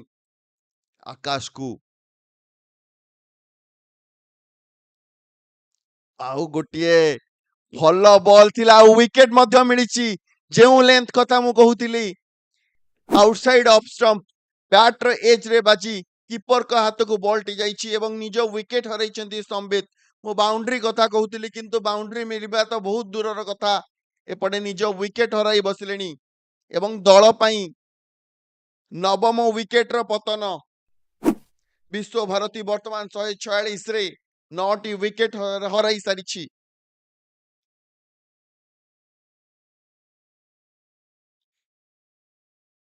ପ୍ରଥମ ବଲରୁ ଯେତେବେଳେ ବୋଲିଂ କରିବା ପାଇଁ ଆସିଥିଲେ ଆକାଶ, ସେଇ ଲେନ୍ଥରେ ବୋଲିଂ କରୁଥିଲେ ଆଉଟସାଇଡ ଅଫ ଷ୍ଟମ୍ପ ଉପରେ ପ୍ରତ୍ୟେକଟି ବଲ୍ ଠିକ ଲାଇନ ଏବଂ ଠିକ ଲେନ୍ଥରେ ବୋଲିଂ କରୁଥିଲେ, ଯାହାର ଫଳସ୍ୱରୂପ ତାଙ୍କୁ ଏ ୱିକେଟ ମିଳିଛି। ନିଜ ବ୍ୟକ୍ତିଗତ ଖାତାରେ ଆଉ ଗୋଟିଏ ୱିକେଟ ଯୋଡ଼ିବା ସହିତ 2ଟି ୱିକେଟ ହାସଲ କରିଛନ୍ତି ଆକାଶ। ଶେଷ ବ୍ୟାଟ୍ସମ୍ୟାନ ସାଇ ଜେନା ବ୍ୟାଟିଂ କରିବା ପାଇଁ ଆସିଛନ୍ତି। କେତେ ସମୟ ବ୍ୟାଟିଂ କରୁଛନ୍ତି, ଏ ଇନିଂସ ଆଉ କେତେ ସମୟ ଚାଲିବ ତାହା ଆମ ସାମ୍ନାରେ ବର୍ତ୍ତମାନ ଖେଳୁଥିବା ଦୁଇ ବ୍ୟାଟ୍ସମ୍ୟାନଙ୍କ ଉପରେ ନିର୍ଭର କରେ କି କେତେ ସମୟ ସେମାନେ ବ୍ୟାଟିଂ କରିବେ ବର୍ତ୍ତମାନ ଠାରୁ। 40 ଓଭରର ପରିସମାପ୍ତି। ବିଶ୍ୱଭାରତୀ 146 ରନରେ 9 ୱିକେଟ ହରାଇ ସାରିଛି। ଆଉ ଶେଷ 10 ଓଭର ବାକି ରହିଲା। ଏଇଠୁ ବିଶ୍ୱଭାରତୀର ରଣନୀତି କଣ, କିଭଳି ବ୍ୟାଟିଂ କରିବେ? ଶେଷ 10 ଓଭର ଖେଳିବା ପାଇଁ ଚେଷ୍ଟା କରିବେ କିମ୍ବା ବଡ଼ ଶଟ୍ ଖେଳି ଯେତିକି ରନ୍ ସମ୍ଭବ ତାକୁ ସଂଗ୍ରହ କରିବା ପାଇଁ ଚେଷ୍ଟା କରିବେ, ତାହା ସମୟ କହିବ। ଅନ୍ୟପଟେ ବୋଲିଂ ମାର୍ଗରେ ପରିବର୍ତ୍ତନ। ପ୍ରଥମ ଓଭର ନେଇ ବୋଲିଂ କରିବାକୁ ଆସୁଛନ୍ତି ଏଇ ମ୍ୟାଚରେ। ଏଇ ଇନିଂସର ପ୍ରଥମ ଓଭର ବୋଲିଂ କରିବାକୁ ଯାଉଛନ୍ତି ରୋହିତ ସାଗର। ଆଉ ଦ୍ରୁତ ଗତିରେ ବୋଲିଂ କରିଥିଲେ, ଯାହାର ଜବାବ ସାର୍ଥକ ଦେଇଛନ୍ତି ଡିଫେନ୍ସ ମାଧ୍ୟମରେ।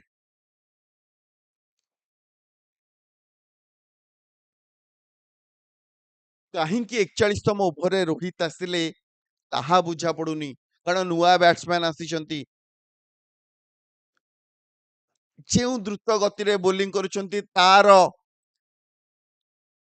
ଫାଇଦା ଉଠାଇଛନ୍ତି ବ୍ୟାଟ୍ସମ୍ୟାନ ଏବଂ ବ୍ୟାଟର ଏଜରେ ବାଜି ଚୌକା ମିଳିଛି।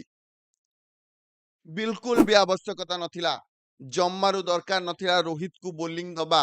ବୋଧହୁଏ ସେ ଓଭରରେ ଯଦି ୱିକେଟ କାଢୁଛନ୍ତି ନିଶ୍ଚିନ୍ତ ଦଳ ପାଇଁ ତାହା ହିତକାରୀ ହେବ, କିନ୍ତୁ ବର୍ତ୍ତମାନ ଚୌକା ମିଳିଛି। ଦ୍ରୁତ ଗତିରେ ବୋଲିଂ କରୁଛନ୍ତି। ପ୍ରଥମ ବଲ୍ ଦ୍ରୁତ ଗତିରେ ପକେଇଥିଲେ, ଦ୍ୱିତୀୟ ବଲରେ ଏଜ୍ ବାଜିଲା, ଥାର୍ଡମ୍ୟାନ ଅଞ୍ଚଳରେ ଚୌକା ମିଳିଲା।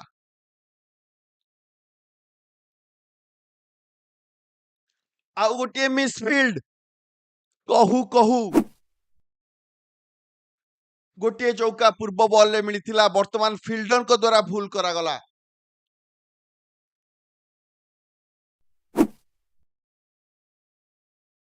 ନା ଶଟରେ ସେଭଳି କିଛି ଦମ ଥିଲା, ନା ଫିଲ୍ଡରଙ୍କୁ ଦୌଡ଼ି ଯାଇ ଅଟକେଇବାର ଥିଲା। ନିଜ ଜାଗାରେ ଠିଆ ହୋଇଥିଲେ, ବଲ୍ ପାଖକୁ ଆସିଲା, ହାତରୁ ମିସ୍ ହେଇଗଲା ଏବଂ ଚୌକା ମିଳିଗଲା ବିଶ୍ୱଭାରତୀକୁ।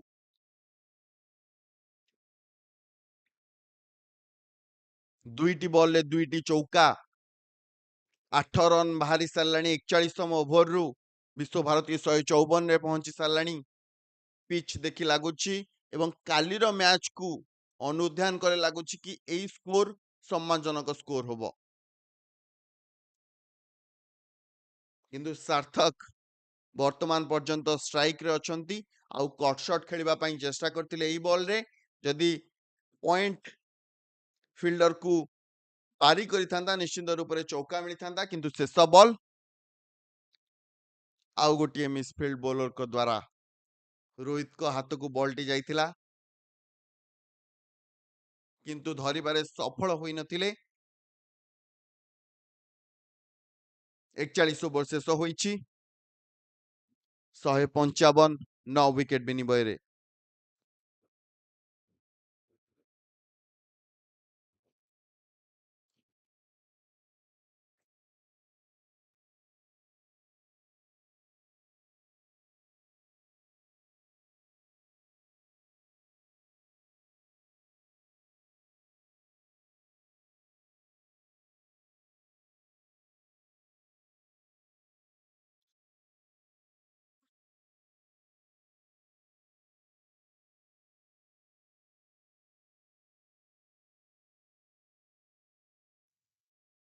ନିଜ ସ୍ପେଲର ନବମ ଓଭର ନେଇ ବୋଲିଂ କରିବାକୁ ଆସୁଛନ୍ତି ଆକାଶ ଦାସ।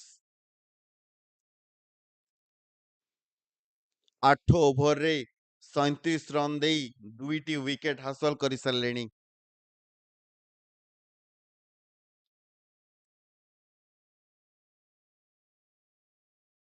ବର୍ତ୍ତମାନ 2-2ଟି ସ୍ଲିପ୍ ସାମ୍ନାରେ। ପ୍ରଥମ ବଲ୍, ସେଇ ଲେନ୍ଥ, ସେଇ ଲାଇନ୍ ଯେଉଁଠି ସେ ପୂର୍ବ ଓଭର ନିଜର ଶେଷ କରିଥିଲେ, ୱିକେଟ୍ ପାଇଥିଲେ, ସେଇ ଲେନ୍ଥରେ ବୋଲିଂ କରିଛନ୍ତି ଏବଂ ବ୍ୟାଟ୍ସମ୍ୟାନକୁ ସମ୍ପୂର୍ଣ୍ଣ ରୂପରେ ବିଟ୍ କରିଛନ୍ତି।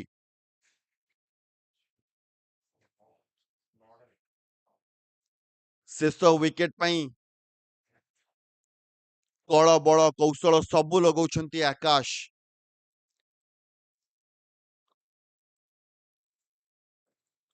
ଦୁଇଟି ସ୍ଲିପ୍ ନେଇ ପରବର୍ତ୍ତୀ ବଲକୁ ସୁନ୍ଦର defence.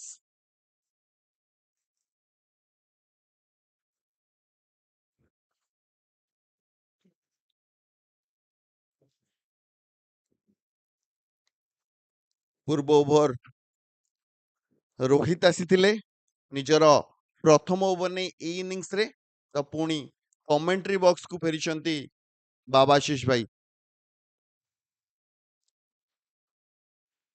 Thanks a lot, Sachin. Yes, they're haunting for that final wicket. That'll be a six. A statement that is. Little short outside off, and that's been flayed away for a maximum. Well, deeper this innings goes, the closer they get to that 170, 180 mark. SB Sports, they will look at yesterday's game. 130 became too many at one point of time for the team chasing yesterday. Can 170, 180 be tricky today as well? ଏଇ ଲେନ୍ଥରେ ହିଁ ତାଙ୍କୁ ପୂର୍ବ ଓଭରରେ wicket ମିଳିଥିଲା। ଆଉ ଏହାରି ଭିତରେ ଗୋଟେ ସୁନ୍ଦର ସଟ୍ ଖେଳିଛନ୍ତି ଥାର୍ଡମ୍ୟାନ୍ ଲଙ୍ଗନ ଉପରେ, ଲଙ୍ଗନର ମୁଣ୍ଡ ଉପରେ ଚୌକା ହାସଲ କରିଛନ୍ତି ସାର୍ଥକ। Yes, Sarthak having realized that he's getting a good piece of the ball in this over, tries to take on that mid-on fielder. Wonder if a change of pace or a leg cutter, anything similar, will be helpful here for Akash Das. Just 3 balls remaining, might look to rotate the strike too. Yeah, looking to just guide that ball away towards the third fielder. Ends up being just a dot ball. They should now get everybody up, to be honest. Try and bowl to Sai, who's yet to face a ball. That should be the idea. ବିଲକୁଲ ନୁହେଁ, ନିଶ୍ଚିନ୍ତ ସବୁ ball ଖେଳିବା ପାଇଁ ଚେଷ୍ଟା କରିବେ ସାର୍ଥକ ବର୍ତ୍ତମାନ ଏବଂ ଯେତେ ଅଧିକରୁ ଅଧିକ ରନ୍ ସଂଗ୍ରହ କରିପାରିବେ ବର୍ତ୍ତମାନ ଠାରୁ ତାହା କରିବା ପାଇଁ ଚେଷ୍ଟା କରିବେ। ତାହା କରୁଛନ୍ତି ମଧ୍ୟ। ଛକା ମାରିଲେ, ଏହାପରେ ଚୌକା ମାରିଲେ, ତଥାପି ତାଙ୍କୁ ଆହ୍ୱାନ ଦଉଛନ୍ତି ଆକାଶ କି ଲଙ୍ଗନ ଲଙ୍ଗ ଅଫ୍ ଉପରେ ମାରିବା ପାଇଁ। ସିଙ୍ଗଲ କାଢିବା ପାଇଁ ଚେଷ୍ଟା କରିଥିଲେ, ସାଇଙ୍କୁ ନନ୍ ଷ୍ଟ୍ରାଇକର ଏଣ୍ଡରେ ଆଣିବା ପାଇଁ ଚେଷ୍ଟା କରୁଥିଲେ କିନ୍ତୁ ଅସଫଳ। 42 ଓଭରର ପରିସମାପ୍ତି, 165 ରନ୍, 9 ୱିକେଟ୍ ବିନିମୟରେ।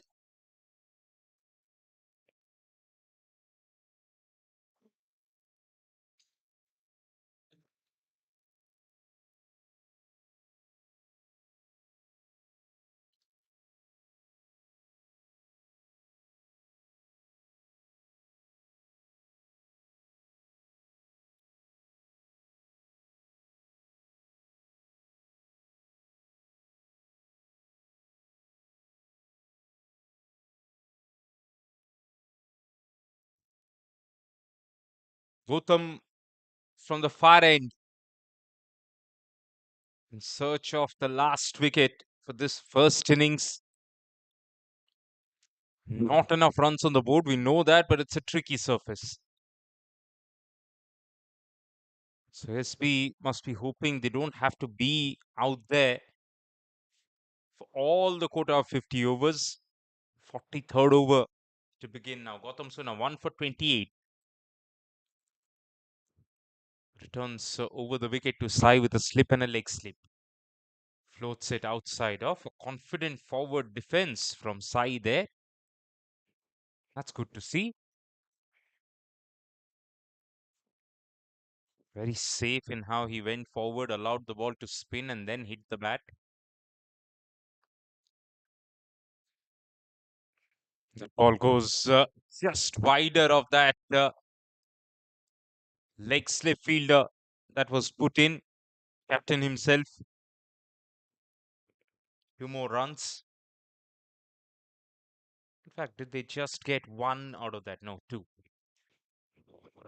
ଭବାଶିଷ ଭାଇ ବର୍ତ୍ତମାନ ଏଇ ଦୁଇ ବ୍ୟାଟ୍ସମ୍ୟାନଙ୍କ ଉପରେ କଣ ଗୁରୁତ୍ୱପୂର୍ଣ୍ଣ ରହିବ? କାରଣ ପୂର୍ବରୁ ସାର୍ଥକ ଆଟାକିଂ ଖେଳୁଥିଲେ ଆଉ ବର୍ତ୍ତମାନ ସିଙ୍ଗିଲ ମଧ୍ୟ ନେଉଛନ୍ତି, ସାମାନ୍ୟ ମିସକମ୍ୟୁନିକେସନ, କିନ୍ତୁ କୌଣସି କ୍ଷତି ସହିବାକୁ ପଡିବନି। Yes, Sachin, there is no pressure on either of them. Sai just has to ensure that he doesn't get out, and Sarthak has to ensure that he has to continue scoring the way he has. That's their only objective.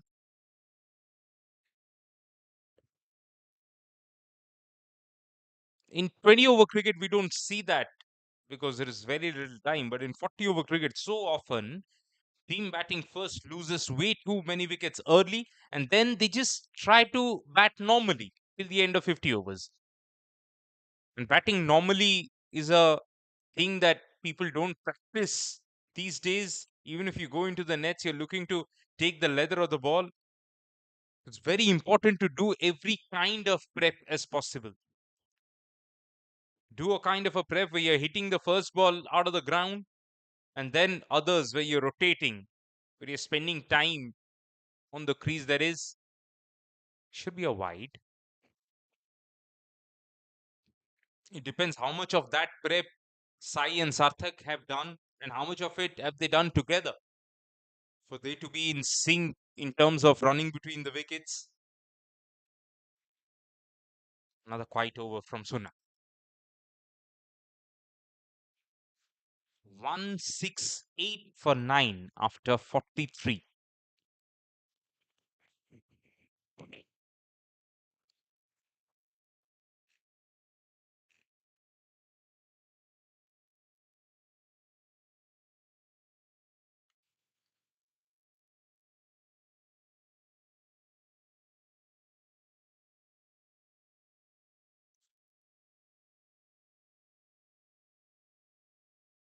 Looks like it's a left arm spinner. It's been introduced to bowl in tandem with Gautam.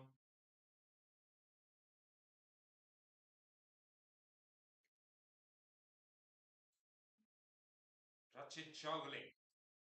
Only 2 overs for him. We saw whenever he tried to bowl flatter, quicker, he got it right. And every time he's gone to bowl slow, he's either overpitched, bowled short. That first ball tossed up was right underneath the bat. He's so inconsistent with that slow ball that I'm starting to think it's a plan.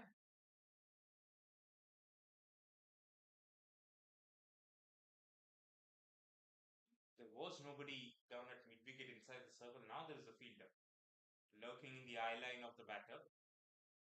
Well bowled.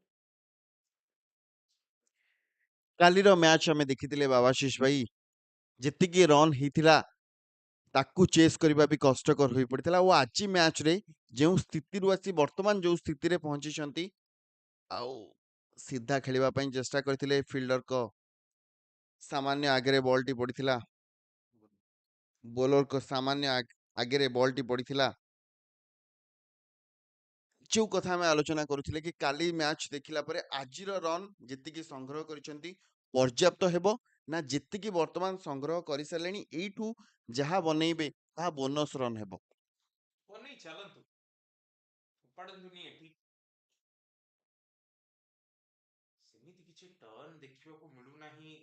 surface रे सचिन ମୁଁ first innings ରେ ବି କହିଥିଲି ମତେ ଲାଗୁନି ଏଟା 170 180 ର pitch ଏଠି ହେଇଛି।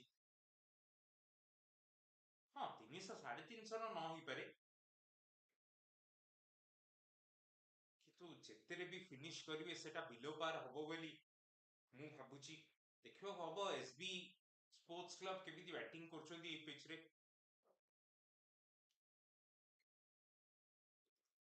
44 ଓଭର ଶେଷ ସୁଦ୍ଧା 170 ରନ୍ ବୋର୍ଡରେ ଶେଷ ୱିକେଟ ପାର୍ଟନରशिप ଚାଲିଛି ଏଠି ବିଶ୍ୱଭାରତୀ କ୍ଲବ ପାଇଁ। ଏଇଠୁ ଆଉ 2 ରୁ 3 ଓଭର ସେମାନେ ଗଡ଼େଇକି ଖେଳି ପାରିବେ। ତାଙ୍କ ପାଖରେ ସେ ସୁଯୋଗ ରହିଛି। ଦୁଇ ବ୍ୟାଟ୍ସମ୍ୟାନ୍ ଏଇ 2 ରୁ 3 ଓଭର ପର୍ଯ୍ୟନ୍ତ ସେମାନେ ଟିକେ ଗଡ଼େଇକି ଜଗି ରଖି ଖେଳି ପାରିବେ। ସାଉଣ୍ଡ ପୁରା ସ୍ଲୋ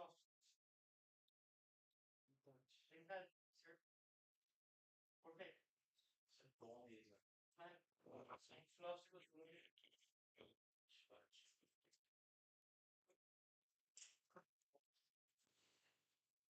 36ଟି ବଲ୍ ବାକି ଏବେ ଚାହିଁବେନି ଏସବି ସ୍ପୋର୍ଟସ କ୍ଲବ ସବୁତକ ସେ ପକେଇବାକୁ।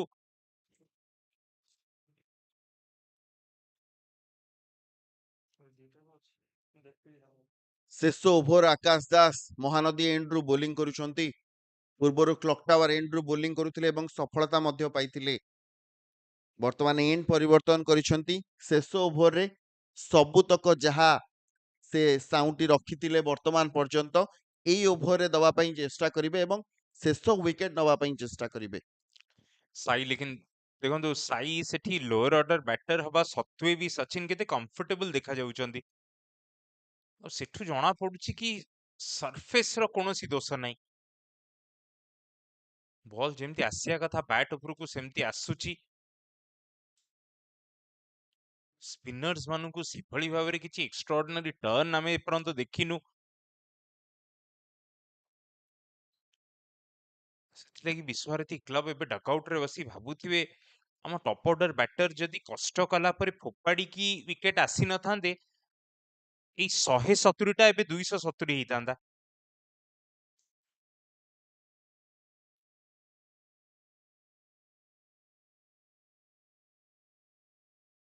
କିଏ କହିବ ସେ ଲାଷ୍ଟ ବ୍ୟାଟର ଇନ୍ ଅଛନ୍ତି ଯୋଉ ଭଳିଆରେ ବଲର ଲାଇନରେ ଆସୁଛନ୍ତି କମ୍ଫର୍ଟେବଲି ତାକୁ ଫରୱାର୍ଡ ପୁsh ସହିତ ଡିଫେନ୍ସ କରୁଛନ୍ତି। ଏଥିରୁ ଟପ ଅର୍ଡର ବ୍ୟାଟର୍ସ ମାନେ ଭାବୁଥିବେ କି ୱିକେଟ ଏବେ ବି ଭଲ ଅଛି।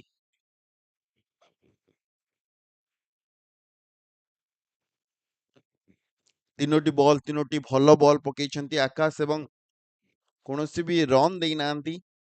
ଶେଷ 3ଟି ବଲରେ ନଜର ରହିବ ୱିକେଟ କାଢିବା ପାଇଁ। ଜିଦ୍ଦି ଧରି ବସିଛନ୍ତି ସାଇ। ପ୍ରତ୍ୟେକଟି ବଲକୁ ଡିଫେନ୍ସ କରିବେ। ଆକାଶଙ୍କ ଶେଷ ଓଭରକୁ ସବୁତକ ବଲ୍ ଡଟ୍ ଯାଉ ପଛେ ତାକୁ ଛାଡିବାକୁ ଦେବେ। ପରବର୍ତ୍ତୀ ଯେଉଁ 5 ଓଭର ବାକି ରହିବ ସେଥିରେ ଯଥାସମ୍ଭବ ରନ୍ ସଂଗ୍ରହ କରିବା ପାଇଁ ଚେଷ୍ଟା କରିବେ।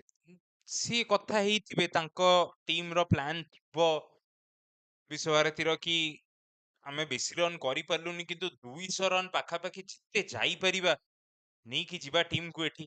ଆଉ ସେଥିଲାଗି ସାଇ ଏମିତି ଅଲ୍ଟ୍ରା ଡିଫେନ୍ସିଭ ବ୍ୟାଟିଂ କରୁଛନ୍ତି। ଏଥର ଷ୍ଟମ୍ପ ଆଗରେ ବଲଟି ବାଜିଛି ପ୍ୟାଡ ରେ ଅମ୍ପାୟାରଙ୍କ ନିଷ୍ପତ୍ତି ଆଉଟ। ଆଉ ଆକାଶ ଦାସ ନେବେ ନିଜ ତୃତୀୟ ୱିକେଟ 170ରେ କାମ ତମାମ ହେଇଯାଇଛି ଏଠି ବିଶ୍ୱଭାରତୀ କ୍ଲବର। ଟସ୍ ଜିତି ନିଜେ ବ୍ୟାଟିଂ କରିବାର ନିଷ୍ପତ୍ତି ନେଇଥିଲେ। ଭାବିଥିଲେ କାଲି ଯେହେତୁ ଏଇ ସରଫେସରେ ଖେଳ ହେଇଛି ପ୍ରଥମେ ବ୍ୟାଟିଂ କଲା ପରେ ଦ୍ୱିତୀୟ ଇନିଂସରେ ସ୍ଲୋ ହବ ସ୍ପିନ୍ ହବ।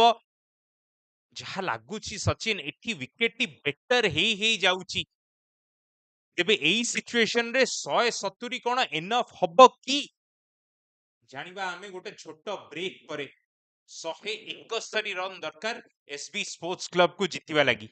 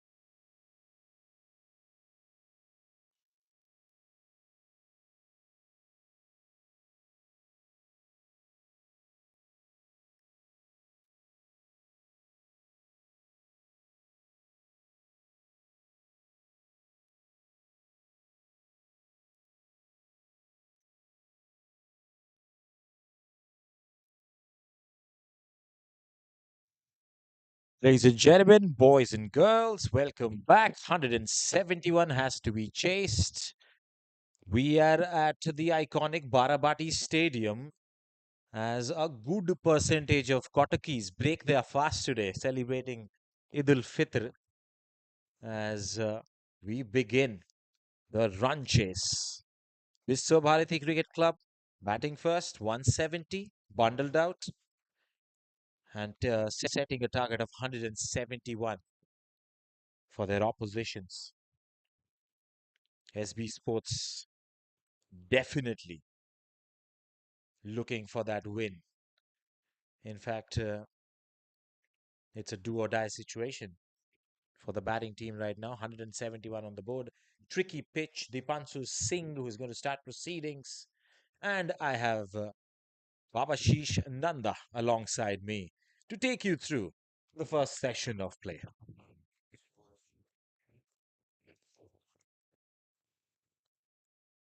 ବହୁତ ବହୁତ ଧନ୍ୟବାଦ ଦିୟୁଷ।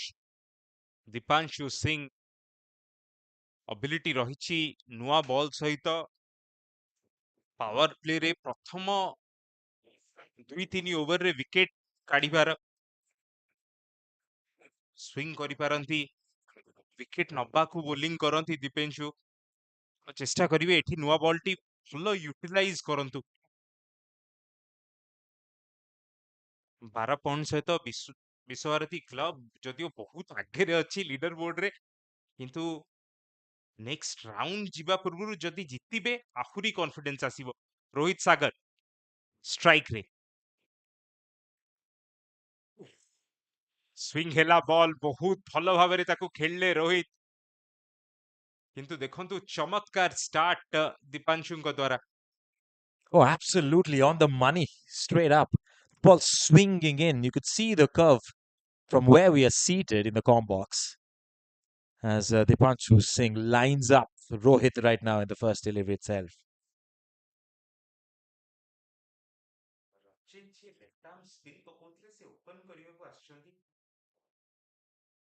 ବୋଧହୁଏ ବ୍ୟାଟର ଯିଏ ଟିକେ ସ୍ପିନ୍ ପକାନ୍ତି।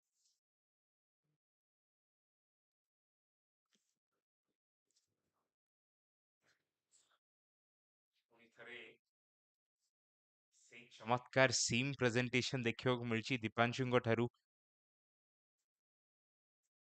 କାଲି ଆମେ କଥା ହଉଥିଲେ ଦିୟୁଷ ବ୍ୟାକସ୍ପିନ୍ ବିଷୟରେ ଆଉ ସେ ସିମ୍ ପ୍ରେଜେଣ୍ଟେସନ ବିଷୟରେ ଯୋଉଟା ଦୀପାଂଶୁ ଏବେ କରୁଛନ୍ତି। ଏତେ ଭଲ ଭାବରେ ବଲଟି ତାଙ୍କ ହାତରୁ ରିଲିଜ ହଉଛି କି ସିମ୍ ଅପରାଇଟ ରହି ଷ୍ଟେବଲ ରହି ଏୟାର ସହିତ ଇଣ୍ଟରାକ୍ଟ କରୁଛି ଆଉ ଲେଟ୍ ମୁଭ କରୁଛି। Almost getting through that little gate between bat and pad. Comes back with a shorter delivery this time. Just testing out the batter here in the first 3 deliveries. Rohit ଯଦିଓ soft hand ସହିତ ଖେଳିଦେଲେ ବଲଟିକୁ, କିନ୍ତୁ ready ନଥିଲେ। ଯୋଉଠି ସେ ବଲଟି pitch କଲା ସେଠି ଯାଇକି ସେଇ ବ୍ୟାଟରେ ଟିକେ ଦେଖୁଛନ୍ତି ପିଚର ସେ ପ୍ୟାଚି ଗ୍ରାସ୍ କଥା ଦିୟୁଷ ଆପଣ ପଚାରୁଥିଲେ ଇନିଂସ ଆରମ୍ଭ ପୂର୍ବରୁ। ସେଇ ଜିନିଷଟି ରୋହିତଙ୍କ ମାଇଣ୍ଡରେ ବି ଅଛି।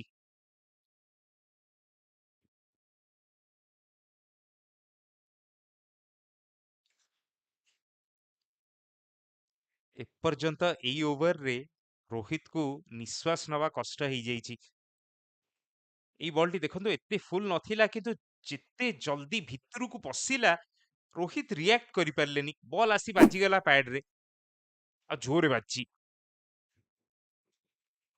Now he's definitely kept him guessing in this over, that's for sure. And the ball coming in so sharply has also created doubts in the mind of Rohit, as Babashish was mentioning. He has set him up, has not allowed him a breathing space whatsoever. Out swing କରିନାହାନ୍ତି ଏପର୍ଯ୍ୟନ୍ତ, ଖାଲି ଭିତରକୁ ଆଣି ଚାଲିଛନ୍ତି। ଏଇଥରକ ଚେଷ୍ଟା ଥିଲା ବାହାରକୁ ନେଇକି ଯିବାର। ବଲ୍ ସହିତ ରୋହିତକୁ ଏଠି ନଚଉଛନ୍ତି ଦିୟୁଷ। This is almost unplayable. The ball swerving in and then going away. And then swinging is slightly late as it goes into the keeper's glove as well. Everything happening for Dipanshu Singh.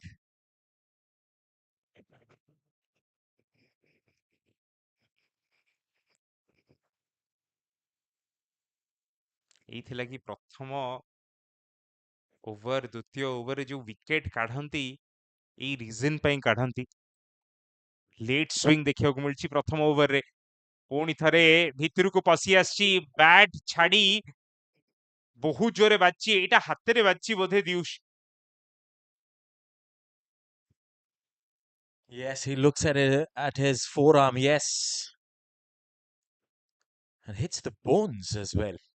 Right at the wrist. Oh, that's going to be stinging for sure. କି ମାରାତ୍ମକ bowling କରିଛନ୍ତି ପ୍ରଥମ ଓଭରରେ ଆସି ଦୀପାଂଶୁ ସିଂ 131 ରନର target ଯେତେବେଳେ ଆପଣ defend କରିବାକୁ ଆସୁଛନ୍ତି ଏଇଭଳି ଭାବରେ ଇଣ୍ଟେଣ୍ଟ ଦେଖିବାକୁ ପଡିବ ବଲ୍ ସହିତ ପ୍ରଥମ ଓଭରରେ ହିଁ ଖାଇଲା କରିଦେଇଛନ୍ତି ଏଠି ରୋହିତକୁ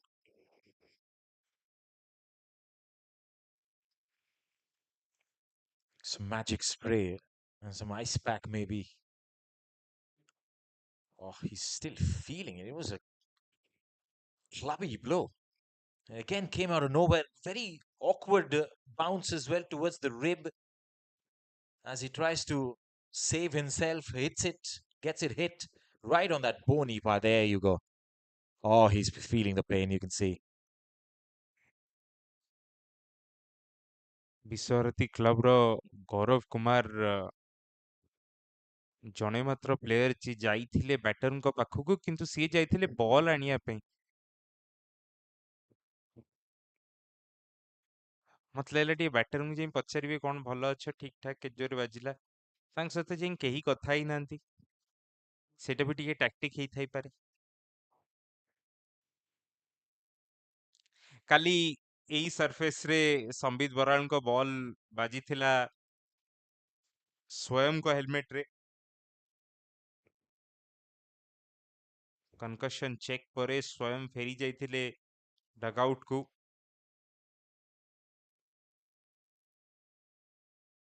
ଆଜି ବ୍ୟାଟେଲ ସ୍କାର ରହିବ ରୋହିତଙ୍କ ସହିତ Sambit Baral was a different beast yesterday. He was lethal. As Dipanshu Singh, beastly enough in this over as well. As the conditions, the circumstances. ଯେମିତି ସ୍ୱୟଂ ଫେରି ଆସିଥିଲେ କାଲି ସେମିତି ରୋହିତ ବି ନିଜ ଜିନିଷ ପତ୍ର ଉଠେଇ ଫେରିଲେଣି ଡଗଆଉଟକୁ ଏସବି ସ୍ପୋର୍ଟସ କ୍ଲବ ଲାଗି ଜମା ବି ଭଲ ସଂକେତ ନୁହେଁ କାହିଁକି ନା ଦିୟୁଷ ସେମାନେ ଇଫେକ୍ଟିଭଲି ୱାନ୍ ଡାଉନ୍ ହେବେ Oh, his bruise. You can see a bump there as well on his right arm as he walks off. Right decision, I'd say. Needs to be nursed as he walks out of the ground. As Babashish mentions, this could be meaning that he's not going to come back. ନୂଆ batter ଆସିଛନ୍ତି arm ଗାର୍ଡଟି ପିନ୍ଧି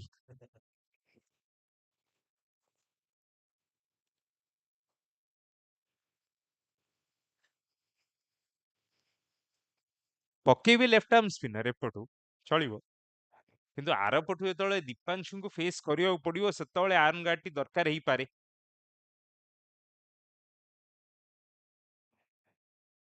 ପ୍ରଥମ ଥର ପାଇଁ ଆମେ ରଚିତଙ୍କ batting ଦେଖିବା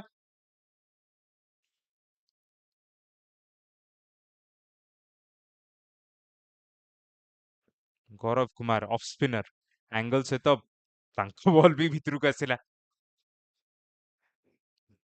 ନୂଆ ବଲରେ ଗୋଟେ ଅଲଗା ପ୍ରକାର ଜିପ୍ ଜଣା ପଡୁଛି ପିଚରୁ ଆଉ ସେଇ ଯୋଉ ପ୍ୟାଚି ଗ୍ରାସ୍ ବୋଧହୁଏ ହେଲ୍ପ କରୁଛି ରଚିତ ଚୌଗଲେଙ୍କ batting numbers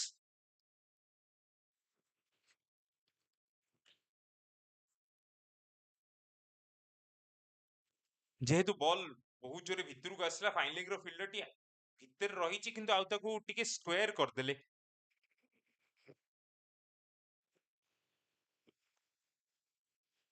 Quite an interesting move to get in that off spinner straight up with the new ball comparatively.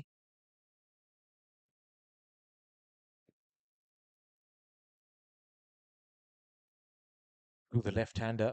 He's not getting any spin whatsoever. The ball coming in with the angle once more. ଆଉ ନୂଆ ball ସହିତ ଆପଣ କରିପାରିବେ ଜାଣିଛନ୍ତି ରଚିତ ସିଧା ସିଧି ବଡ short ଖେଳିବା ପାଇଁ ଯିବେନି ଆଉ ଯଦି ଯାଉଛନ୍ତି ତାହେଲେ ଡବଲ ମାଇଣ୍ଡରେ ବି ଯାଇପାରନ୍ତି ଭଲ ଫିଲ୍ଡ ପ୍ଲେସମେଣ୍ଟ ସ୍କ୍ୱାର ଲେଗ୍ ଫିଲ୍ଡରଟି ରଖିଛନ୍ତି ବାଉଣ୍ଡ୍ରିରେ ଆଉ ଲଙ୍ଗ ଅଫ୍ ରଖିଛନ୍ତି ତାକି ଥ୍ରୁ ଦ ଲାଇନ୍ ବି ମାରିପାରିବେନି ଆପଣ ଆପଣଙ୍କୁ ଜାଗା ବନେଇକି ଅଫସାଇଡରେ ମାରିବାକୁ ପଡିବ ଯୋଉଟା against the movement against the angle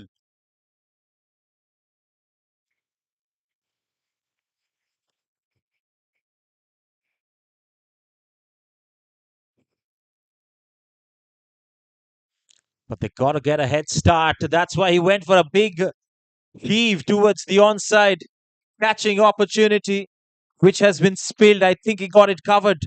Maybe got underneath that as well. ଧରି ଦେଇଥିଲେ ଦିୟୁଷ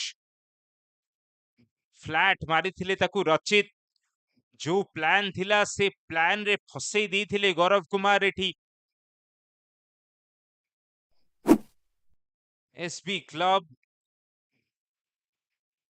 ତାଙ୍କୁ ବି ଜିତିବା ଦରକାର ତାଙ୍କ ପାଇଁ ବି ମଷ୍ଟ ୱିନ୍ ଗେମ୍ କିନ୍ତୁ ଏଠି ପ୍ରଥମ ୱିକେଟ ହରାଇ ଦେଇଥାନ୍ତେ ହାତ ଛଡା କରିଛି ସୁଯୋଗ ଏଠି ବିଶ୍ୱଭାରତୀ କ୍ଲବ ଦ୍ୱିତୀୟ ଓଭର ପରେ 1 ରନ୍ ବୋର୍ଡରେ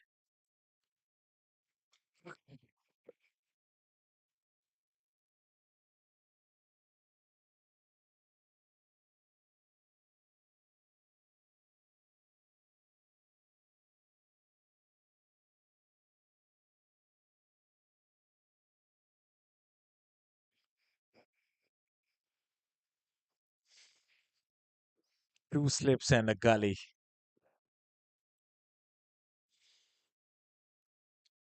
On a Saturday afternoon at Barabati Stadium in a one-day match. Crazy scenes. ବାମହାତୀ ବ୍ୟାଟର ହିସାବରେ ଲେଫ୍ଟ ଆର୍ମ ସ୍ୱିଙ୍ଗ ବହୁତ ରେୟାରଲି ଖେଳିବାକୁ ମିଳେ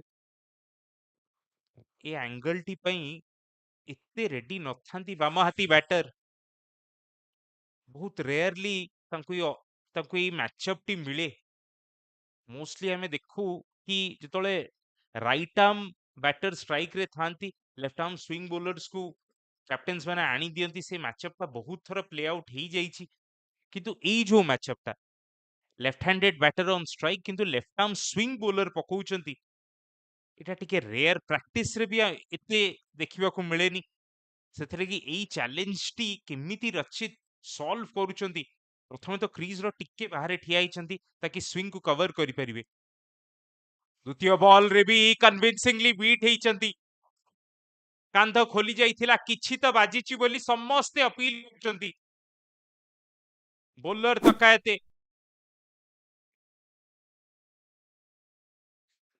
ଅମ୍ପାୟାରଙ୍କୁ ରିପ୍ଲେ ବି ଦେଖେଇ ଦେଲେ କେମିତି ବାଜିଥିଲା କୋଉଠୁ ଗଲା You can't see more number of players in one frame than this.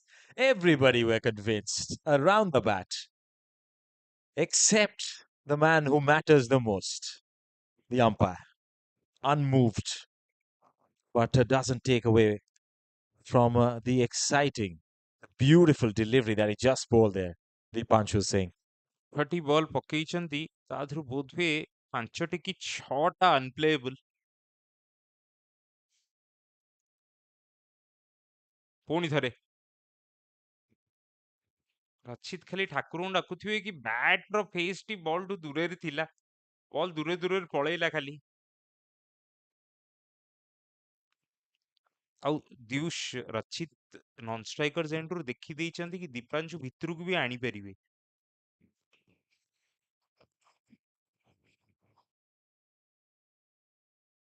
Yes, it's a battle of wits right now. Rachit getting ready to face the fourth delivery.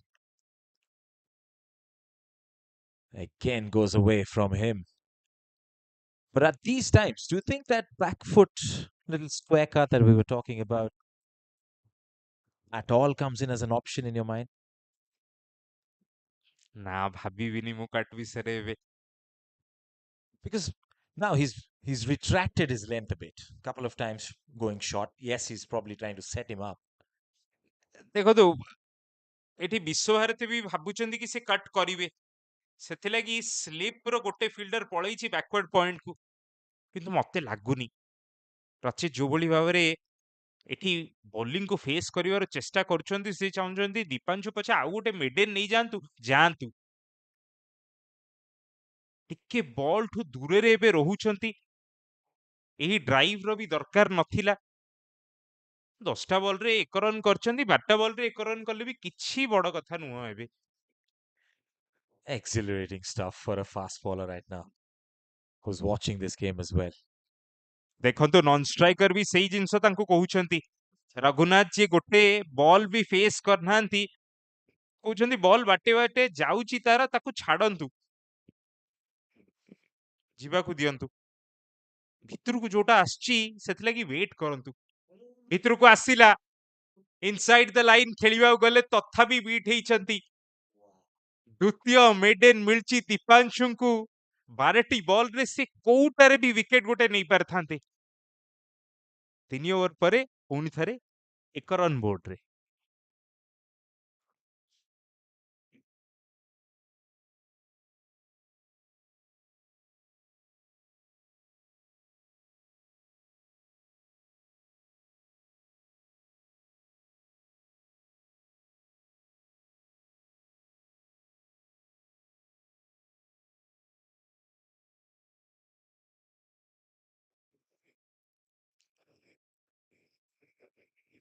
Fascinating start of the second innings here.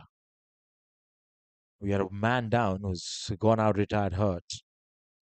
And we saw a prolific maiden over, the last one. As Babashish mentioned, he could have picked up a wicket any delivery in that over, but he couldn't, which means it was a bit of a win for the batting team as well. That they didn't concede a wicket in that exchange, as Gaurav makes a comeback.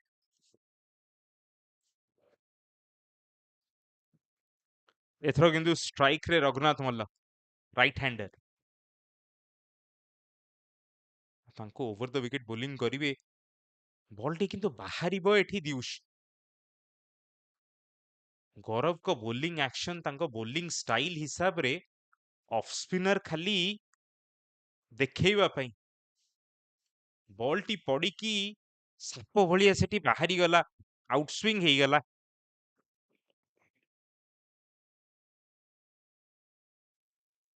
There again as well, balls going straight through.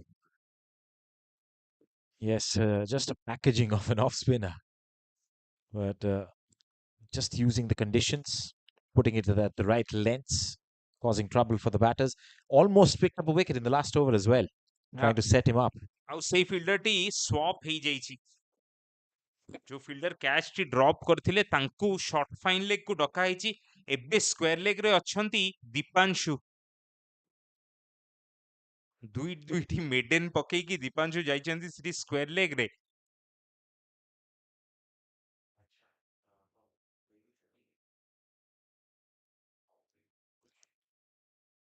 Cruise ର ଏକଦମ କୋଣରୁ bowling କରିଥିଲେ ଏଇଟା ଗୌରବ Kumar. Already ତାଙ୍କ ball ଭିତରକୁ ଆସୁଛି, ପୁଣି wide of the cruise ଯାଇକି ଡେଲିଭର କରୁଛନ୍ତି ବଲଟିକୁ। ଚାନ୍ସ ବି ଦଉନାହାନ୍ତି, ବଲଟି ଟର୍ନ ନିଜ ଇଚ୍ଛାରେ ବି କରିପାରିବନି। ପୁଣି ଥରେ ସେମିତି wide of the cruise, of stump ବାହାରେ।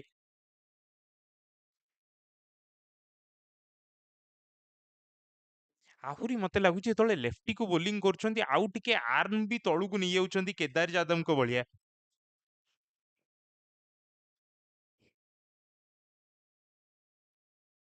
ଭଲ ଭାବରେ ସେଠି ରଚିତ ଖେଳିଲେ, ସେଠୁ ଦୀପାଂଶୁ ରଚିତକୁ ପକେଇଲେ, ଜମା ବି ରନ୍ ଦେଲେନି। ଏଠି ଗୌରବ ବି କ୍ରିଜ ୟୁଜ କରିକି ଷ୍ଟମ୍ପ ଭିତରେ ପକଉଛନ୍ତି। ଚମତ୍କାର ଡିଫେନ୍ସିଭ ବୋଲିଂ ଏଠି ଗୌରବ ଆଉ ଦୀପାଂଶୁଙ୍କ ଦ୍ୱାରା। ପ୍ରଥମ 4 ଓଭରରେ ମାତ୍ର 2 ରନ୍ କରିଛନ୍ତି ଏଠି।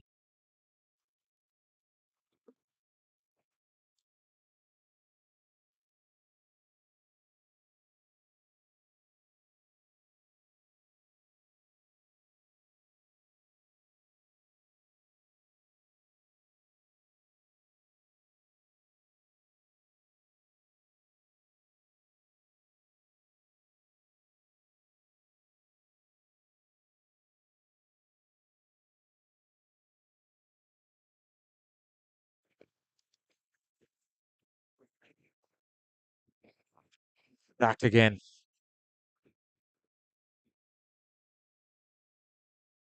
He's pulled a listless last over. A maiden at doing so. Nicely defended. Quick single. Yes, the batter wants to go to the non-striker's end. They have managed to take that risky single. Fielder ବହୁତ ସମୟ ନେଲେ ଥ୍ରୋଟି କରିବା ପାଇଁ, କିନ୍ତୁ ରଘୁନାଥ ମଲ୍ଲ ତାକୁ soft ହ୍ୟାଣ୍ଡସରେ ଖେଳିଥିଲେ, ସେଥିଲାଗି ball ବ୍ୟାଟ୍ରେ ବାଜୁ ବାଜୁ ସେ ବାହାରି ଯାଇଥିଲେ କ୍ରିଜ୍ରୁ।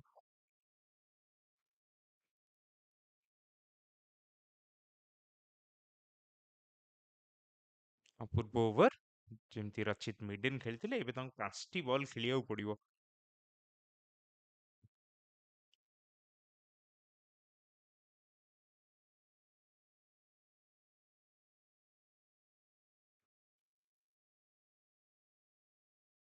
ଦୀପାଂଶୁ ଅନପ୍ଲେଏବଲ୍ ଡେଲିଭରିଜ୍ କହୁଛନ୍ତି, କିନ୍ତୁ ଏବେ ଏତେ ବଲ୍ ଖେଳିଲା ପରେ ଦିୟୁଷ ଏଇ ଲେନ୍ଥଟି ଆଉ ଟ୍ରବଲ୍ କରିବନି ରଚିତକୁ।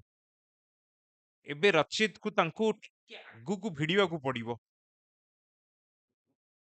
ଯଦି କ୍ରିଜ୍ ୟୁଜ୍ କରି କରୁଛନ୍ତି କରନ୍ତୁ, ନହେଲେ ତ ଲେନ୍ଥଟି ଟିକେ ଆଗକୁ ପକାନ୍ତୁ ଏବେ।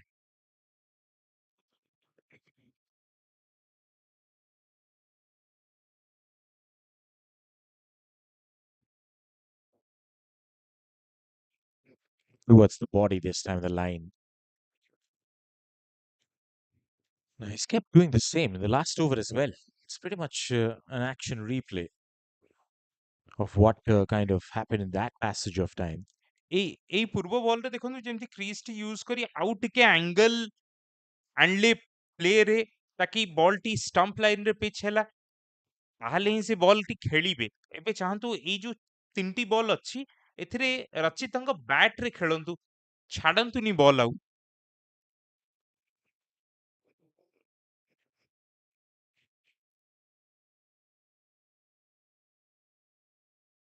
Play and a miss once more. ଏଇଟା ରଚିତ ବି ଛାଡ଼ି ପାରିଥାନ୍ତେ, ଜବରଦସ୍ତି ଖେଳିଲେ ଆଉ ବିଟ୍ ହେଲେ। ଏଇ ବଲଟି ଆପଣ ଲେନ୍ଥରେ ଛାଡ଼ି ପାରିଥାନ୍ତେ। ଲାଇନ୍ ଯଦିଓ ଫିର୍ ବି 5th ଷ୍ଟମ୍ପ ଆରାଉଣ୍ଡ ଥିଲା, ଲେନ୍ଥ ବହୁତ ସର୍ଟ ଥିଲା।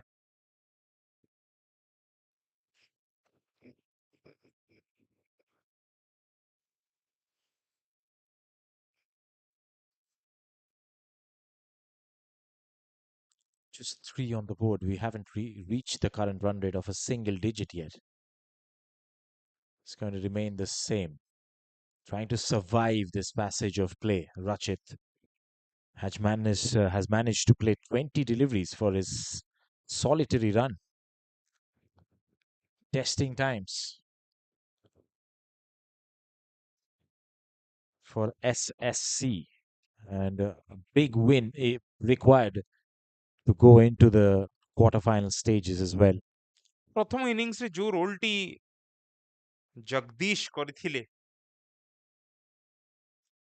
ଯେମିତି ସିଏ ଅଧିକା ଷ୍ଟ୍ରାଇକ୍ ନଉଥିଲେ ପାୱାର ପ୍ଲେରେ, ଡିଫେନ୍ସିଭଲି ଖେଳୁଥିଲେ, ସେଇ ରୋଲଟି ଏଠି ରଚିତ କରିବାକୁ ଯାଇଥିଲେ। ଯେହେତୁ କନଭେନସନାଲ ମିଡ୍ ଅନ୍ କେହି ନାହାନ୍ତି, ହାଇ ଏଲ୍ବୋ ସହିତ ପୁsh କରିବାର ଚେଷ୍ଟା ଥିଲା ସେଠି, ସକ୍ସେସଫୁଲି ଖେଳି ପାରିଲେନି, ବାଉଣ୍ଡ୍ରି ମିଳିଲାନି, କିନ୍ତୁ ପ୍ଲାନ୍ ଥିଲା ସେ ଶଟ୍ କାହିଁକି ଖେଳିଲେ ସେଠି ବ୍ୟାଟର। ଭଲ ବୋଲିଂ କରି ଏ ସ୍ପେଲରେ ୱିକେଟ କିନ୍ତୁ ପାଇନାହାନ୍ତି ଦୀପାଂଶୁ। 5 ଓଭରର ଶେଷରେ 4 ରନ୍ ବୋର୍ଡରେ।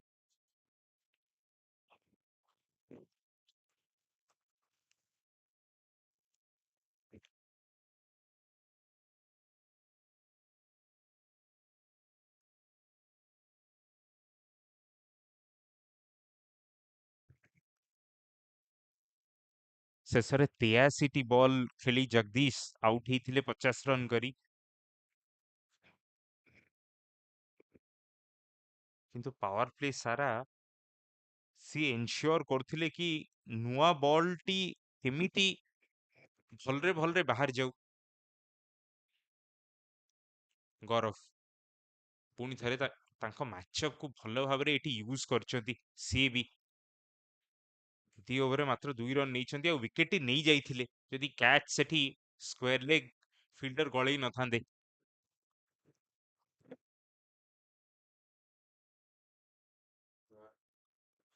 Does it find the gap?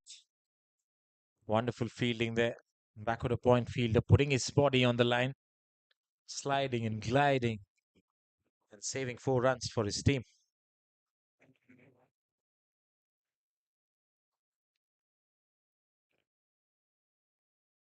Angle ସହିତ ବଲ୍ ଲେଗ ଷ୍ଟମ୍ପ ମିସ୍ କରୁଛି।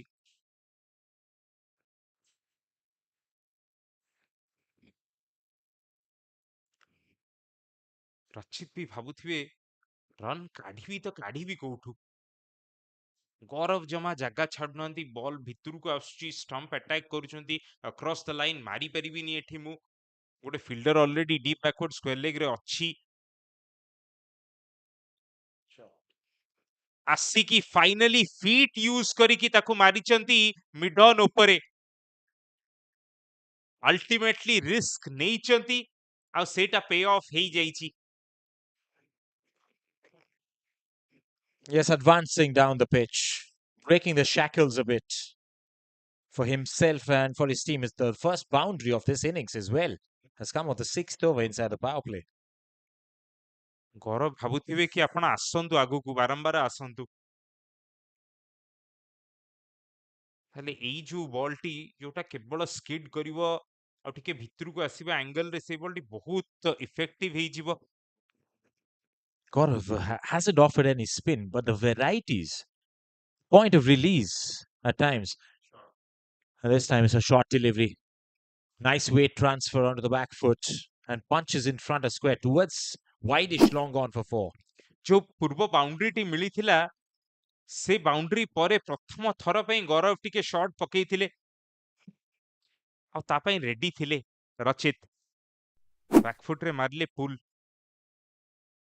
12 ରନରେ ପହଞ୍ଚି ଏବେ ସ୍କୋର 6 ଓଭର ପରେ।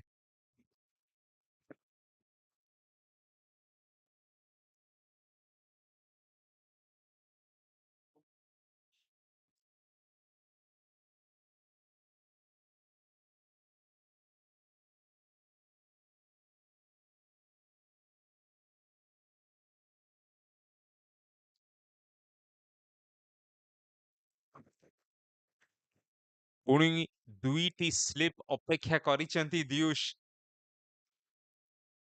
ରଘୁନାଥ ମଲ୍ଲ ଷ୍ଟ୍ରାଇକ୍ ରେ ଶର୍ଟ ବଲ୍ କୁ ପୁଲ୍ କରିଛନ୍ତି, ଡିପ୍ ଫାଇନ୍ ଲେଗ୍ ମୁଣ୍ଡ ଉପରେ ପଳେଇବ ବଲ୍। ଇନଷ୍ଟିଂକ୍ଟିଭଲି ଖେଳିଛନ୍ତି ସେ ପୁଲ୍ ଶଟ୍ ଟିକୁ ଆଉ ଛକ୍କା ମିଳିଛି ଏଠି Raghunath ମଲ୍ଲଙ୍କୁ। Quite an eccentric way to signal a 6 by the umpire there. Showing 5 fingers of one hand, 1 finger from the other, and it was blinking as he showed the signal towards the scorer's first 6 of the innings. Took him on there, Raghunath Malla. Outside the off stump. A little too extra outside the off stump for his liking. He would want to resurrect. ଦିୟୁଷ ଗୋଟିଏ ଜିନିଷ କହିବି, deep fine leg ର fielder ଆଗକୁ ପଳେଇ ଆସିଥିଲେ। ଯଦି rope ପାଖରେ ଥାନ୍ତେ ତାହେଲେ କ୍ୟାଚ୍ ନ ଧରନ୍ତୁ, ମେ ବି 6ଟି ଅଟକେଇ ଦେଇ ପାରିଥାନ୍ତେ।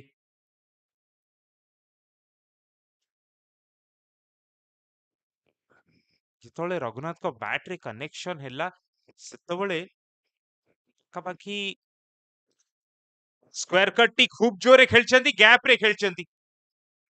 ଦୀପାଂଶୁ ବୋଧ ହୁଏ ଓଭର ପୂର୍ବରୁ ଭାବିକି ଆସିଥିଲେ କି ଆଉ ବୋଧେ ସ୍ୱିଙ୍ଗ ହବନି।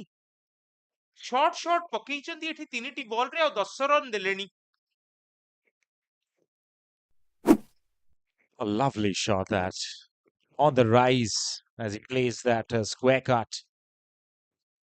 Eclectic coming off the blade as it goes caressing through the offside field onto the ropes. ଯୋଉ କଟ୍ କଥା ଆପଣ 2 ଓଭର ପୂର୍ବରୁ କହୁଥିଲେ ଏଇଠି ପରଫେକ୍ଟ ଥିଲା। କାହିଁକିନା ଲେନ୍ଥ ସର୍ଟ ହେଇଯାଇଛି, ବଲ୍ ଟିକେ ପୁରୁଣା ହେଇଯାଇଛି। ସେତେବେଳେ ଆପଣ କଣ୍ଟ୍ରୋଲ ସହିତ କଟ୍ଟି ମାରିଲେ, ବହୁତ ଭଲ ଭାବରେ ଏକ୍ସିକ୍ୟୁଟ କଲେ। ଦୀପାଂଶୁ ନିଜ ଲେନ୍ଥକୁ ଫେରି ପାଇଛନ୍ତି ପୁଣି ଥରେ। ଭଲ ball. And one of those shots whose sound kind of transcended through the glasses of the commentary box as well as we sit up here at the third floor near the clock tower. Just uh, goes to show how brilliantly he middled it right of the middle of the willow, batting acoustics. ସେ ଯୋଉ ଫୁଲ୍ blooded pool ଆଉ cut ର sound ଟି ଦିଉସ୍ ଅଲଗା ପ୍ରକାର।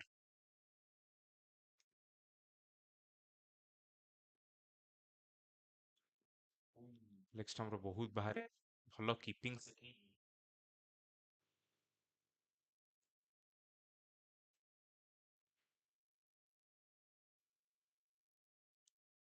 ଯୋଉ pool ଆଉ cut ମାରିଛନ୍ତି ଏଠି ରଘୁନାଥ ମଲ୍ଲ, ସେଠୁ ଜଣା ପଡୁଛି ଏ ପିଚ୍ ଟି ଏବେ ଭଲ ହେଇ ଯାଇଛି।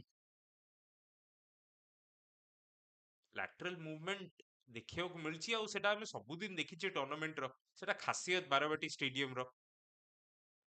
କିନ୍ତୁ ଯୋଉ ପିଚ୍ ତିଆରି କରାଯାଇଛି ହାଇ କ୍ୱାଲିଟି, ଏଠି ଯଦି ଆପଣ ବୋଲର ଭଲ ଏକ୍ସିକ୍ୟୁଟ କରୁଛନ୍ତି, ଏଫର୍ଟ ଦଉଛନ୍ତି, ତାହେଲେ ଡେଫିନେଟଲି କିଛି ନା କିଛି ଅଛି ଆପଣଙ୍କ ପାଇଁ। ଆଉ ଆଜ ଅ ବ୍ୟାଟର ଯଦି ଖରାପ ବଲକୁ ଆପଣ ପନିଶ କରି ଜାଣନ୍ତି, ତାହେଲେ ଏଠି ଆପଣ ରନ୍ କରିପାରିବେ।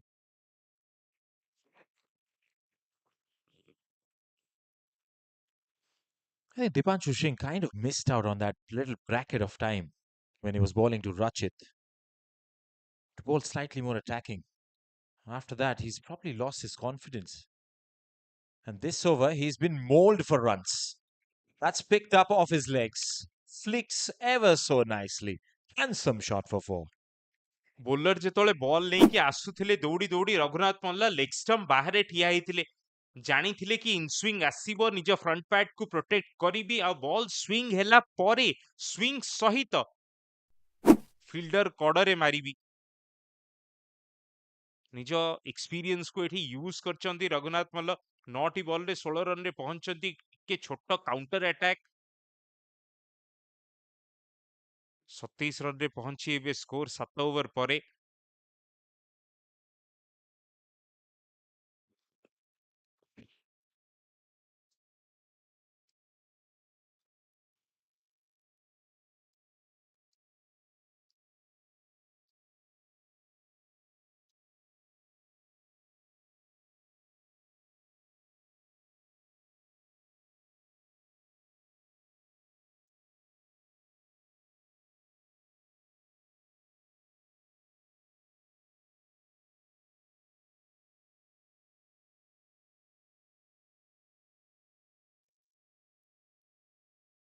ପୂର୍ବ ଓଭରରେ ରଚିତ ବି କାଢିଥିଲେ 2ଟି ଚୌକା।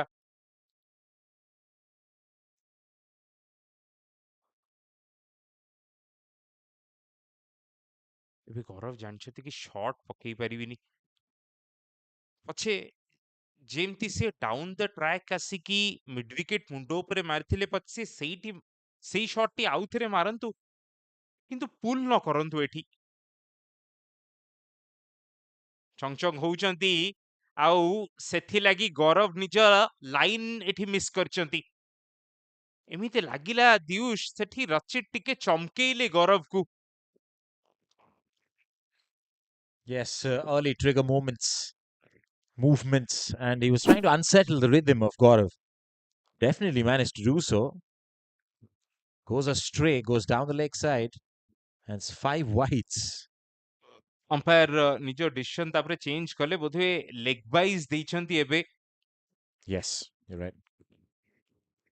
Overturned, leg by some pad involved. And it went really fast as well to the ropes, which means it was a flatter, pacier delivery from Gaurav Kumar, trying to fire it in.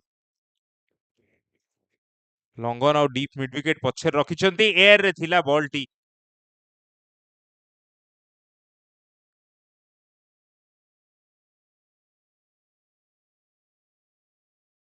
Raghunath ମଲ୍ଲଙ୍କ ଚେଷ୍ଟା ରହିବ କି ଯୋଉ ବଲଟି ବାହାରିକି ଯାଉଛି of stump ବାହାରେ, ତାକୁ ଯଦି ଖେଳିବାକୁ ଯାଉଛନ୍ତି ତାହେଲେ କଣ୍ଟ୍ରୋଲ ସହିତ ଖେଳନ୍ତୁ। ଗୋଟେ ସ୍ଲିପ ସେଠି ଅପେକ୍ଷା କରିଛନ୍ତି।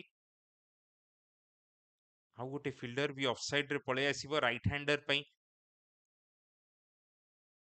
स्लिप रखिचंती गोटे बैकवर्ड पॉइंट कवर फील्डर और मिड ऑफ रखिचंती एठी स्लिप फील्डर का हाथ उठो उठो बॉल पळेला एते जोरे पकेइचंती गौरव एठी और ताकू भी एक्स्ट्रा कवर ऊपर मारिवा को जाइथिले रघुनाथ थिकिश आउटसाइड एज खूब जोरे थिला दियुष इटा ड्रॉप कैच कहिवा कष्ट Raghunath with a different mindset of his own. 20 of 10 right now. He doesn't mind playing these shots, even if it was a streaky one. Yes, he's attacking. If it's pitched up, it's going to go. Goes for a cut as well. There is a deep fielder this time who's going to come around. Dipanshu with a flat throw back to the keeper.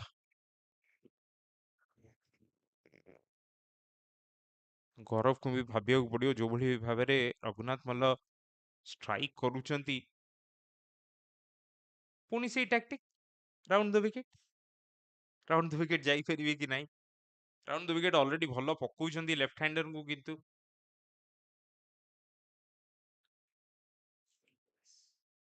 देखंतु टिके समय batting कला परे केते सुंदर भाबे रे weight transfer करी एबे सिंगल नहीं पारुचंती रचित ओवर सरी जाइछि बैटिंग नॉर्मल सी टिके रिज्यूम हे जाइछि 38 रन बोर्ड रे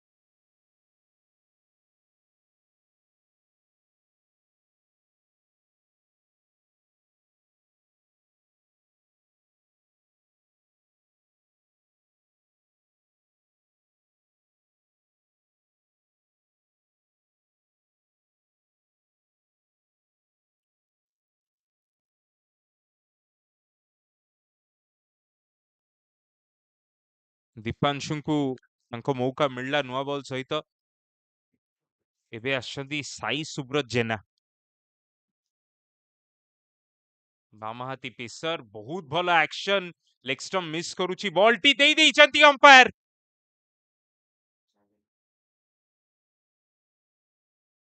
गोटे सेकेंड पे लागिला दियुष कि बॉल टी एंगल कला परे आहुरी स्विंग हैला मे बी स्टंप मिस कर जाई पारे किंतु अंपायर स्कॉल भी होई थाई पारे ଆଉ ଯାହା ହେଲେ ବି ପ୍ରଥମ ୱିକେଟ ର ଏଠି ପତନ ହେଇଛି ଇଫେକ୍ଟିଭଲି 2 ଡାଉନ୍ କିନ୍ତୁ What a bowling change. Sai Subrajena. From round the wicket, mind you.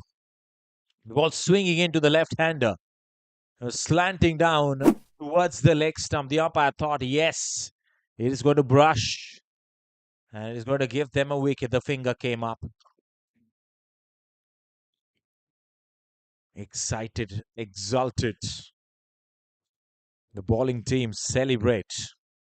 As Babashish mentioned, this could be effectively 2 down because one man is out of play, retired, hurt.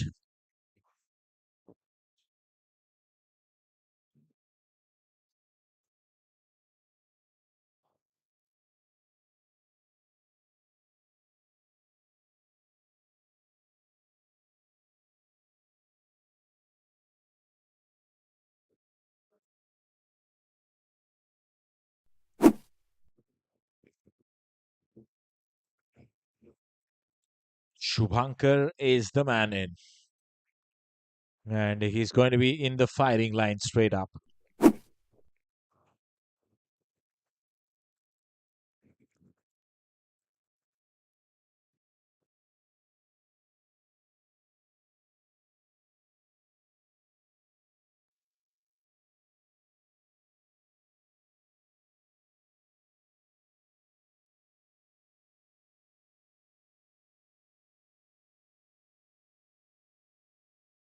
ବହୁତ ବାହାରେ ପକେଇଛନ୍ତି ନୂଆ ବ୍ୟାଟର୍ନ କୁ।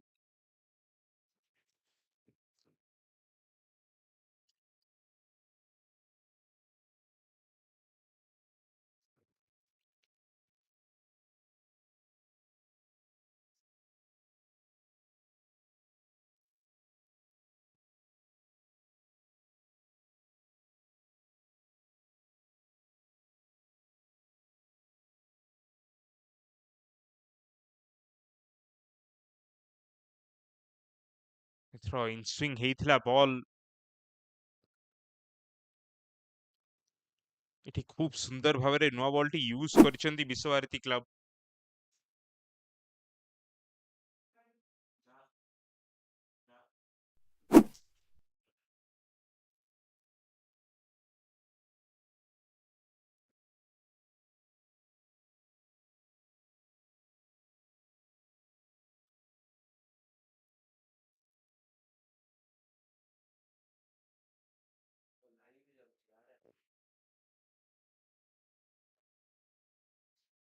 ହାଲକା ହାତରେ ଖେଳିଲେ ଏକ ରନ୍ ମିଳିବ।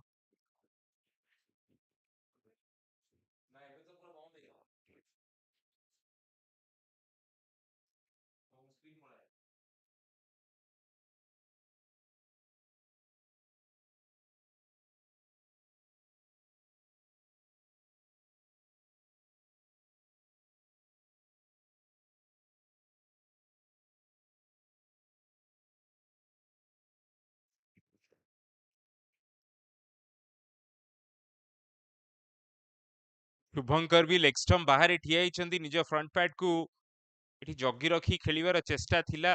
ରଘୁନାଥ ମଲ୍ଲ ବି ସେଇ ଜିନିଷ କରୁଛନ୍ତି ଏଠି।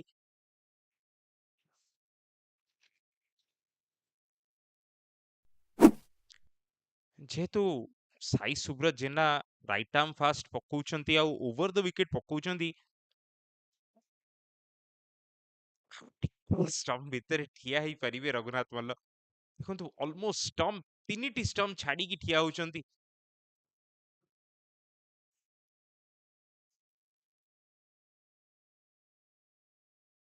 ବଲଟି ତୀବ୍ର ଗତିରେ ପୁଣି ଥରେ ଭିତରକୁ ଆସିଥିଲା। ବହୁତ ଭଲ ଏନର୍ଜି ଏଠି ନୂଆ ବଲ ସହିତ ବିଶ୍ୱଭାରତୀ କ୍ଲବ ଦ୍ୱାରା। 39 ରନ୍ ବୋର୍ଡରେ 1 ୱିକେଟ ବିନିମୟରେ ଏସପି ସ୍ପୋର୍ଟସ କ୍ଲବ।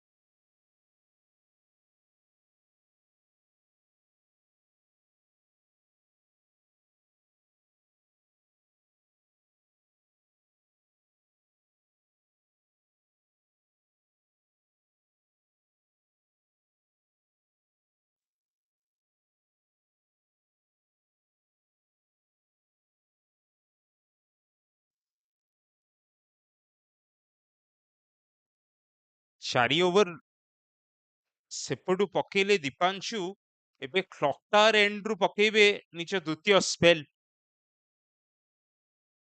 ବଲ୍ ଏବେ ବି ନୂଆ ଅଛି, ବଲ୍ ଏବେ ବି ବୁଲିବ। ଇତିମଧ୍ୟରେ ପୁଣି ଥରେ ବିଟ୍ କରିଛନ୍ତି ଏଠି ଶୁଭାଙ୍କରଙ୍କୁ।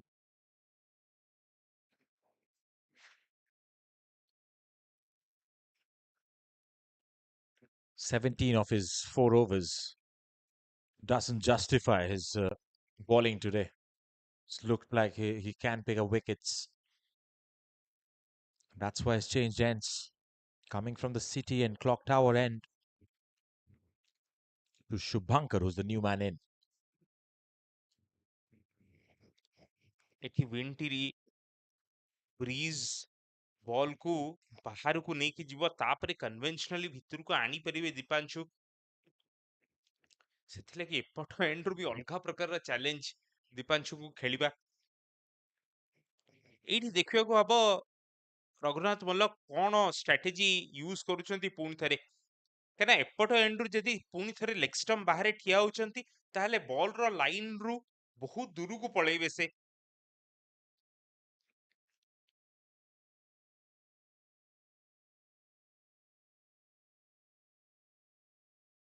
କଣ ଦୀପାଂଶୁ ବି ସେଇ ଆଉଟସୁଇଙ୍ଗ ରେ ଫସେଇବାକୁ ଚେଷ୍ଟା କରିବେ ରଘୁନାଥ ମଲ୍ଲଙ୍କୁ? ଲାଗୁଛି ସେଇ କଥା ଚିନ୍ତା କରି ଆସିଥିଲେ ଦୀପାଂଶୁ। ଦେଖନ୍ତୁ କେମିତି ବଲଟି ପଡିକି ବାହାରକୁ ବାହାରିଲା। ଚେଷ୍ଟା ଥିଲା ରଘୁନାଥ ମଲ୍ଲଙ୍କର କଟ୍ ସଟ୍ ଖେଳିବାକୁ, କିନ୍ତୁ ଭଲ ହେଲା ବାଜିନି। ବାଜିଥିଲେ ଯାଇଥାନ୍ତା ଗୌରବ ଚୌଧୁରୀଙ୍କ ହାତକୁ।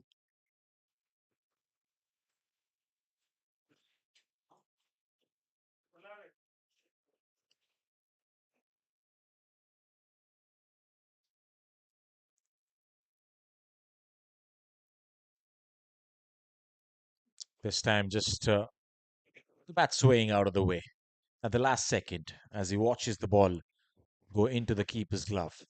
ପବନର ଗତିକୁ ଏଠି ବୁଝିକି ରଘୁନାଥ ମଲ୍ଲଙ୍କୁ ଆଉ ଟିକେ ଭିତରକୁ ଠିଆ ହେବାକୁ ପଡିବ, ନହେଲେ ବଲ୍ ଏମିତି ବାହାରିଯିବ ଆଉ ସେ ଦୂରରେ ରହିଯିବେ, ଯୋଉଟା କି ତାଙ୍କ ପାଇଁ ଏଠି ଏବେ କିଛି ବଡ କଥା ନୁହେଁ, କାହିଁକିନା ରନ୍ ଏନଫ୍ ହେଇଯାଇଛି। ଯଦି ଏମିତି କରି ଡିଫେନ୍ସିଭଲି ସର୍ଭାଇଭ କରି ଯାଉଛନ୍ତି ତାହେଲେ ଭଲ କଥା। ଏଇ ଟାକ୍ଟିକ ସହିତ ତାପରେ ଆଉ ଅଫ୍ ରେ ସର୍ଟ ଟି ଖେଳନ୍ତୁନି, କାହିଁକିନା ତାପରେ ଆଉ କଣ୍ଟ୍ରୋଲ ରହିବନି। ଅଲରେଡି ସ୍ଲିପ୍ ଫିଲ୍ଡର ଆଡୁ ଗୋଟେ ବଲ୍ ଯାଇଥିଲା, କିନ୍ତୁ ବହୁତ ଜୋରେ ଯାଇଥିଲା। ଏଥର ବ୍ଲଫ୍ ସହିତ ଲେଗ ଷ୍ଟମ୍ପ ୟର୍କର କରିବାର ଚେଷ୍ଟା ଦୀପାଂଶୁଙ୍କର, ଲାଇନ ମିସ୍ କଲେ।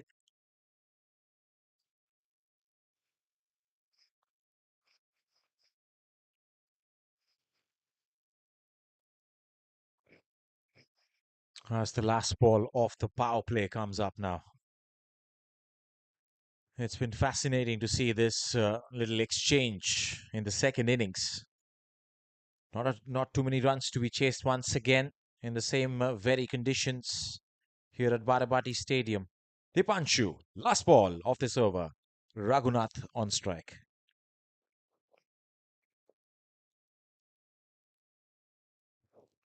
Again, slanting down towards the leg side. They'll pick up a quick little leg by.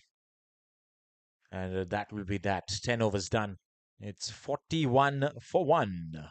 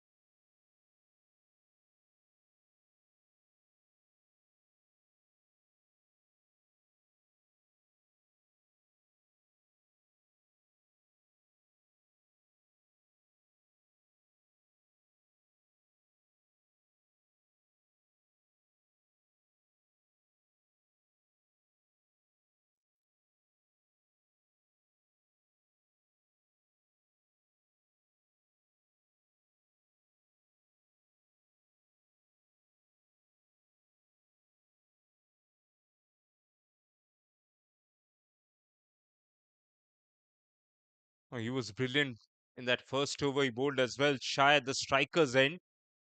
Goes through the keeper to the third fielder. Raghunath Malla wanted a run for the overthrow.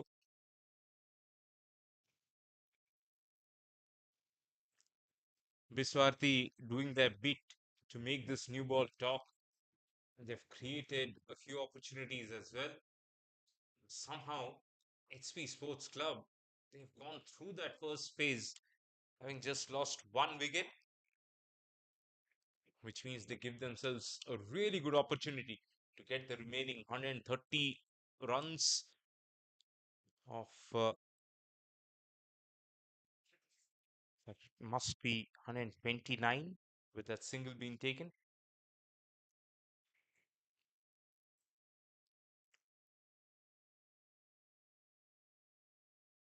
Once again, trying to force the drive down the ground by Shubhankar.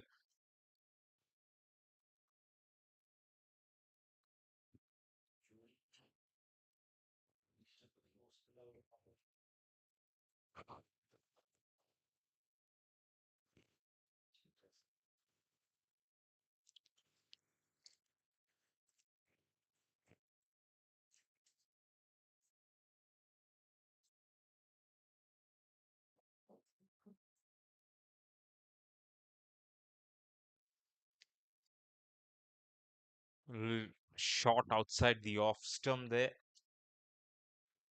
Trying to make sure that he's keeping the batters guessing in terms of his length here. After a little breather, back in the box is Sachin. Welcome back.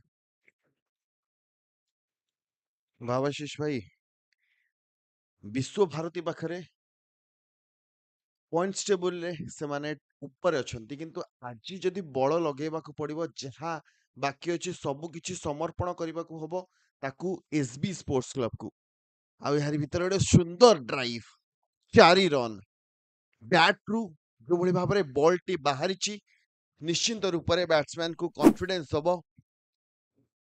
ଅପେକ୍ଷା କଲେ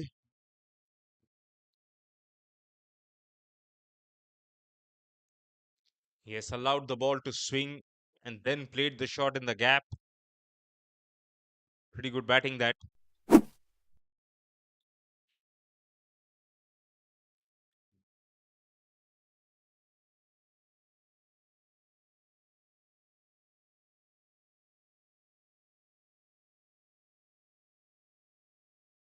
run ଆଉଟ୍ର ମୌକା ଥିଲା କିନ୍ତୁ ଏହାରି ଭିତରେ ସାମାନ୍ୟ ମିସଫିଲ୍ଡ 2 run ମିଳିଛି ପୂର୍ବ ସଟ୍ ଆପଣ ନିଶ୍ଚିନ୍ତ ଦେଖିଥିବେ ସୁନ୍ଦର ଭାବରେ ବ୍ୟାଟ୍ର ମଝିରେ ବଲ୍ଟି ବାଜିଥିଲା ଆଉ ସିଧା ଯାଇ ସୀମାରେଖା ବାହାରକୁ ବଲ୍ଟି ଚାଲି ଯାଇଥିଲା ଯେତେବେଳେ ବ୍ୟାଟ୍ସମ୍ୟାନ ବ୍ୟାଟ୍ରୁ ଏଭଳି ସଟ୍ ଲାଗେ ନିଶ୍ଚିନ୍ତ ରୂପରେ କନଫିଡେନ୍ସ ବୁଷ୍ଟ ହୁଏ ଆଉ ସେଇ କନଫିଡେନ୍ସର ଆବଶ୍ୟକତା ଆଜି ମ୍ୟାଚରେ ଅଛି SB ସ୍ପୋର୍ଟସ କ୍ଲବ ପାଇଁ ଯାହା ଅଛି ଆଜି ସବୁ ସମର୍ପଣ କରନ୍ତୁ ଭଲ ଭାବରେ କ୍ରିକେଟ ଖେଳନ୍ତୁ ଏହାପରେ ହିଁ ଆପଣ ନକ୍ଆଉଟ୍ ଷ୍ଟେଜକୁ ଯିବା ପାଇଁ ଚିନ୍ତା କରିପାରିବେ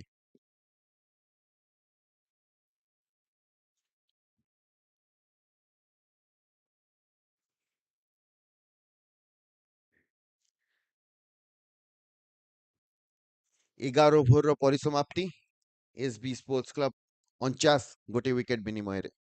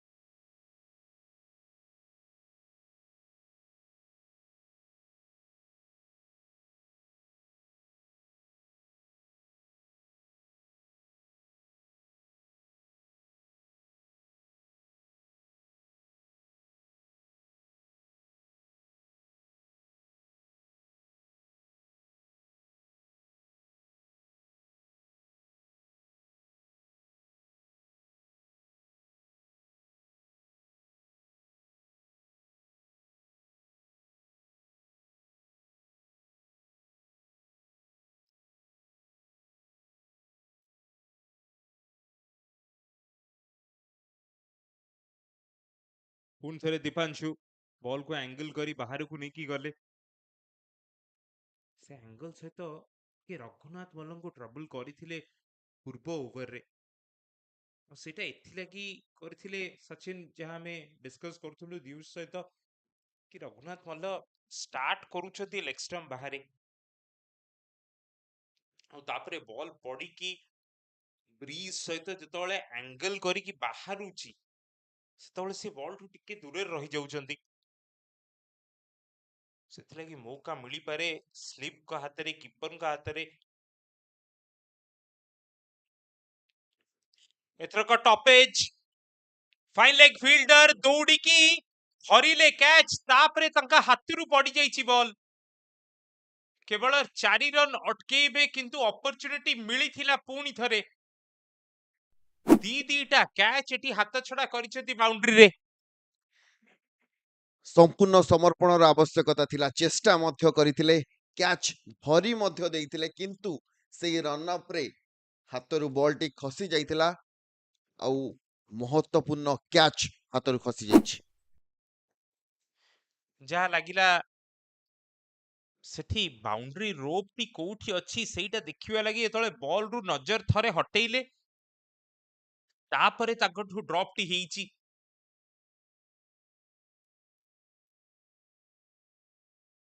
बॉल ऊपर नजर रखी दौड़ुथिले एंगल टी कट करुथिले तापरे ତଳୁକୁ ଅନେଇଲେ ଦେଖିବା ପାଇଁ ରୋପ୍ ଟି କୋଉଠି ଅଛି। ପରବର୍ତ୍ତୀ ପର୍ଯ୍ୟାୟରେ କ୍ୟାଚ୍ ର ଆଖି ରଖିପାରିଲେନି ବଲ୍ ଉପରେ। ନଜର ହଟିଲା ଆଉ ଦୁର୍ଘଟଣା ଘଟିଲା। କିନ୍ତୁ ଯୋଉ କଥା ଆମେ କଥା ହଉଥିଲେ, ଯେହେତୁ ବଲ୍ ର ଲାଇନ୍ ର ଦୂରରେ ଥିଲେ, ପୁଣି ଥରେ ମିଡିଲ୍ କରିନଥିଲେ ସେ ପୁଲ୍ ସଟ୍ ଟି।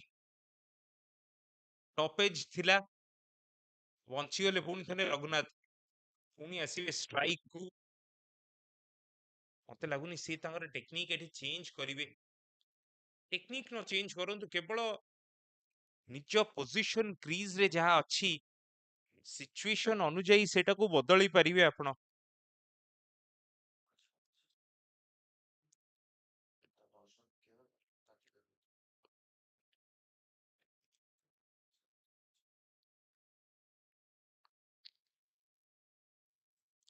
ଏଥରକ ପୁଣି ଥରେ ମାରିଛନ୍ତି ଫିଲ୍ଡର ହାତକୁ।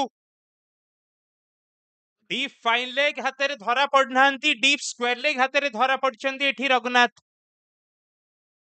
ୱିକେଟ୍ ଯିବାର ଥିଲା, ଦୀପାଂଶୁ ଡିଜର୍ଭ କରୁଥିଲେ ୱିକେଟ୍ ଟି, ମିଳି ଯାଇଛି। ଷଷ୍ଠ ଓଭର ଏଇ ସ୍ପେଲର ପକଉଥିଲେ ଦୀପାଂଶୁ ଆଉ ସର୍ଟ ବଲକୁ ପୁଲ୍ ମାରିବା ପାଇଁ ଚେଷ୍ଟା କରିଥିଲେ, ସିଧା ଫିଲ୍ଡରଙ୍କୁ ପାଇଥିଲେ ଆଉ ସୁନ୍ଦର କ୍ୟାଚ୍। ଶେଷ ପର୍ଯ୍ୟନ୍ତ ନଜର ରଖିଲେ ବଲ୍ ଉପରେ, ସାମ୍ନାକୁ ଟିକିଏ ଡାଇଭ୍ କଲା ବୋଲି ଆସିଲେ ଏବଂ କ୍ୟାଚ୍ ମଧ୍ୟ ଧରିଲେ।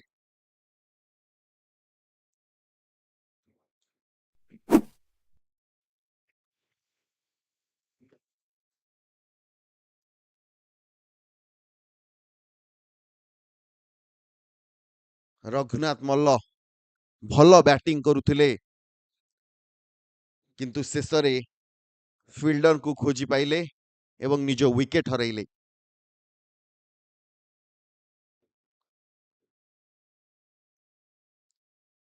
ଷ୍ଟ୍ରାଇକ୍ କୁ ବର୍ତ୍ତମାନ ଆସିଛନ୍ତି ଅମିନ ଖାନ। 214ଟି ମ୍ୟାଚର ଅଭିଜ୍ଞତା ତାଙ୍କ ପାଖରେ ରହିଛି ଆଉ ଆଜିର এই ଗୁରୁତ୍ୱପୂର୍ଣ୍ଣ ମ୍ୟାଚରେ ନିଶ୍ଚିନ୍ତ ତାଙ୍କୁ ଆଗକୁ ଆସିବାକୁ ପଡ଼ିବ ଏବଂ ଗୋଟିଏ ବଡ଼ ଇନିଂସ ଖେଳିବାକୁ ପଡ଼ିବ। ଟିକେ ବ୍ରେକ୍ ନେଇକି ୱାପସ ଆସିଥିଲେ ଅମିନ ଖାନ, ଆଉ ଆସୁ ଆସୁ ଭଲ ଫର୍ମରେ ପୁଣି ଥରେ ଅଛନ୍ତି। ଏଇ ଇନିଂସ ଟି ବହୁତ ଇମ୍ପୋର୍ଟାଣ୍ଟ ତାଙ୍କ ପାଇଁ, ତାଙ୍କ ଟିମ୍ ପାଇଁ। ଚେଷ୍ଟା କରିବେ ଯୋଉ ଫର୍ମ ଆଉ ଥରେ ଫେରି ପାଇଛନ୍ତି ତାକୁ ୟୁଜ କରିବେ। ଏଠି ଗୋଟେ ଭଲ ଷ୍ଟାର୍ଟ କରିବେ ଆଗ। ଦୀପାଂଶୁଙ୍କ ବିରୁଦ୍ଧରେ ସହଜ ହବ ନାହିଁ, କାହିଁକିନା ରଘୁନାଥ ମଲ୍ଲ ଯିଏ ରାଇଟ ହ୍ୟାଣ୍ଡର ଥିଲେ ତାଙ୍କୁ ଟିକେ ସର୍ଟ ଅଫ୍ ଲେନ୍ଥରେ ଆଉଟ୍ କରିବାକୁ ଚେଷ୍ଟା କରୁଥିଲେ।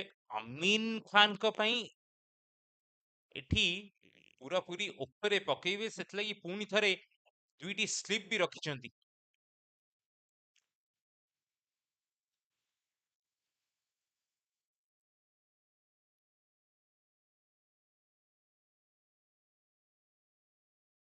ଉପରେ ପକେଇଲେ ଆଉ ବିଟ୍ କଲେ ପୁଣି ଥରେ ଅମିନକୁ। ବ୍ୟାକ୍ ଲେଗ ରେ ଯାଇଛି, ବ୍ୟାକ୍ ଥାଇ ରେ ବାଜିଛି ବଲ୍ ଟି।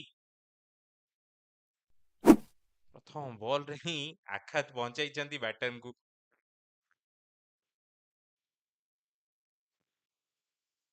ହାଲକା ଆଉଟସ୍ୱିଙ୍ଗ ହେଲା, କାନ୍ଧ ଖୋଲିଗଲା ସେଠି ଅମିନଙ୍କର।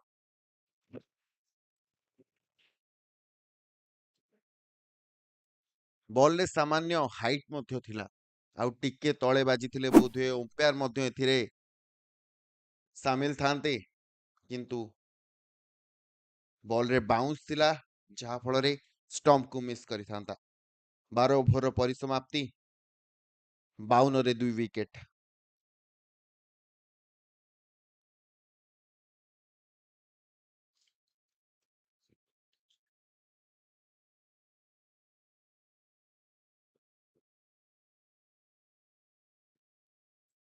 ଏ ଟାଣ ଖରାରେ ଷଷ୍ଠ ଓଭର ବୋଲିଂ କରି ଦୀପାଂଶୁଙ୍କୁ ପ୍ରଥମ ସଫଳତା ମିଳିଛି, ନିଶ୍ଚିନ୍ତ ରୂପରେ ଖୁସି ଥିବେ।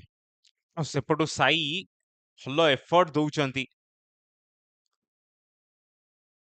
ଯୋଉ କ୍ୟାଚ୍ ଟି ହାତରେ ରହିଲାନି, ସେଠି ଫିଲ୍ଡର ବି ବୋଧହୁଏ ସାଇ ହିଁ ଥିଲେ।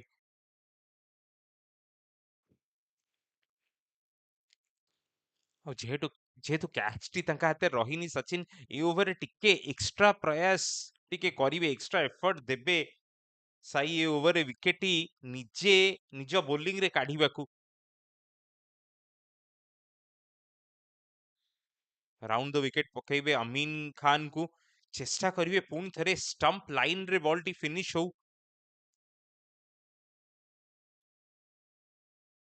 बीट करछंती ऑफ स्टंप बाहरे एज नहीं चिकी कीपर सेलिब्रेट करूछंती बोलर खूब जोरे अपील कले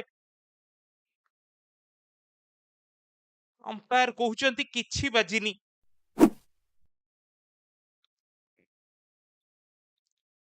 ସବୁ ଖେଳାଳି ସାଥୀ ଖେଳାଳି ବର୍ତ୍ତମାନ ପିଚ୍ ଉପରେ ନଜର ପକାଇବା ଲାଗୁଛି ସାମାନ୍ୟ ବାଚିଲା ଭଳି, କାରଣ ଯୋଉ ଭଳି ରିଆକ୍ସନ ଆମେ ବର୍ତ୍ତମାନ ପିଚ୍ ରୁ ପାଉଛେ सीधा सीधी अमीन देखिथिले पछकू कीपर को आउ सेटा गोटे बड़ सिग्नल कि किछि ना किछि बाजिची बैट सहित बॉल ର संपर्क ହେଇଛି बैक ऑफ द बैट रू बाजिची की अमीन अनेले तापर सीधा सीधी अंपायर को अनेले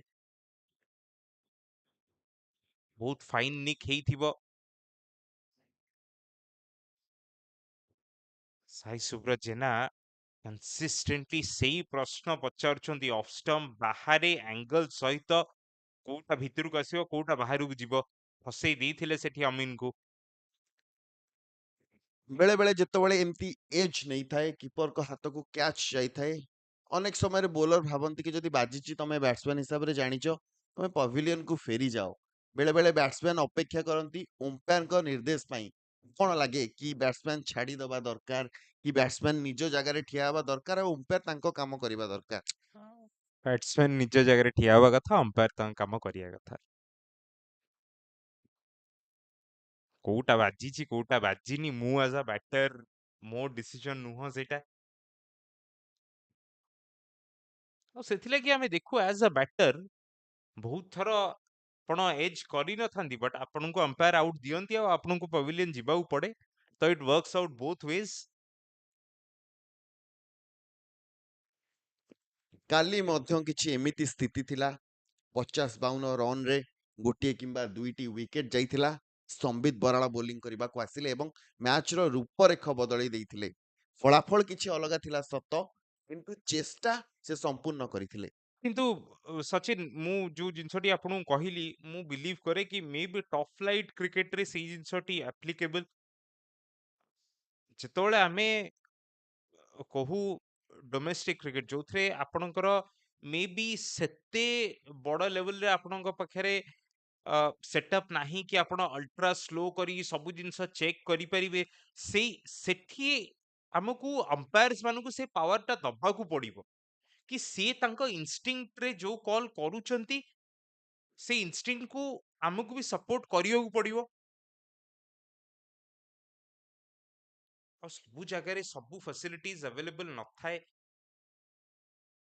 କିଛିଟା ଡିସିସନ ହେଇପାରେ କି ଅମ୍ପାୟାର ତାଙ୍କ ହିସାବରେ ସବୁ ଜିନିଷକୁ ଦେଖିକି ଜାଣିକି ତାଙ୍କ ହିସାବରେ ଡିସିସନଟି ଦେଇଛନ୍ତି ଆଉ ତାଙ୍କର ଗୋଟେ ଡିସିଜନ ଆମେ ଏତେ ସ୍କ୍ରୁଟିନାଇଜ କରୁ ସଚିନ ସେଇ ଚକ୍କରରେ ଆମେ ତାଙ୍କର ପୁରା ଯୋଉ ଗୋଟେ ଦିନର ପରଫର୍ମାନ୍ସକୁ ସେ ଗୋଟେ ବଲକୁ ଆମେ ରିଡ୍ୟୁସ କରିଦଉ ଯୋଉଟା ବି ଠିକ କଥା ନୁହେଁ ଗୋଟେ ପୁରା ଦିନରେ 50-50 ଓଭର ଦେଖନ୍ତୁ ଏଠି ମାନେ 600ଟି ବଲ୍ ଯଦି ଅଫିସିଏଟ ସେ କରୁଛନ୍ତି ତ ସେଇ ମାର୍ଜିନଟି ତାଙ୍କୁ ବି ଦିଆଯିବା କଥା ଗୋଟେ ବୋଲର ହିସାବରେ ଯେତେବେଳେ ଜଣେ ସମ୍ପୂର୍ଣ୍ଣ ସମର୍ପଣ କରି ଏଇଭଳିଆ ଖରାରେ ଦୀର୍ଘ ବୋଲିଂ ଶେଷରେ ୱିକେଟ୍ ନ ମିଳେ ନିରାଶ ହବାକୁ ପଡେ।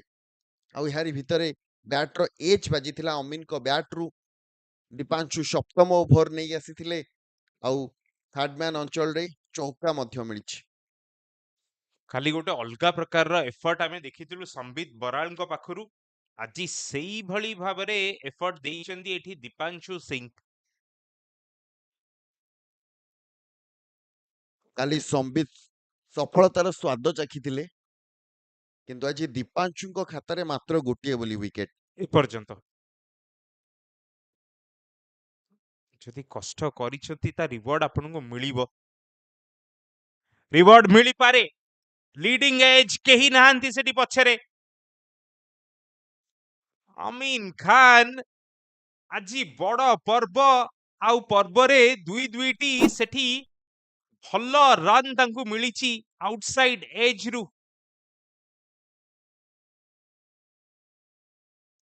ଆଜି ଭାଗ୍ୟ ଅଛି ତାଙ୍କ ସାଥିରେ। ପ୍ରଥମ ବଲଟି ଥର୍ଡ ମ୍ୟାନ୍ ରିଜିୟନରେ ଚୌକା ମିଳିଥିଲା ଆଉ ଏଇଟା ପଏଣ୍ଟ ଅଞ୍ଚଳରେ। ନିଶ୍ଚିନ୍ତ ଆଜି ତାଙ୍କ ଦିନ ବୋଲି ଆମେ କହିପାରିବା। ଦୁଇଟି ବଲରେ ଦୁଇଟି ମୌକା ତାଙ୍କୁ ମିଳିଛି।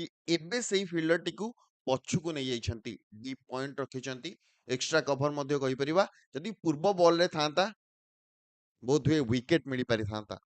ଆଉ ଏଥରକ ଅତି ଚାଲାକ ଭାବରେ ଭିତର ବଲଟି ପକେଇଲେ।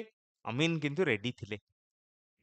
ବ୍ୟାଟର ହିସାବରେ ସେ ଜାଣି ସାରିଥିଲେ କି ଏଇନା ସେ କଣ କରିବେ। ପୂର୍ବ ଦୁଇଟି ବଲରେ ଚୌକା ଆସି ସାରିଛି, ତ ଉପର ବଲ ତ ନିଶ୍ଚିନ୍ତ ରୂପରେ ଆସିବାର ହିଁ ଥିଲା। ଅପେକ୍ଷା କରିଥିଲେ ଯଦି ବାହାରକୁ ବଲ ପଡିଥାନ୍ତା ହାଲକାରେ ଛାଡି ଦେଇଥାନ୍ତେ। ଷ୍ଟମ୍ପରେ ଆସିଲା, ଭିତରକୁ ଆସିଲା, ବ୍ୟାଟ୍ କାଢିଲେ, ଡିଫେନ୍ସ କଲେ। ପୁଣି ଥରେ ବାଉନ୍ସରରେ ସରପ୍ରାଇଜ କରିବେ କି ଅମିନ ଖାନ କୁ? Deep fine leg deep square leg ରଖିଛନ୍ତି। ବାଉନ୍ସର ପଡିଲା ଆଉ ଯେମିତି ହେଲେ ଛାଡି ଦେଇଛନ୍ତି ତାକୁ ଅମିନ। ଭଲ ଥିଙ୍କିଂ ଏଠି ଦୀପାଂଶୁଙ୍କର। ଖେଳିବାର କୌଣସି ଆବଶ୍ୟକତା ନାହିଁ ଏଭଳି ବଲକୁ। ଯଦି ଏଜ୍ ନଉଛି କିପରଙ୍କ ହାତକୁ ଚାଲି ଯାଇପାରେ। ଯଦି ମୋଟା ଏଜ୍ ବାଜୁଛି ବଲ ସେଇଠି ସିଧା ଉପରକୁ ଉଠି ଯାଇପାରେ। ଦଳେ ଆପଣଙ୍କର ଟେଷ୍ଟ ଅଛି ଆଜି, ସାମ୍ନାରେ ବଡ ପରୀକ୍ଷା। ନିଶ୍ଚିନ୍ତ ରୂପରେ ଯୋଉ ବଲ ଖେଳି ହେବ ନାହିଁ ଛାଡି ଦିଅନ୍ତୁ। ଅନେକ ବଲ ପଡିଛି, ଅନେକ ଓଭର ବାକି ରହିଛି, ମାତ୍ର 100 ରନ୍ 9 ରନର ଆବଶ୍ୟକତା। ନିଶ୍ଚିନ୍ତ ରୂପରେ ଏ ଚେସ୍ ଏଠୁ ଅନ୍ ଅଛି। ଚେଷ୍ଟା କରିବେ ଅଫ ଷ୍ଟମ୍ପ ବାହାରୁ ଟିକେ ବଲଟି ଭିତରକୁ ଆସୁ। ଯୋଉ ବଲଟି ଏବେ ପର୍ଯ୍ୟନ୍ତ ଭିତରକୁ ଆସିଛି ଅମିନକୁ, ସେଟା ଅଲରେଡି ଷ୍ଟାର୍ଟ ହଉଥିଲା ମିଡିଲ ଷ୍ଟମ୍ପରେ। ଅଫ ଷ୍ଟମ୍ପ ବାହାରୁ ଯଦି ଭିତରକୁ ଆଣନ୍ତେ ତାହେଲେ ଅମିନ ମେ ବି ଆଉଟସୁଇଙ୍ଗ ଭାବି ବଲଟି ଯଦି ଛାଡିବାକୁ ଯିବେ ତାହେଲେ ପ୍ୟାଡରେ ସମ୍ପର୍କ ହେଇପାରେ, ବୋଲ୍ଡ ହେଇପାରନ୍ତି।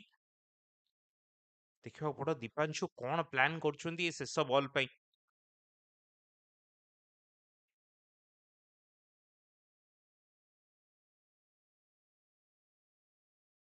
ୱାଇଡ ଅଫ ଦ କ୍ରିଜ ଯାଉଛନ୍ତି।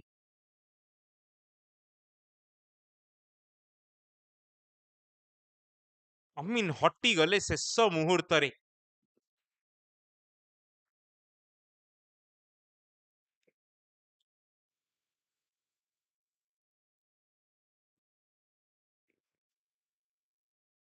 କିଛି ଗୋଟେ ତାଙ୍କର କନସେନ୍ଟ୍ରେସନ ବ୍ରେକ୍ କରିଥିବ, ସେଥିଲାଗି ଫେରେଇ ଦେଲେ ପୁଣି ଦୀପାଂଶୁଙ୍କୁ ବାପସ। ଯାହା ଆପଣ କହୁଥିଲେ ଖରାରେ ଗୋଟେ ବୋଲର ରନ୍ ଅପ୍ ନେଇକି ଦୌଡ଼ିକି ଆସିଲା ପରେ ଲୋଡ୍ ଅପ୍ ଯିବା ପୂର୍ବରୁ ଯଦି ଆପଣ ତାକୁ ଫେରେଇ ଦଉଛନ୍ତି, ପୂର୍ବ ବଲଟି ଏଫର୍ଟ ବଲ୍ ହବ। କ୍ଷମା କରିବେ, ପର ବଲଟି ନିଶ୍ଚିତ ଏଫର୍ଟ ବଲ୍ ହବ। ଏଫର୍ଟ ବଲ୍ ଷ୍ଟମ୍ପରେ ଆଉ କନଭିନ୍ସିଂଲି ବିଟ୍ କରିଛନ୍ତି ସବୁ କିଛି। ଥାଇ ପ୍ୟାଡ୍, ଷ୍ଟମ୍ପ, ବ୍ୟାଟ୍ ସବୁ କିଛି ବିଟ୍ କରି ବଲ୍ ଗଲା କିପରଙ୍କ ହାତକୁ। ଷ୍ଟମ୍ପରେ ବଲଟି ପଡିଲା, ସାମାନ୍ୟ ମୁଭମେଣ୍ଟ ଆମେ ଦେଖିବାକୁ ପାଇଲେ ଆଉ ଅଫ ଷ୍ଟମ୍ପ ବାହାରେ ବଲଟି ଚାଲିଗଲା। ଏ ପ୍ରଶ୍ନର କୌଣସି ବି ଉତ୍ତର ନଥିଲା ଅମିନଙ୍କ ପାଖରେ। 14 ଓଭରର ପରିସମାପ୍ତି, 62ରେ 2 ୱିକେଟ।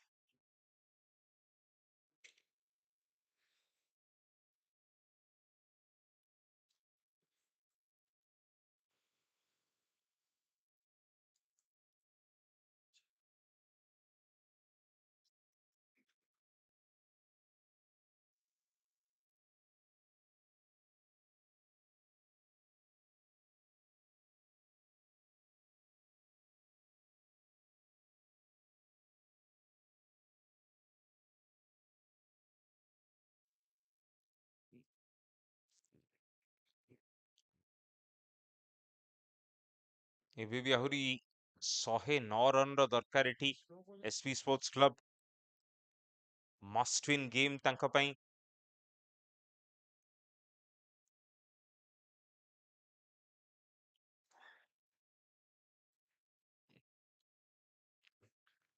ବୋଲିଂର ଭାର ଏବେ ଅଭିଷେକ ଯାଦବଙ୍କ କାନ୍ଧରେ।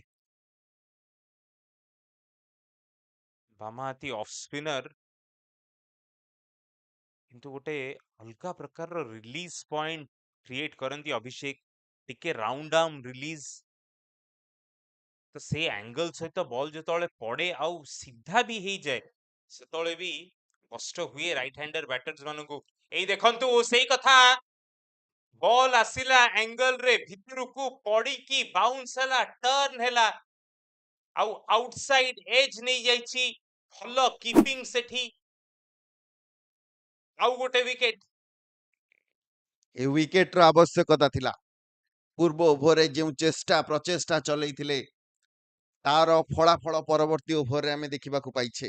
ଦେଖନ୍ତୁ ସେଇ ରିଲିଜ କଥା ଆମେ କହୁଥିଲେ, କେମିତି ଗୋଟେ ଆଙ୍ଗଲ ବନେଇ ବଲ୍ ଭିତରକୁ ଆସୁଛି। ଆଜ ଆ ରାଇଟ ହ୍ୟାଣ୍ଡର ଆପଣ ଭାବୁଛନ୍ତି ସେଠୁ ପଡିକି ବଲ୍ ଆହୁରି ଭିତରକୁ ଆସିବ, ଆଉ ଆପଣ ସେଇ ବଲ୍ ଲାଇନ ରେ ଖେଳିଦେଲେ, ବଲ୍ ପଡିଲା, ବାଉନ୍ସ ହେଲା, ଟିକେ ସିଧା ହେଲା,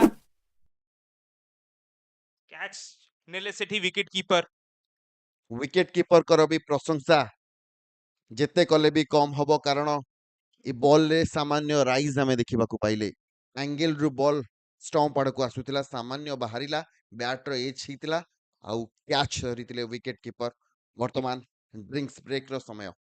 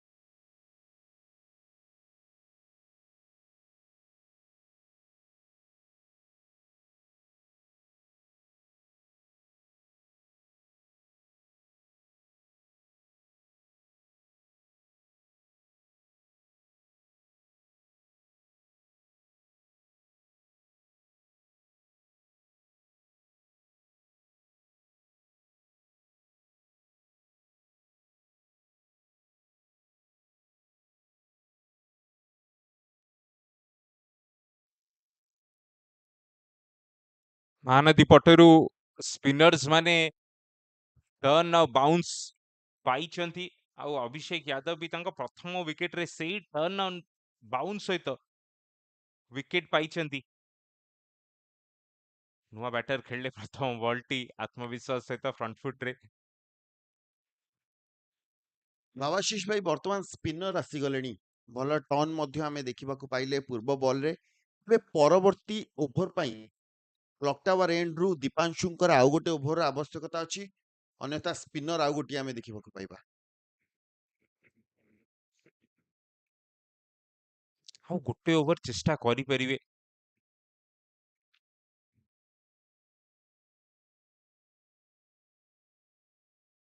ଅମିନ ଖାନ ଏତେ କନଭିନ୍ସିଂଲି ଖେଳି ନାହାନ୍ତି ତାଙ୍କୁ, ଦୀପାଂଶୁଙ୍କୁ। ଯୋଉ ଦିଟା ଚୌକା ମିଳିଥିଲା ସେଟା ବି ଆଉଟସାଇଡ ଏଜରୁ ମିଳିଥିଲା। ଚେଷ୍ଟା କରନ୍ତୁ ଯଦି ପକେଇ ପାରୁଛନ୍ତି, ଖରା ବହୁତ ହଉଛି ଅଲରେଡି 4 ଓଭର ସେପଟୁ ପକେଇ ସାରିଛନ୍ତି ଦୀପାଂଶୁ। ତାଙ୍କ ବଡି ଉପରେ ନିର୍ଭର କରେ। ସେ ଯୋଉ ଫେମସ ଷ୍ଟୋରି ଥିଲା ଯୋଉଥିରେ ईशान शर्मा आउट करथिले रिकी पॉन्टिंग को, से जो स्पेल रे से ओवर पूर्व तांको पचरा जाइथिला और एक डालेगा क्या, सहवाग पचरते तांको ईशान शर्मा पकेइथिले आउ गुटे ओवर ଆଉ ଆଉଟ୍ କରିଥିଲେ ରିକି ପଣ୍ଟିଂକୁ। ଏଠି ଯଦି ମ୍ୟାଚ୍ ଜିତିବାକୁ ଯାଉଛନ୍ତି ତାହେଲେ ଆଉ ଗୋଟେ ଓଭର ଏଫର୍ଟ ଦେଇପାରିବେ। ନା ନା ଦେବେନି, ବହୁତ ଖରା ହଉଛି, ସ୍ପିନ୍ ପକେଇବେ ଏପଟୁ। ଅଲରେଡି ସ୍ପିନର ରେଡି ହେଇଗଲେଣି।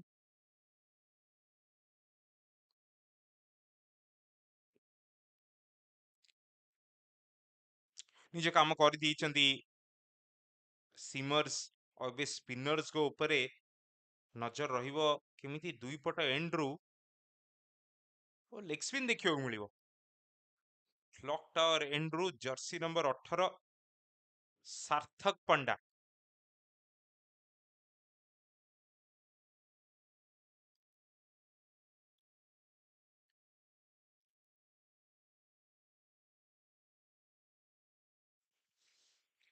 ସାର୍ଥକ ଲୋକାଲ ପିଲା, କଟକ ପିଲା ଏଇଠୁ ଖେଳନ୍ତି। ନିଶ୍ଚିନ୍ତ ରୂପରେ ବାରବାଟୀ ଷ୍ଟାଡିୟମ ଏବଂ ତା ପିଚକୁ ଭଲ ଭାବରେ ଜାଣିଥିବେ। ସାମାନ୍ୟ ଫ୍ଲାଇଟ୍ ଦେଇପାରନ୍ତି କିଛିଟି ବଲ୍। ଜଣା ପଡୁଛି ତାଙ୍କ ଡିମିନର ଯେମିତି ବି ଟ୍ରାଏ କରୁଥିଲେ ପ୍ରଥମ ବଲଟି ରିଲିଜ କରିବା ପାଇଁ, ଏମିତି ଲାଗୁଛି କି ଫ୍ଲାଇଟ୍ ଦେଲା ଭଳିଆ ଲେଗ ସ୍ପିନର, ଜୋରରେ ପକେଇଲା ଭଳିଆ ଲେଗ ସ୍ପିନର ନୁହନ୍ତି। ଶ୍ୟାଡୋ ଯେତେବେଳେ କରୁଥିଲେ ଗୁଗଲିଟା ବି ଶ୍ୟାଡୋ କରିଛନ୍ତି, ଫ୍ଲାଇଟ୍ ଦେଇଛନ୍ତି ତାକୁ ଡାଉନ ଦ ଗ୍ରାଉଣ୍ଡ କଷିକି ମାରିଛନ୍ତି ସେଠି ଆକାଶ। ବେଳେ ବେଳେ ବ୍ୟାଟ୍ସମ୍ୟାନ ଯେତେବେଳେ ଲେଗ ସ୍ପିନରକୁ ବଳ ଦେଇ ଖେଳିବା ପାଇଁ ଚେଷ୍ଟା କରନ୍ତି, ୱିକେଟ ଆସିବାର ସମ୍ଭାବନା ଥାଏ। ଆଉ ଯୋଉ ବୋଲର ଖାସ କରି ଲେଗ ସ୍ପିନର ଫ୍ଲାଇଟ୍ ଦିଅନ୍ତି, ଯେତେବେଳେ ଫ୍ଲିପର ଆସେ କିମ୍ବା ଗୁଗଲି ଆସେ, ରିଡ୍ କରିବା କଷ୍ଟକର ହୁଏ। ପ୍ରଥମ ବଲ୍ ପକଉଛନ୍ତି ଲେଫ୍ଟ ହ୍ୟାଣ୍ଡରଙ୍କୁ ଡିପ୍ ମିଡ୍ ୱିକେଟ ନେଇ ପକଉଛନ୍ତି। ଡିପ୍ ମିଡ୍ ୱିକେଟ ରଖିବା ଏବେ ଜରୁରୀ ନୁହଁ। ମିଡ୍ ୱିକେଟ ଟି ଭିତରେ ରଖନ୍ତୁ, ଲଙ୍ଗ ଅନ୍ ରଖିଛନ୍ତି, ହଁ ମୁଁ ମାନୁଛି। ଯଦି ଏବେଠୁ ଆପଣ ଭାବି ସାରିଲେଣି କି ବ୍ୟାଟ୍ସମ୍ୟାନ ଆପଣଙ୍କୁ ଆଟାକ୍ କରିବେ, ବଡ ସଟ୍ ପାଇଁ ଯିବେ, ତେବେ ଭୁଲ ଚିନ୍ତାଧାରା ଆପଣଙ୍କର। ସିଙ୍ଗିଲ ଅଟକେଇବା କଥା। ସେଇ ଯୋଉ ସିଙ୍ଗିଲ ବର୍ତ୍ତମାନ ବାହାରିଲା, ଯଦି ଅଟକେଇଥାନ୍ତେ ପୁଣି ଥରେ ଲେଫ୍ଟ ଆର୍ମର ଆପଣଙ୍କ ସାମ୍ନାରେ ଥାନ୍ତେ। ଆଉ ତାଙ୍କୁ ଆପଣ ଫସେଇ ପାରିବେ ପୁଣି ଗୁଗଲି ସହିତ। ଯଦି ଧୀରେ ଲେଗ ସ୍ପିନ୍ ପକଉଛନ୍ତି ତାହେଲେ ଇଫେକ୍ଟିଭ ହବ ଦେନ୍ ରାଇଟିକୁ। ୱାଇଡ ଷ୍ଟମ୍ପର ବହୁତ ବାହାରେ, ପୁଣି ସ୍ପିନ୍ ହେଲା। ସଠିକ ଏଣ୍ଡରୁ କିନ୍ତୁ ବୋଲିଂ କରୁଛନ୍ତି, କ୍ଲକ୍ ଟାୱାର ଏଣ୍ଡରୁ। ବ୍ରିଜ ତାଙ୍କ ଟର୍ନକୁ ହେଲ୍ପ କରିବ।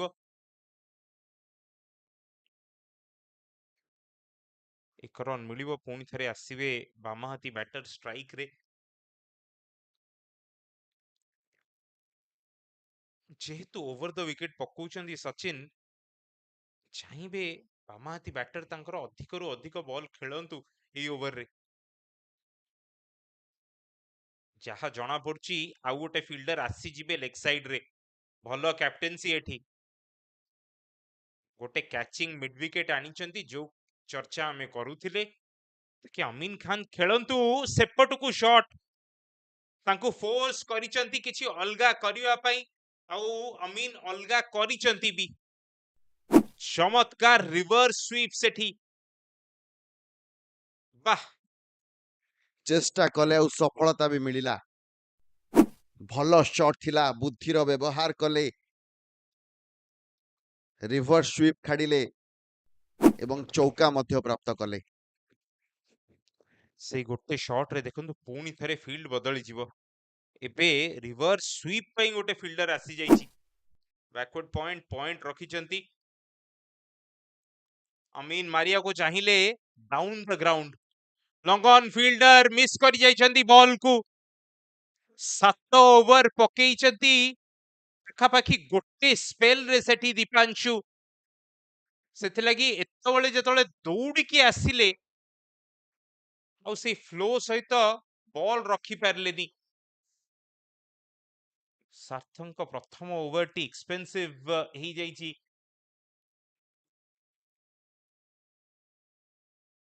ଅମିନ ଦେଖନ୍ତୁ 15ଟି ବଲରେ ଏବେ 18ରେ ଯାଇ ପହଞ୍ଚିଲେଣି। ଅଲଗା କିଛି ପ୍ଲାନ୍ ନେଇ ବୋଧ ହୁଏ ଏସବି ସ୍ପୋର୍ଟସ କ୍ଲବ ବର୍ତ୍ତମାନ ଖେଳୁଛି। ନିଶ୍ଚିନ୍ତ କିଛି ସନ୍ଦେଶ ଆସିଥିବ, କିଭଳି ବ୍ୟାଟିଂ କରିବାର ଅଛି। ନାଇଁ ସଚିନ ନ୍ୟାଚୁରାଲି ଅମିନ ଷ୍ଟ୍ରୋକ୍ ମେକର, ତ ତାଙ୍କର ଏଇଟା ନ୍ୟାଚୁରାଲ ଗେମ୍। ସିଏ ଯେତେ ଦୂର ପର୍ଯ୍ୟନ୍ତ ଚାହିଁବେ ଟିକେ ଆଗ୍ରେସିଭ ଖେଳନ୍ତୁ। ଏଠି ଅଭିଷେକ ଯାଦବଙ୍କ ସ୍ପେଲ ବହୁତ କ୍ରୁସିଆଲ ହେଇଯାଉଛି। ମତେ ଲାଗୁଛି ଗୋଟେ ଏଣ୍ଡରୁ ତାଙ୍କୁ ଏଠି ପକେଇବାକୁ ପଡିବ ଗୋଟେ ଲମ୍ବା ସ୍ପେଲ। ଦି ଜଣ ଆଉ ଚେଷ୍ଟା କରନ୍ତୁ ଅମିନ କୁ ଆଉଟ କରିକି ଦିଟା ରାଇଟ ହ୍ୟାଣ୍ଡର୍ସ ଆସନ୍ତୁ, କାହିଁକି ନା ଯେମିତି ଏଠି ଗୋଟେ ସିଙ୍ଗଲ ଖୋଲିଯିବ ପୁଣି ଅଭିଷେକ ବି ଚାହିଁବେ ଟିକେ ଡିଫେନ୍ସିଭ ବୋଲିଂ କରିବା ପାଇଁ।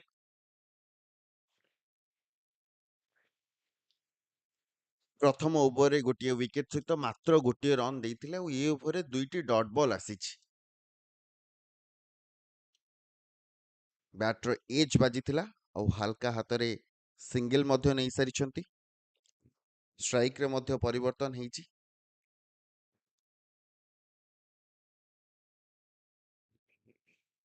ଏଇଠି ଦେଖିବାକୁ ହବ ଅଭିଷେକ ଯାଦବ ଲେଫ୍ଟିକୁ ଯେତେବେଳେ ପକଉଛନ୍ତି ରାଉଣ୍ଡ ଦ ୱିକେଟ୍ ପକଉଛନ୍ତି ଏଥିଲାଗି କାହିଁକିନା ସେଇ ଯୋଉ ରାଉଣ୍ଡ ଆର୍ମ ଆଙ୍ଗଲଟି ସେ କ୍ରିଏଟ୍ କରନ୍ତି ସେଇ ଆଙ୍ଗଲ ସହିତ ବଲ୍ ବାହାରକୁ ଯିବ। ଗୋଟେ ସ୍ଲିପ୍ ବି ରଖିଛନ୍ତି ଅମିନଙ୍କ ବିରୁଦ୍ଧରେ, କିନ୍ତୁ ମୋ ମତରେ ଯୋଉ ଏଣ୍ଡ ରୁ ବୋଲିଂ କରୁଛନ୍ତି ସଚିନ ସେ ଏଣ୍ଡ ରୁ ଓଭର ଦ ୱିକେଟ୍ ପକେଇବାଟା ବେଟର। ଓଭର ଦ ୱିକେଟ୍ ପକେଇଲେ ଅମିନକୁ ଆପଣ ଆହୁରି ଟେମ୍ପ୍ଟ କରିବେ କି ମତେ ଆପଣ ମାରନ୍ତୁ ମିଡ୍ ୱିକେଟ୍, ମାରନ୍ତୁ ଲଙ୍ଗ ଅନ୍ ଉପରେ ବଡ ଛଅ ସ୍ପିନ୍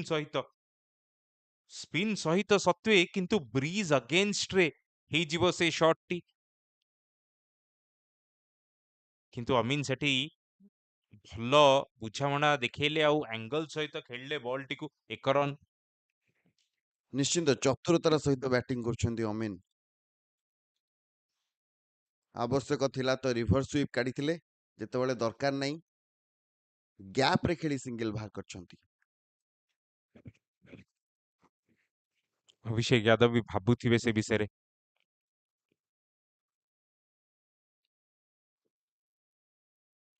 ଖବର ଫିଲ୍ଡରଟି ଟିକେ କ୍ୟାଚିଂ ପୋଜିସନରେ ଆଣିଛନ୍ତି ଅଭିଷେକ।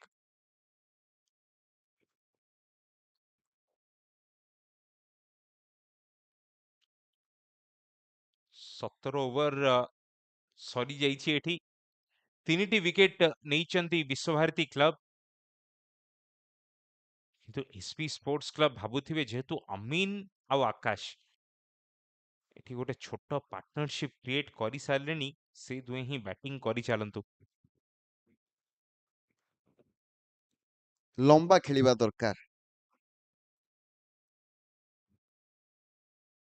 ଲାଗୁଛି କ୍ଲକ୍ ଟାୱାର ଏଣ୍ଡରୁ ବି ଆମେ ଗୋଟେ ନୂଆ ବୋଲରଙ୍କୁ ଦେଖିବାକୁ ପାଇବା, ଅନ୍ୟଥା ଗୌରବ ବୋଧହୁଏ ବୋଲିଂ କରିବାକୁ ଆସୁଛନ୍ତି।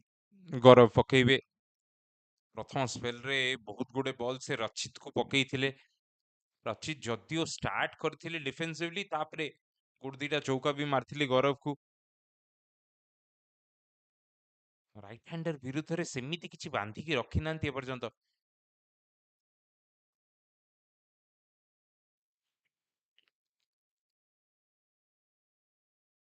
ରାଇଟିକୁ ତାଙ୍କ ବଲ୍ ତାଙ୍କ ଆକ୍ସନ ସହିତ ବଲ୍ ସଦାବେଳେ ବାହାରିକି ଯିବ, ସେତେ ଟର୍ନ ଆପଣଙ୍କୁ ଦେଖିବାକୁ ମିଳିବନି। ସେଥିଲାଗି ରାଉଣ୍ଡ ଦ ୱିକେଟ୍ ପକେଇବା ତାଙ୍କ ପାଇଁ ବହୁତ ଭଲ। ସିଏ ପକଉଛନ୍ତି ଓଭର ଦ ୱିକେଟ୍ କାହିଁକି ନା ଜାଣିଛନ୍ତି କି ସେଥିରେ ବି ବ୍ୟାଟର ଷ୍ଟ୍ରାଇକ୍ କରିବେ ତାଙ୍କୁ ଟାଣିକି ଲେଗ ସାଇଡ୍ ଉପରେ ମାରିବା ପାଇଁ। ଆମେ ଦେଖିଥିଲୁ ରଘୁନାଥ ସେଇ ଜିନିଷଟି କରିବାକୁ ଚେଷ୍ଟା କରୁଥିଲେ। ଆକାଶ ସେ ଟେମ୍ପଟେସନ ଟା ରେଜିଷ୍ଟ କରିବେ ନା ମାରିବେ? ମାରିବାକୁ ଗଲେ ଆଉ ଲଙ୍ଗନ ହାତରେ ଗୌରବ ଚୌଧୁରୀଙ୍କ ହାତରେ ଧରା ପଡିଛନ୍ତି ଏଠି। ସେ ଟେମ୍ପଟେସନ କୁ ରେଜିଷ୍ଟ ପୁଣି ଥରେ କରିପାରିନାହାନ୍ତି ବ୍ୟାଟର। ଷ୍ଟେପ ଆଉଟ୍ କଲେ, ବଡ ଶଟ୍ ଖେଳିବା ପାଇଁ ଚେଷ୍ଟା ଥିଲା, କିନ୍ତୁ ବ୍ୟାଟ୍ର ପୁରା ତଳ ଭାଗରେ ବାଜିଲା ଆଉ ସିଧା ଯାଇ ଗୌରବଙ୍କ ହାତରେ ନିଜ ୱିକେଟ୍ ହରେଇଲେ। ଅତି ଲୋ ପରସେଣ୍ଟେଜ ଶଟ୍ ଯାହାକୁ ଆମେ କହିବା ସଚିନ। ଆମେ କଥା ହଉଥିଲେ ଗୌରବ କୁମାରଙ୍କ ବଲ୍ ସେଠୁ ଓଭର ଦ ୱିକେଟ ରୁ ଟର୍ନ ହଉନି, ବ୍ରିଜ ସହିତ ବାହାରକୁ ବାହାରି ଯାଉଛି।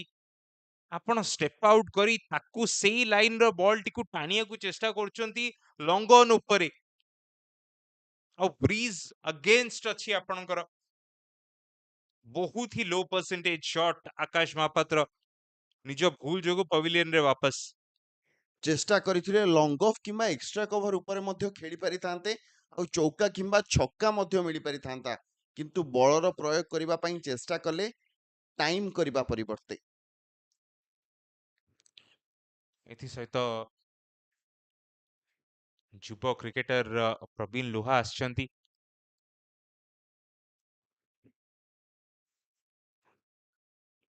ଦୁଇଶହ 96ଟି ମ୍ୟାଚ୍ ସେ ଖେଳି ସାରିଲେଣି। 8505 ରନ୍ ସଂଗ୍ରହ କରିସାରିଛନ୍ତି ବର୍ତ୍ତମାନ ସୁଦ୍ଧା, ଯେଉଁଥିରେ 49ଟି 50 ଆଉ 10ଟି ଶତକ ସାମିଲ ରହିଛି। 33ର ଆଭରେଜ, ସର୍ବାଧିକ 214 ରନ୍ କରିଛନ୍ତି ପ୍ରବୀଣ। ଆଜି ମ୍ୟାଚରେ ତ ସେତେ ବଡ଼ ଟାର୍ଗେଟ ନାହିଁ, କିନ୍ତୁ ଯେଉଁ ଟାର୍ଗେଟ ଅଛି ତାକୁ କରିବାକୁ ପଡ଼ିବ ଆଉ ଧୈର୍ଯ୍ୟର ସହିତ ବ୍ୟାଟିଂ କରିବାକୁ ପଡ଼ିବ। ଏ ୱିକେଟ ସହିତ ଗୌରବ ଆଉ ଗୋଟେ ଜିନିଷ ବି କରିଦେଇଛନ୍ତି।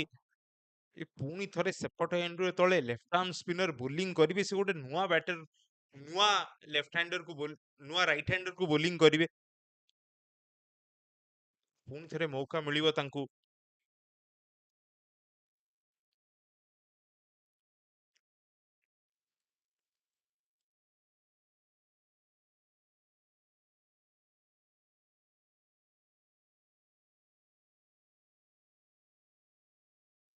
ପ୍ରବୀଣ ଆସୁ ଆସୁ ବ୍ୟାକଫୁଟରେ ପୁଲ୍ କରିବାର ସେଠି ଚେଷ୍ଟା ଥିଲା। 1 ରନ୍। ଗୌରବକୁ ବ୍ୟାକଫୁଟରେ ଯାଇ ଖେଳିବା ଏତେ ସହଜ। ଯେଉଁଭଳି ବଲ୍ ସେ ପକାଉଛନ୍ତି, ଯଦି ବଲ୍ରେ ବାଉନ୍ସ କମିଯାଏ, ପ୍ରଥମ ଇନିଂସରେ ମଧ୍ୟ ଆମେ ଦେଖିବାକୁ ପାଇଥିଲେ ଗୋଟେ ଗୋଟେ ବଲ୍ ତଳେ ପଳାଉଥିଲା। ଯଦି ସେମିତି କିଛି ସ୍ଥିତି ଉପୁଜେ, ବ୍ୟାକଫୁଟକୁ ଯାଇଥିବେ, ବଲ୍ଟି ବାଉନ୍ସ ହିଁ ହବନି, ସିଧା ଷ୍ଟମ୍ପକୁ ଆସିବ। ଯେହେତୁ ଲାଇନ ଟିକେ ଅଫ୍ ଷ୍ଟମ୍ପ ବାହାରେ ଥିଲା, ପ୍ରବୀଣ ଆଫୋର୍ଡ କରିପାରିଲେ ଆଉ ସେଇ ଜିନିଷଟି କରିଦେଲେ। ସେଇ ଜିନିଷଟି ଯଦି ଅମିନ କରିବାକୁ ଯିବେ, ତାହେଲେ ତାଙ୍କୁ ଟିକେ ଅଧିକା ଅସୁବିଧା ହବ। ସିଏ ସେଥିଲାଗି ଚାହିଁବେ ଫ୍ରଣ୍ଟ ଫୁଟରୁ ମ୍ୟାନେଜ କରିବା ପାଇଁ ଗୌରବ କୁମାରଙ୍କୁ। ବର୍ତ୍ତମାନ ଅମିନଙ୍କ ଉପରେ ପ୍ରବୀଣ ନିଶ୍ଚିନ୍ତ ନଜର ରଖିଥିବେ, ତାଙ୍କ ସହିତ ଅଧିକ କଥାବାର୍ତ୍ତା ହେବା ପାଇଁ ଚେଷ୍ଟା କରିବେ। ଯେତେ ଭଲ କମ୍ୟୁନିକେସନ ଏଇ ଦୁଇ ବ୍ୟାଟ୍ସମ୍ୟାନଙ୍କ ମଧ୍ୟରେ ରହିବ, ସେତେ ଗେମ୍ ଆଗକୁ ବଢିବ। ଏଠି ରନ୍, ହାଫ ରନ୍ ଥିଲା। ସେଠି ଗୌରବ ଯଦି ଷ୍ଟମ୍ପ ପଛରେ ଠିଆ ହେଇଥାନ୍ତେ, ମେ ବି ଥ୍ରୋଟି ବି କଲେକ୍ଟ କରିପାରିଥାନ୍ତେ। ନୂଆ ବ୍ୟାଟରକୁ ବି 1 ରନ୍ ଦେଇଦେଲେ, ସେଟ୍ ବ୍ୟାଟରକୁ ବି 1 ଦେଇଛନ୍ତି ଆପଣ। ଚେଷ୍ଟା କରନ୍ତୁ କୋଉ ଗୋଟେ ବ୍ୟାଟରକୁ ପକାନ୍ତୁ ଓଭରରେ 3-4ଟି ବଲ୍।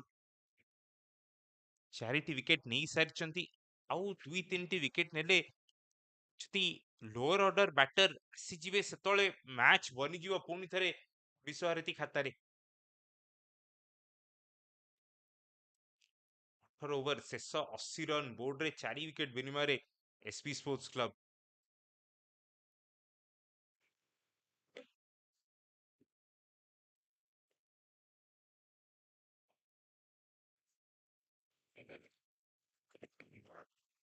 ନିଜ 10 ଓଭରରେ 2ଟି ୱିକେଟ ନେଇଥିଲେ ଜମାଲା ପ୍ରଥମ ଇନିଂସରେ। ଆଉ ଏଠି ବି ଆମେ ଦେଖିଛୁ ଅଭିଷେକ ଯାଦବ ସେପଟ ଏଣ୍ଡରୁ ବାରମ୍ବାର ଆଉଟସାଇଡ ଏଜ୍, ଇନସାଇଡ ଏଜ୍ କୁ ଟାର୍ଗେଟ କରୁଛନ୍ତି। ଅମିନକୁ ଜାଣିଶୁଣି ରାଉଣ୍ଡ ଦ ୱିକେଟ ବୋଲିଂ କରୁଛନ୍ତି। ଦେଖି ଆଙ୍ଗଲରେ ବଲ୍ ବାହାରୁ ଯୋଉଟା ସ୍ପିନ୍ ହବ, ସେଟା ଷ୍ଟମ୍ପ ଭିତରକୁ ତାଙ୍କୁ କ୍ରାମ୍ପ କରିବ। ବ୍ୟାଟ୍ ପ୍ୟାଡ୍ ବାଜିଛି ସେଠି। ଶର୍ଟ ଲେଗ୍ ଥିଲେ ସେଠି ଗୋଟେ ଅପରଚ୍ୟୁନିଟି ଥିଲା। କାଲି ଆମେ ଦେଖିଥିଲୁ ଗୋଟେ ଛୋଟ ସ୍କୋର ଡିଫେଣ୍ଡ କରିବାକୁ, ଶର୍ଟ ଲେଗ୍, ସିଲି ପଏଣ୍ଟ। ଏଇଠି ଥିଲା ବ୍ୟାଟ୍ ପ୍ୟାଡ୍ ର ଅପରଚ୍ୟୁନିଟି। ବ୍ୟାଟ୍ ପ୍ୟାଡ୍ ଠିଆ ହେଇଥିଲେ ସିଧା ସେଇଠି ଧରିଥାନ୍ତେ। ବ୍ୟାଟ୍ ପ୍ୟାଡ୍ କଥା ଆମେ କହିଲେ, ବ୍ୟାଟ୍ ପ୍ୟାଡ୍ ଆସିଯାଇଛି। ପ୍ରୋଆକ୍ଟିଭ କ୍ୟାପ୍ଟେନ୍ସି ଏଠି।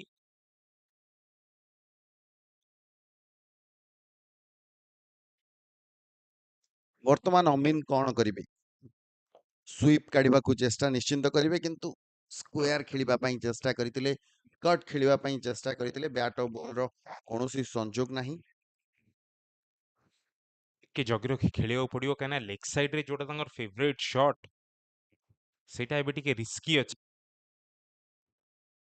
ରିସ୍କ ସେ ରିସ୍କଟି ନେଇଛନ୍ତି ଆଉ ବହୁତ ବଡ ଛଅଟି ମାରିଛନ୍ତି।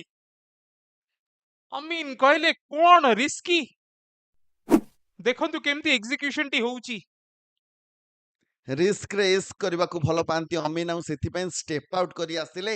ବ୍ୟାଟ୍ରେ ଭଲ ସଂଯୋଗ ହେଲା, ବଲ୍ ଯାଇ ସିଧା ସୀମାରେଖା ବାହାରେ 6 ରନ୍ ସଂଗ୍ରହ କରିଛନ୍ତି। ଲାଗୁଛି ଅମିନ କିଛି ଅଲଗା ଭାବିକି ଆସିଛନ୍ତି ଏବଂ ତାଙ୍କ ପାଇଁ ଏ ପିଚ୍ ସମ୍ପୂର୍ଣ୍ଣ ଭିନ୍ନ।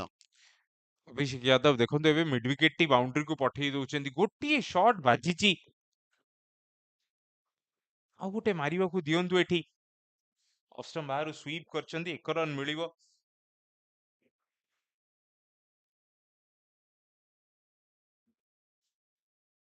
ଗୋଟେ 6 ପରେ ସିଧା ସିଧି ଡିଫେନ୍ସିଭ ହେଇଗଲେ ହବନି ଏଠି।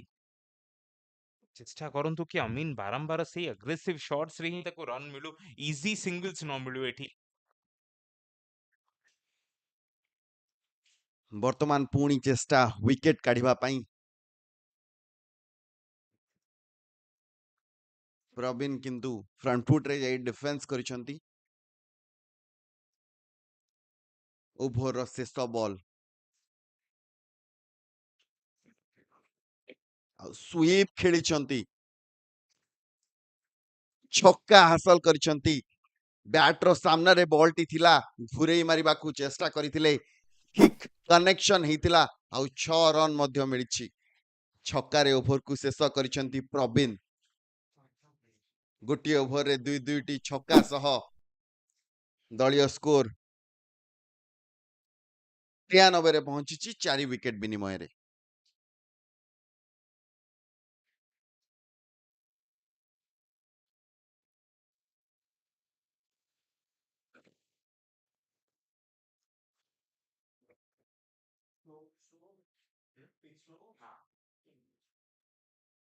କମେଣ୍ଟ୍ରି ବକ୍ସକୁ ବି ଫେରି ସାରିଛନ୍ତି ଗୌରବ ଭାଇ। ଖରା ଭାରି ଜୋରେ ହଉଛି, ଆଉ ଏ ଖରାରେ ବିଶ୍ୱଭାରତୀକୁ ବହୁତ ପରିଶ୍ରମ କରିବାକୁ ପଡିବ। Thank you, Sachin. I thought you are gonna say that khara bahut jor rahuchi, lassi piyବାକୁ ଯିବା. But then you're right. 6 wickets to go. That's the way they are looking at here. That's the only way you can win the contest. There's no other way.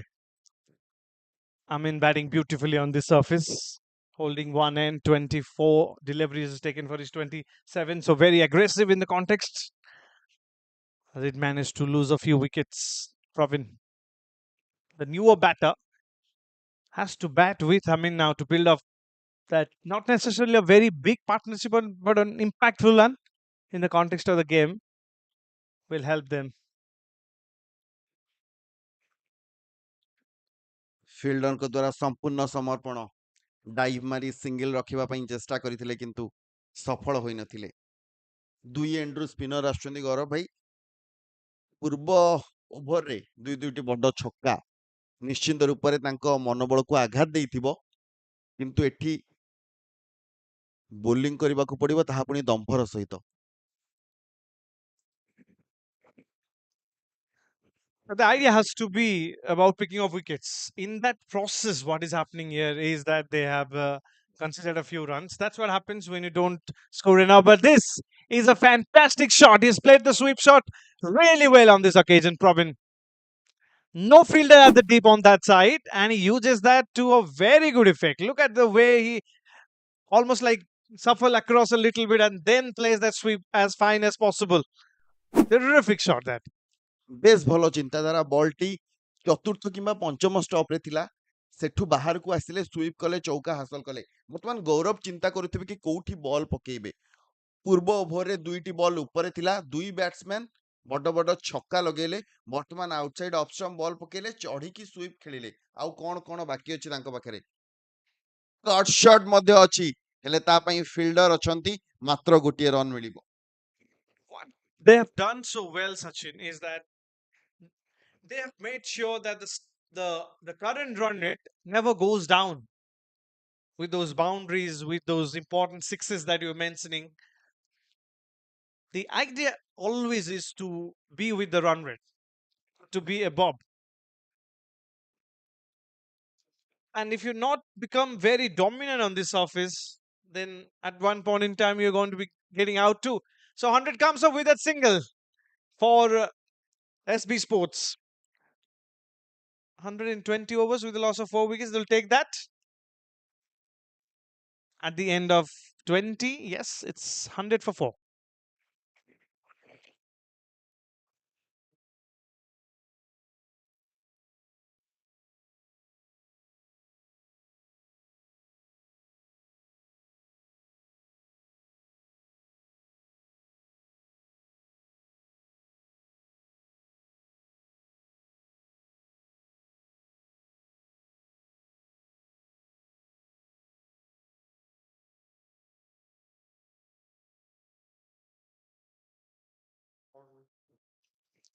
Yeah, Probin on strike, and these guys have batted beautifully against spinners so far. Probin in his 6 deliveries has shown great skills against spin, and Amin has batted beautifully.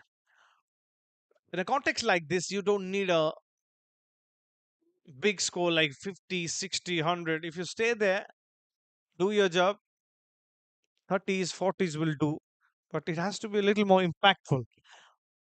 And they've got a silly point in place, Sachin. That is exciting. And he bowls it way down the leg side. They're all going up for that appeal, thinking that there's something there. Abhishek Yadav particularly thinks there's something, but that's more pretty like optimistic. I feel there's nothing there. There's a little bit of bad, otherwise it could have been a wide. Is this the case, Sachin? Take a look at it again. Yes, got a bit of bad. But Province playing his shots. That's so exciting to see. Don't require anything fancy, but this man loves to be a little fancy, I think. Straight away, what that shot at that attempt did was they've now got a short fine leg in place to protect that lapse and protect that sweep that he has attempted. And he pressed with a straighter bat for a single. So he knows how to play spin. ଏଇ ଦୁଇ ବ୍ୟାଟ୍ସମ୍ୟାନଙ୍କ ପୂର୍ବରୁ ଯେତେବେଳେ ତାଙ୍କ ସାଥୀ ଖେଳାଳି batting କରୁଥିଲେ ତାଙ୍କ ମୁଣ୍ଡରେ ଥିଲା ବଲ୍ଟିକୁ ଛାଡ଼ିବା, କାରଣ ନୂଆ ବଲ୍ ସ୍ୱିଙ୍ଗ ହେଉଥିଲା। ଦୀପାଂଶୁ ଚମତ୍କାର ବୋଲିଂ କରିଥିଲେ, କିନ୍ତୁ ଏଇ ଦୁଇ ବ୍ୟାଟ୍ସମ୍ୟାନ ଯେତେବେଳେ ବ୍ୟାଟିଂ କରିବାକୁ ଆସୁଛନ୍ତି ତାଙ୍କ ମୁଣ୍ଡରେ ଗୋଟିଏ ଜିନିଷ ଫିଟ୍ ରହିଛି କି ଆଟାକ୍ କରିବାର ଅଛି, ରନ୍ ଚେସ୍କୁ ବେଶୀ ଲମ୍ବା ନେବାର ନାହିଁ, ଯେତେ ଜଲ୍ଦି ସମ୍ଭବ ଶେଷ କରିବାର ଅଛି। ଏ କଥା ମୁଁ ଏଥିପାଇଁ କହୁଛି, ଯଦି ଆପଣ ଦୁଇ ବ୍ୟାଟ୍ସମ୍ୟାନଙ୍କ ସ୍କୋରବୋର୍ଡ ଉପରେ ନଜର ପକାଇବେ, ଅମିନ 28 ବଲ୍ରେ 30 କରିଛନ୍ତି, ଅନ୍ୟପଟେ ପ୍ରବୀଣ ମାତ୍ର 8ଟି ବଲ୍ ଖେଳିଛନ୍ତି କିନ୍ତୁ 13 ରନ୍ ସଂଗ୍ରହ କରିସାରିଲେଣି। ଦୁଇ ବ୍ୟାଟ୍ସମ୍ୟାନ ଗୋଟିଏ ଅନ୍ଦାଜରେ ବ୍ୟାଟିଂ କରୁଛନ୍ତି, ଯାହା ଦଳ ପାଇଁ ହିତକାରୀ ନିଶ୍ଚିନ୍ତ। And equally, Sachin, they have got slip in place and a silly point in place. That was exciting from the bowler. Yes, turn, sharp turn. So good from the batter to keep the ball, keep the bat, in fact, a little away from the ball. There's the sweep, the slog one. He's played it to a good effect, and a maximum from the batter, Probin. If anyone who's played the spin well today, it's this man. And he's done it from outside the off stump well. That is a quality stroke. କୌଣସି ବି ଚେଷ୍ଟା ନଥିଲା ବଲକୁ ଗ୍ରାଉଣ୍ଡରେ ରଖିବା ପାଇଁ କିମ୍ବା ଚୌକା ପାଇଁ ଯିବା ପାଇଁ। ଜାଣିଥିଲେ ଫିଲ୍ଡର କୋଉଠି ଅଛନ୍ତି, ଫିଲ୍ଡର 38 ସର୍କଲ ଭିତରେ ଥିଲେ, ସମ୍ପୂର୍ଣ୍ଣ ଚେଷ୍ଟା ଥିଲା ବ୍ୟାଟକୁ ଫେସ୍ ଉପରକୁ ରଖି ଛକା ମାରିବା ପାଇଁ, ଆଉ ସେଥିରେ ସଫଳ ବି ହୋଇଛନ୍ତି। 6 ରନ୍ ମଧ୍ୟ ତାଙ୍କୁ ମିଳିଛି, ଆଉ ଏ 6 ରନ୍ ଦଳକୁ 109 ରନରେ ପହଞ୍ଚେଇଛି।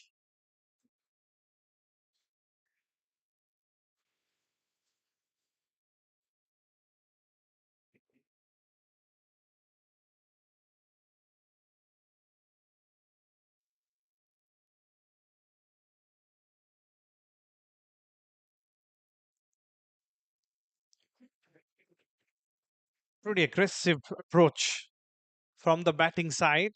You saw aggressive approach from the bowling side too. So it's a one way of looking at it. The bowler wants wickets, the batter wants runs too. They want quick runs. So it's going to be action packed. Jesus, Pravin is playing so well today. Look at that for a strike rate. 10 deliveries, 19 runs for this man on a wicket where it's a little tricky. Amin has played his part too. Held one end, the strong batter, the set batter right there, 31 from 29. These guys complementing each other really well.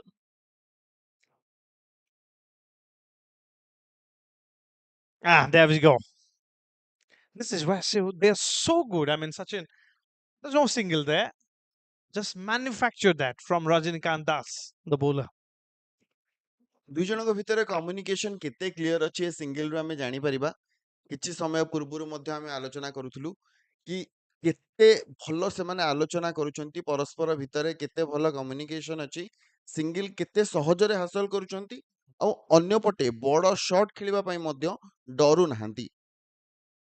ଅମିନ ଯେତେବେଳେ ଛକା ମାରିଥିଲେ ପରବର୍ତ୍ତୀ ମୁହୂର୍ତ୍ତରେ ପ୍ରବୀଣ ଛକା ମାରିଲେ। ଯେତେବେଳେ ଅମିନ ବାଉଣ୍ଡ୍ରି କାଢୁଥିଲେ ପ୍ରବୀଣ ମଧ୍ୟ ସେଇ ଅନ୍ଦାଜରେ ବ୍ୟାଟିଂ କଲେ। ଯେତେବେଳେ ଦି ପଟ ଏଣ୍ଡରୁ ଆଟାକ୍ ହେଇଯାଏ ବୋଲିଂ ୟୁନିଟ ଚିନ୍ତାରେ ପଡିଯାଏ କି କାହାକୁ ରଖିବେ। ପୁନର୍ବାର ଷ୍ଟେପ୍ ଆଉଟ୍ କରି ପୁଲ୍ ମାରିବାକୁ ଚେଷ୍ଟା କରିଥିଲେ, ଦ୍ୱିତୀୟ ରନ୍ ପାଇଁ ଚେଷ୍ଟା କରୁଛନ୍ତି ଆଉ ଦୌଡ଼ିଛନ୍ତି ମଧ୍ୟ, ସେଥିରେ ସଫଳ ବି ହୋଇଛନ୍ତି। 2 ରନ୍ ମଧ୍ୟ ତାଙ୍କୁ ମିଳିଛି। କେବଳ ବଡ ସଟ୍ ନୁହେଁ, ସିଙ୍ଗଲକୁ ଡବଲରେ କନଭର୍ଟ କରୁଛନ୍ତି। ଫିଲ୍ଡରକୁ ଆଉ ଟିକିଏ ଯତ୍ନବାନ ହେବାକୁ ପଡିବ। ପ୍ରତି ରନ୍ ବର୍ତ୍ତମାନ ମୂଲ୍ୟବାନ।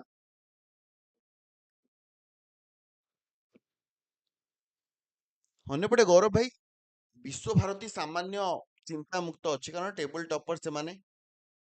ଏସବି ସ୍ପୋର୍ଟସକୁ ସଂଘର୍ଷ କରିବାକୁ ପଡିବ କ୍ୱାର୍ଟର ଫାଇନାଲ୍ସକୁ ଯିବା ପାଇଁ। ଯଦି ନକଆଉଟ ଷ୍ଟେଜରେ ଖେଳିବାକୁ ଅଛି, କେବଳ ଭଲ ଖେଳିକି ମ୍ୟାଚ୍ ଜିତିଲେ ହବନି, ଜଲ୍ଦି ମଧ୍ୟ ଜିତିବାକୁ ପଡିବ ଯେତେବେଳେ ନେଟ୍ ରନ୍ ରେଟ୍ କାମରେ ଆସିବ। That's why they're going for it. I mean, that sense of urgency is there. What is so good about this tournament is that just when you think that one team is dominating, the other team somehow comes and sets a new standard. So it's, as far as the competition is concerned, it's a wonderful tournament. That's what you get. Well, there comes the pull. That's protection at the deep. It's gonna be a single.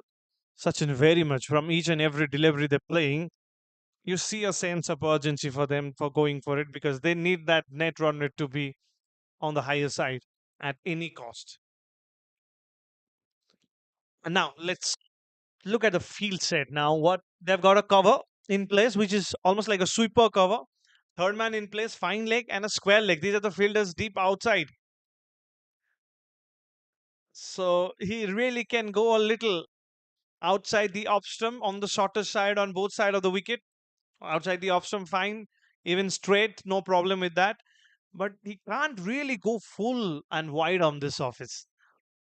Completely wide is a different, affair. But to go slightly fuller when mid off and mid up, both inside the circle, mid off and mid on, can be in trouble. He's bowling to his field now. That is good. The line and the length is perfect when you consider the field set. It's 115 for 4.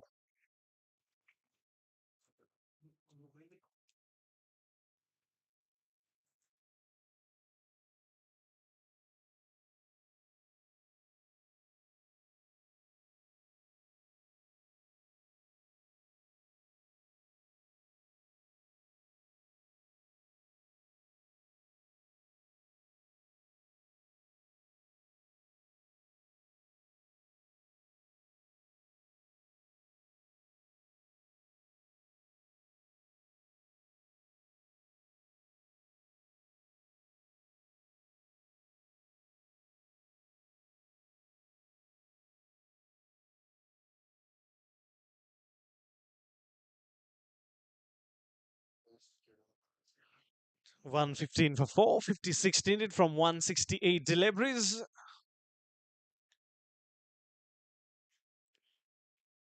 Yeah, the batter's trying to have a run feast here.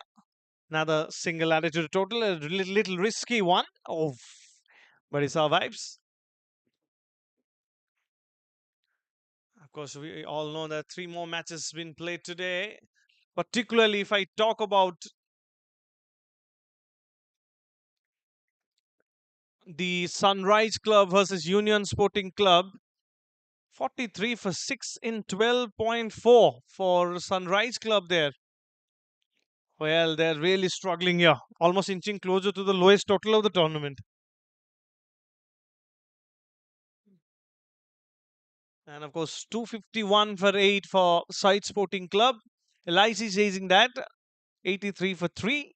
Biswabharati, this is the match that we're covering right now.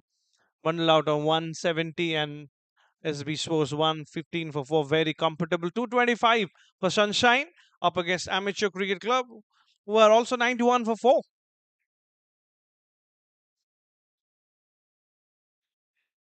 One bounce to the fielder. It's so fascinating to see the aggressive approach here. That's needed for the side too.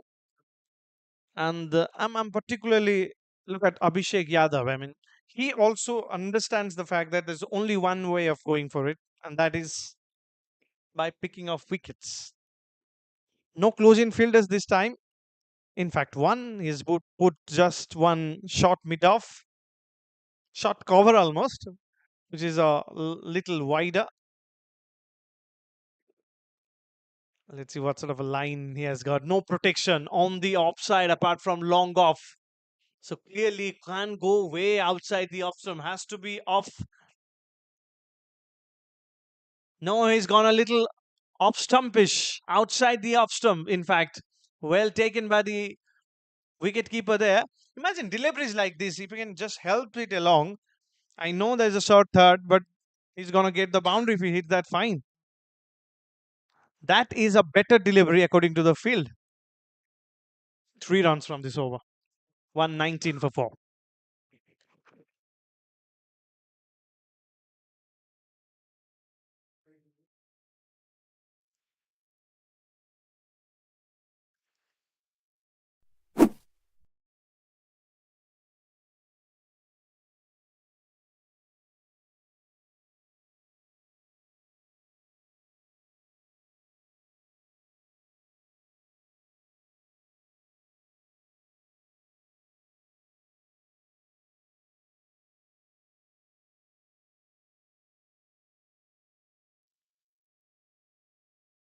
ପରବର୍ତ୍ତୀ over ବାମ ହାତୀ bowler Rajinikanth ସୁନ୍ଦର drive କରିଥିଲେ ଏବଂ ଭଲ fielding ମଧ୍ୟ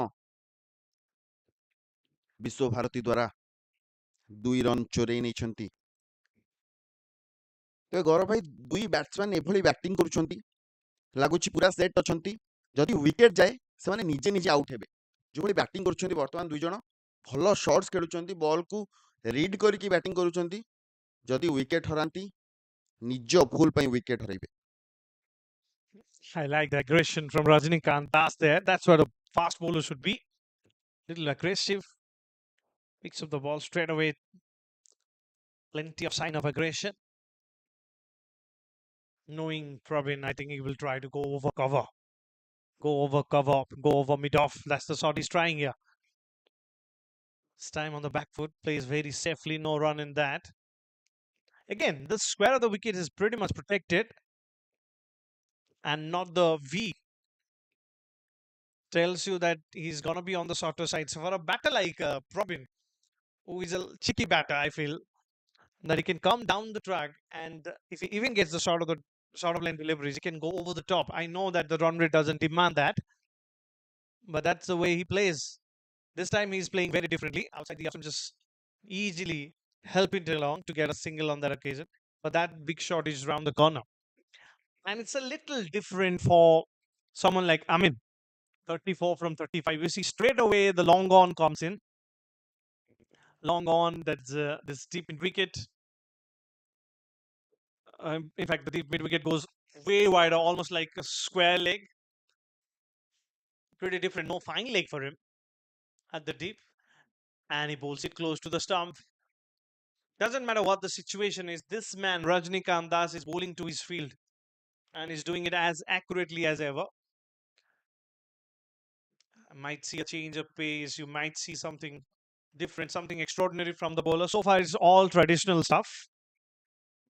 Third man's deep too. Third man, sweeper, square leg, and long on. He has gone over the top on the offside, but that is protection. It's 122 for 4.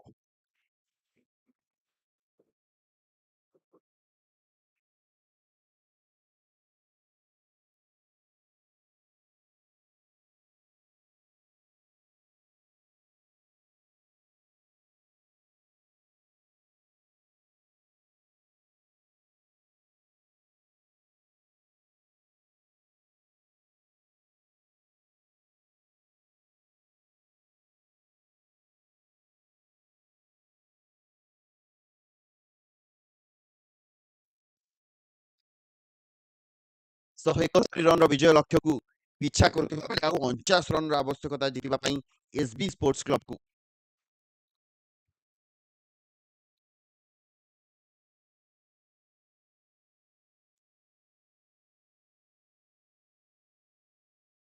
ଲାଗୁଛି ମହାନଦୀ ଏଣ୍ଡରୁ ପୁଣି ଥରେ Deepanshu bowling କରିବାକୁ ଆସୁଛନ୍ତି। ନିଶ୍ଚିନ୍ତ ରୂପରେ ନିଜର ଅଷ୍ଟମ ଓଭର ନେଇ ପୁଣି ବୋଲିଂ କରିବାକୁ ଆସୁଛନ୍ତି ଦୀପାଂଶୁ। 7 ଓଭରରେ ଗୋଟିଏ ସଫଳତା ତାଙ୍କୁ ମିଳିଛି, ଆଉ ଗୋଟିଏ ସଫଳତା ପଛରେ ପ୍ରଥମ ବଲ୍ ଏବଂ ୱାଇଡ୍ ବଲ୍ ବହୁତ ବାହାରେ ଥିଲା। ସବୁ ବଳ ଲଗେଇ ବୋଲିଂ କରିବାକୁ ଚେଷ୍ଟା କରୁଛନ୍ତି, କାରଣ ଯୋଉଟା ଖରା ହଉଛି ଗୌରବ ଭାଇ, ଲଗାତାର ଭାବରେ ଗୋଟିଏ ସ୍ପେଲରେ ସେ ଏତେ ଓଭର ପକେଇଛନ୍ତି ଏବଂ ଷଷ୍ଠ ଓଭରରେ ତାଙ୍କୁ ସଫଳତା ମିଳିଥିଲା। ଏହାପରେ ସପ୍ତମ ଓଭର ସାମାନ୍ୟ ମହଙ୍ଗା ଯାଇଥିଲା। Tough, very tough. It requires that endurance and requires that extra skill as well. That's why it tests you. ODI format, the one-day format is so different from the T20s. So much used to the shorter form, the shortest form. That we sometimes tend to say that one-day cricket doesn't have its charm, but it has its charm because in ODI cricket you can get the glimpse of T20s, you can get the glimpse of tests too. So it tests you in so many ways. In test cricket also you can hang in and play your shots, but here you hang in, but at one point in time you have to change your game. In test cricket you don't require to change your game, you still can be very successful. Just like in T20s, you can really go for the big ones without thinking twice. You lose your wicket, it's fine. People say, all right, short, crisp, nice. But in ODI cricket, if you score some 30, 40 early on as a new ball batter, opening batter, and then come back to the pavilion, they say the job is not fully done. So it is a very different format. It has its own skill, and this shot has its own skill too. And it's going to race away. It is played excellently by the batter. ଶେଷ ପର୍ଯ୍ୟନ୍ତ ball ଉପରେ ନଜର ରଖିଲେ, ball ପାଖକୁ ଆସିବାକୁ ଦେଲେ, ନିଜର batter face ଖୋଲି ସେଇ ଅଞ୍ଚଳରେ ଫିଲ୍ଡର ଥିଲା, ଥାର୍ଡମ୍ୟାନ୍ ବହୁତ ପାଖରେ ଥିଲା, କିନ୍ତୁ ଟୋକା ହାସଲ କରିଛନ୍ତି। ବଲ୍କୁ ଶେଷ ପର୍ଯ୍ୟନ୍ତ ନଜର ରଖିଲେ ଏବଂ ବଢିଆ short. It's very predictable field set too. Slip in place all right. It tells you that it's gonna be on the shorter side. This time he brings it back. It is a little surprise, but still I feel that at least one of the mid-off or the mid-on fielders should go back. If not, then a mid-wicket fielder. And you try a little slow ones. It's gonna go down the leg side. Simple.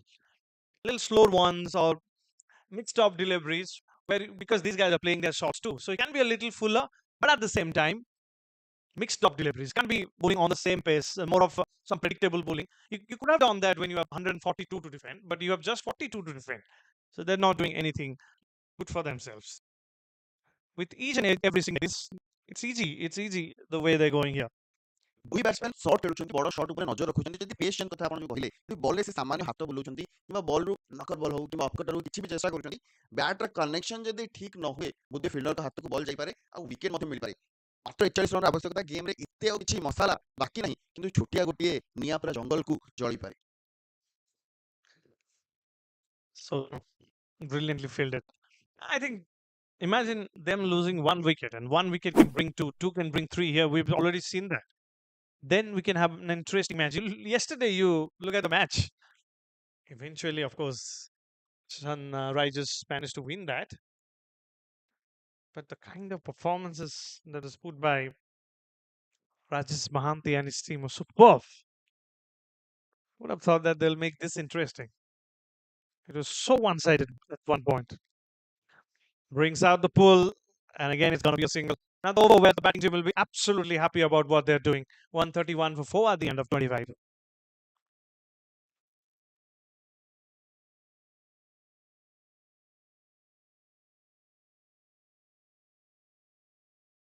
ଗତକାଲିର ମ୍ୟାଚରେ ସମ୍ବିତ ବରାଳ ଏକା ଲଢ଼େଇ କରୁଥିଲେ।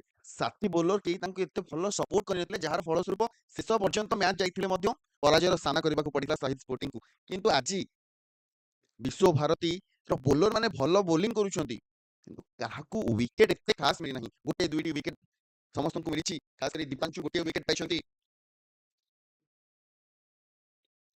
ସାଇ ସୁବ୍ରତକୁ ଗୋଟିଏ wicket, ଗୌରବକୁ ଗୋଟିଏ wicket ଏବଂ ଅଭିଷେକକୁ ଗୋଟିଏ wicket. ବାକି ଯେତେବେଳେ ସାର୍ଥକ ଲେଗ୍ ସ୍ପିନର ବୋଲିଂ କରିବାକୁ ଆସିଥିଲେ, ଗୋଟିଏ ଓଭରରେ 12 ରନ୍ ପଡ଼ିଥିଲା, ତାପରେ ତାଙ୍କୁ ବିଶ୍ରାମ ଦିଆଯାଇଥିଲା। ରଜନୀକାନ୍ତ ମଧ୍ୟ 2 ଓଭର ପକେଇଛନ୍ତି, ତାଙ୍କୁ ମଧ୍ୟ 10 ରନ୍ ପଡ଼ିଛି।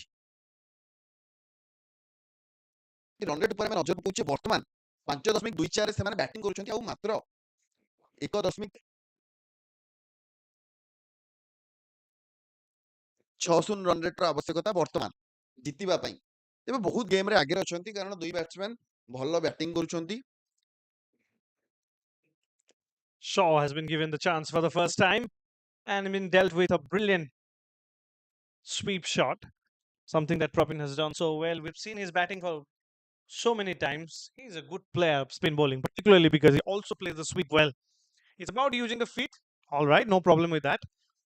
But the sweep shot has been played to a very good effect by this man, Propin. Will be other non-strikers in. I mean, on strike this time. Very defensive. Very, very defensive on that occasion. He's a watchful batter. Very watchful batter. କାଲିର match ଓ ଆଜିର ମ୍ୟାଚ୍ରେ ଅନେକ ସମାନତା ରହିଛି। Low scoring target ଥିଲା ଏବଂ ଗୋଟେ batsman retired ହଟେଇ ଦ୍ୱିତୀୟ ଇନିଂସରେ ପାଭିଲିୟନକୁ ଫେରି ଯାଇଥିଲେ। ଏହାରି ଭିତରେ ସାମାନ୍ୟ ରନ୍ ଆଉଟ୍ର ସମ୍ଭାବନା, କିନ୍ତୁ କୌଣସି ଅସୁବିଧା ନାହିଁ। ଦୁଇ ବ୍ୟାଟ୍ସମ୍ୟାନ୍ କ୍ରିଜ୍ରେ ପହଞ୍ଚି ଯାଇଛନ୍ତି। ଯେମିତି କହୁଥିଲି କି କାଲି ଆଉ ଆଜି ମ୍ୟାଚ୍ରେ ଅନେକ ସମାନତା ଥିଲା। ଏକ ତ ଲୋ ଟାର୍ଗେଟ୍ ଥିଲା, ଗୋଟିଏ ବ୍ୟାଟ୍ସମ୍ୟାନ୍ ଆହତ ହୋଇ ପାଭିଲିୟନକୁ ଫେରି ଯାଇଥିଲେ, କିନ୍ତୁ ମଝି ଓଭରରେ କାଲି ଯେଉଁ ବ୍ୟାଟ୍ସମ୍ୟାନ୍ ଯେଉଁ ଭୁଲ କରିଥିଲେ ସେଇ ଭୁଲ ଆଜି SB ସ୍ପୋର୍ଟସ କ୍ଲବ କରୁନାହାନ୍ତି। କାଲି ସନରାଇଜର ବ୍ୟାଟ୍ସମ୍ୟାନ୍ ମାନେ ବାଉନ୍ସରକୁ ଛକା ମାରିବାକୁ ଯାଇ ପ୍ରତି ବଲରେ ଯିଏ ବି ବ୍ୟାଟିଂ କରିବାକୁ ଆସୁଥିଲେ ବଡ଼ ସଟ୍ ଖେଳିବାକୁ ଯାଇଥିଲେ ଏବଂ ନିଜ ୱିକେଟ୍ ହରାଇଥିଲେ। ଆଜି ସେଇ ଭୁଲ ଏଇ ଦୁଇ ବ୍ୟାଟ୍ସମ୍ୟାନ୍ ପ୍ରବୀଣ ଆଉ ଅମିନ କରୁନାହାନ୍ତି। ଯୋଉ ସଟ୍ ଖେଳୁଛନ୍ତି ପ୍ରପର କ୍ରିକେଟିଂ ସଟ୍ ଖେଳୁଛନ୍ତି, ବଲକୁ ରିଡ୍ କରି ଖେଳୁଛନ୍ତି ଏବଂ ବାଉଣ୍ଡ୍ରି ମଧ୍ୟ ହାସଲ କରୁଛନ୍ତି, ଯାହାର ଫଳସ୍ୱରୂପ ବର୍ତ୍ତମାନ SB ସ୍ପୋର୍ଟସ କ୍ଲବ ଆଉ 38 ରନ୍ ପଛରେ 4ଟି ୱିକେଟ୍ ଯାଇଛି ସତ। ଯୋଉଭଳି ଭାବରେ ଏଇ ଦୁଇ ବ୍ୟାଟ୍ସମ୍ୟାନ୍ ବ୍ୟାଟିଂ କରୁଛନ୍ତି ଗୋଟିଏ ସହଜ ବିଜୟ ହାସଲ କରିବେ ବୋଲି ଆମେ ଆଶା କରିପାରିବା। କିନ୍ତୁ କ୍ରିକେଟରେ କେତେବେଳେ ବି ମ୍ୟାଚ୍ ପରିବର୍ତ୍ତନ ହୋଇପାରେ, ସେଟା କେହି କହିପାରିବେନି। ବିନାୟକ ଶେଷ ବଲ୍ ପକାଉଛନ୍ତି ନିଜ ପ୍ରଥମ ଓଭରର, ଆଉ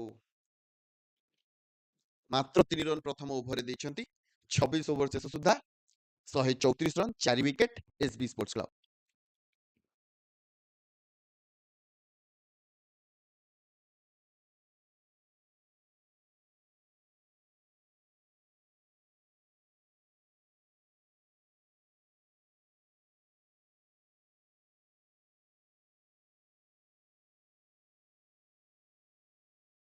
ତେବେ ଆଜିର ମ୍ୟାଚ୍ ପରେ 2 ଦିନ ବିଶ୍ରାମର ସମୟ ରହିଛି, କାଲି ଏବଂ ପରଦିନ ଅର୍ଥାତ୍ 22 ଆଉ 23 ତାରିଖ।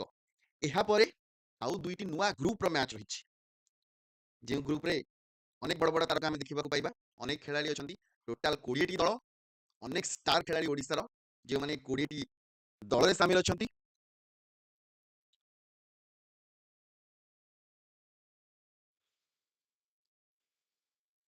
ଆଉ ଏ ଷ୍ଟାର ଖେଳାଳିଙ୍କ ସହିତ କିଛି ଯୁବ ତାରକା ମଧ୍ୟ ଚମତ୍କାର ପ୍ରଦର୍ଶନ କରୁଛନ୍ତି, ଯାହାକୁ ଦେଖି କ୍ରିକେଟ ପ୍ରଶଂସକ, ଖାସ କରି ଆମ ଓଡ଼ିଶା କ୍ରିକେଟ ପ୍ରଶଂସକ ଅର୍ଥାତ୍ ଆମେ ଯେଉଁ କମେଣ୍ଟେଟର୍ସ ମାନେ ଅଛୁ, ଆମକୁ ମଧ୍ୟ ଖୁସି ଲାଗେ ଯେତେବେଳେ ଯୁବ ତାରକା ଭଲ ପ୍ରଦର୍ଶନ କରନ୍ତି, ନିଜ ହକ୍ ପାଇଁ ଲଢ଼େଇ କରନ୍ତି, ସେହି ସ୍ଥାନରେ ପହଞ୍ଚିବା ପାଇଁ ଯାହା ସମସ୍ତଙ୍କର ସ୍ୱପ୍ନ ଥାଏ। ରଣଜୀ, ବିଜୟ ହଜାରେ ଟ୍ରଫି, ସୟେଦ ମୁସ୍ତାକ ଅଲି ଏଇଠୁ ହିଁ ବାହାରିବେ। ଏଇ ମାଟିରେ ଖେଳି ବାରବାଟୀରୁ କେତେ ତାରକା ଖେଳିଛନ୍ତି ତାହା ଆମେ ଅନେକ ସମୟରେ ଦେଖିଛୁ ଓଡ଼ିଶା ପାଇଁ। ଆଉ ବର୍ତ୍ତମାନ ଯେଉଁ ଖେଳାଳିମାନେ ଖେଳୁଛନ୍ତି ତାଙ୍କ ଭିତରୁ କିଏ ଯେ ଆଗାମୀ ଦିନରେ ଆମ ଓଡ଼ିଶା ପାଇଁ ଖେଳୁଥିବ କିମ୍ବା IPL କିମ୍ବା ଭାରତୀୟ ଦଳରେ ସ୍ଥାନ ପାଇବ, ତାହା ମଧ୍ୟ ଆମେ ଆଶା କରିବା। ଆମ ଖେଳାଳିଙ୍କୁ ସମର୍ଥନ କରିବା।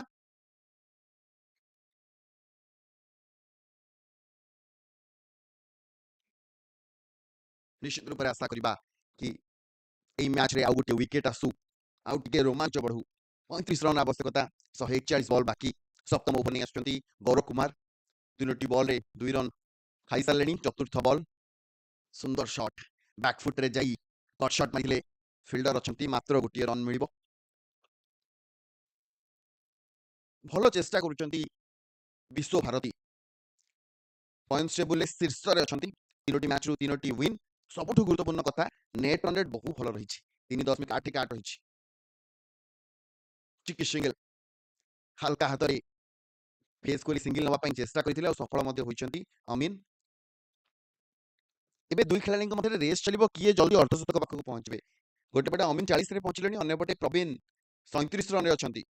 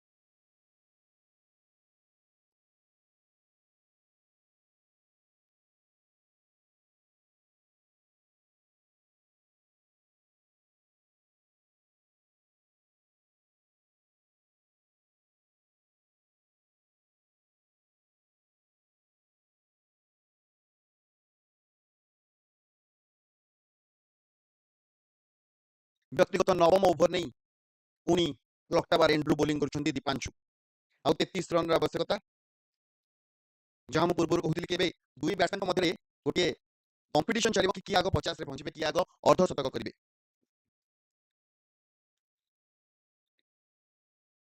किंतु निज अर्धशतक बेसी अधिक गुरुत्वपूर्ण होची विजय दुई बैट्समैन निश्चित भल भाव जानिथिबे कि जितिले से आगू जी अनेक मौका रहिबो अर्धशतक शतक करबा हासिल करबा पई बड़ स्कोर करी अनेक माइलस्टोन करबा पई ताठू अधिक गुरुत्वपूर्ण आज मैच जितिबा भल मार्जिन ने जितिबा निश्चित दुई जनक मुंडरे से कथा चलुथिबो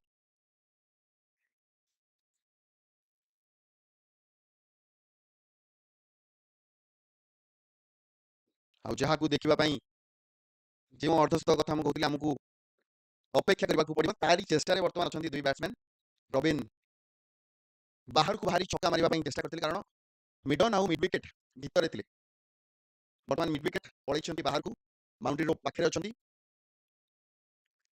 पुणी फिल्डर परिवर्तन पुणी भितर को आसाई मिडन बाहर को जाती गौरव चौधरी गोटे भल कैच धरते डेंगा फिल्डर बाउंड्री रो सामान्य आगे अच्छा फेस अफ करते जो कथा आम कहते पूर्व गौरव भाई कहते कि गोटे गति बोलिंग कले हम गति परिवर्तन आने पड़ो शॉर्ट बॉल थिला किंतु बॉल रे गति नथिला जो बैट्समैन को खेल सामान्य कष्ट होता बैट बॉल कौन संजोग देखा पाई ओभर शेष बॉल दीपाशु नवम ओभर डट बॉल परिणत होती 28 ओभर शेष सुधा 139 4 विकेट विनिमय एसबी स्पोर्ट्स क्लब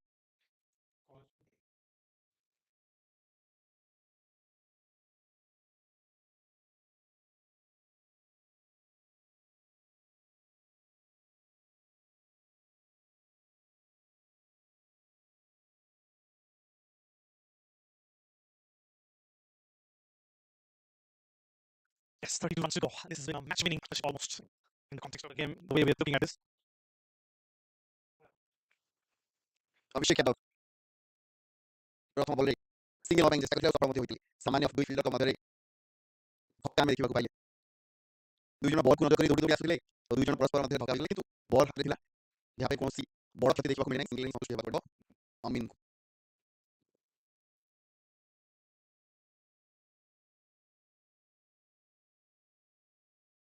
सुंदर शॉट बैकफुट रे पंच करते सुंदर फील्डिंग लंग ऑफ दौड़ी दौड़ी कवर अंचल बॉल टी को डाइव मार रखा चेष्टा करते सफल होती दुई रन से बंचे देते प्रवीण कहले दुई बंचेले कौन परवर्त बॉल में स्वीपर टाइम जो फिल्डर भीतर अच्छी भेदी चौका मत करी Aggressive though. 43 from 38, almost outscored his partner. And with the strike rates. Such a match-winning inning. In this kind of inning, under pressure, he must have wanted to have a partnership. This guy has really made it big today. He's also half century. And there's the one, it's out of the ground. It's a phenomenal strike from Pravin as he moves on to 49 with a sensational 6. It was way down the leg side, and that is it for Pravin. He doesn't need a second invitation when it's there. He sweeps. Doesn't matter what kind of sweep it is. से दुई over दुई bat चेष्टा करते किया तो अर्धशतक रे पहुंचो Absolutely. On the back foot, he pushes it well. That is a fantastic half century for Pravin. 50 from 39 deliveries. He will take that any day. Team under pressure, and this man came and laid his shot from ball one. And the fans, of course, the effect. And rightly so. 50 from 40, in fact. Pravin Dua is a special character. मात्र 18 run आवश्यकता गोटे point अर्धशतक अन्य पटे अमीन मध्य अर्धशतक जोगदान निश्चित चेष्टा करे 22 रन को अर्धशतक हासिल करबा पई एवं दुई बैट्समैन नॉट आउट करबा पई Looking at Pravin, of course, that's a good level. He's going to play his shots. And he's done it with a very good strike rate. 50 from 40. No other batter has made it as easy as Pravin Dua. And that's because he's beat the line of the ball quite early. And of course, he's a very good player against me, particularly because they sweep shot very well. And the other way, he uses the ball and takes it away from the field left team. Terrific shot again. The man in form turning it down here. He wants to finish up quickly. टिके late खेले ball को अपेक्षा करले सी fielder जोटा टिके wide ले निकला वो चौका हासिल करले He's sure running into the feet. He's probably staying here. He wants to be on. There he goes. He's out of the ground. Yes! Such a one better 6. Just for people continues. तो 8 run आवश्यकता छक्का सहित अमीन तो हमरे कोसी दुखी जल्दी से अर्धशतक पहुंच नाही कारण बेस गुरुत्वपूर्ण तांको अर्धशतक करियाको आफु मैच अनेक सुযোগ मिलबो जदा आज मैच बिना करियो न पाइ I mean, a little talk with Robin there. What is it about? He was going for it again. That's what happens when he was still making this big, but he's now taking it to different level. Little now. I'm saying 60 from 40. He was trying to get shots in each and every delivery. Again, two more bowlers there. Bang, follow on the side. Run off deliveries, run off field base, run off crossing deliveries. And now, this time, Posanjila. As get opportunity for him was really held on and made it quite stable out there. I mean, he's just this of course. जिसना मतलब ये UT ball रे boundary काढिबा ई boundary single option तो फिर परवर्ती over सुযোগ मिलबो चौका कामरी अर्धशतक पहुंचबा single line चेष्टा करे सीधा फील्डर हाथ बॉल पड़िला यहां से ओवर फास्ट क्रिकेट बॉल आके ओवर बाकी 3 ओवर से 4 विकेट आज जीत को मात्र 17 रन आवश्यकता SB sports club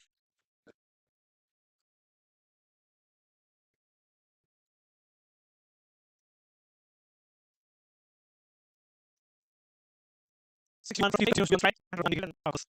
The way he played that shot, obviously, I don't think he have a is a wide. But I mean, no, it's probably not going to better. 42 from 48. The milestones still, you should have confidence. Yes, someone is a little different where you see, it's about moving all of these losses. The loss.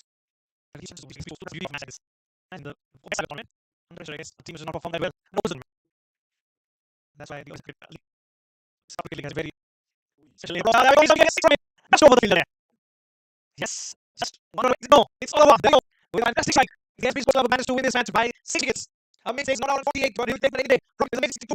And the jobbers for the first time under pressure here in Barabati up against SB Sports. It's a very important win for SB Sports of the tournament. Yes, that is it then. SB Sports Club managed to win this match by 6 wickets.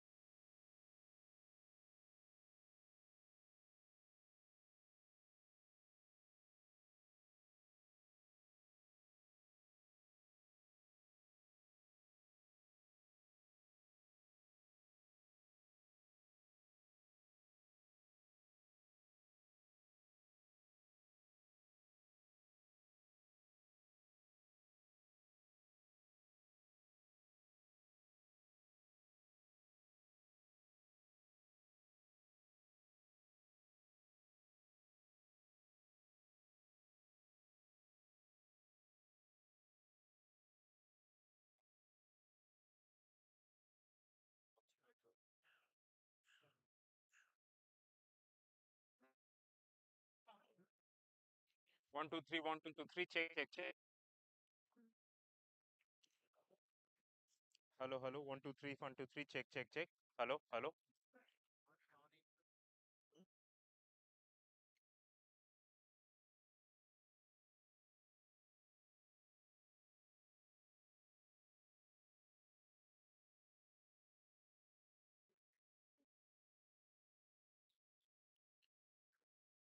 Twenty-fourth.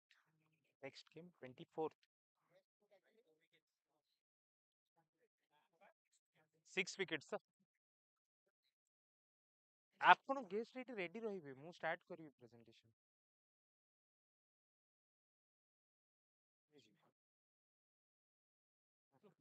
ହଁ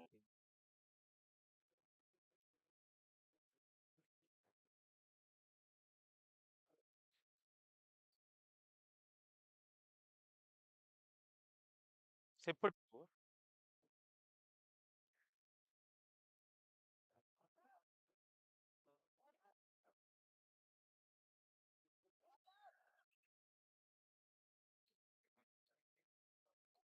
प्रवीण भाई Hindi English Odia क्या आपको चले हो हिंदी ठीक है Odia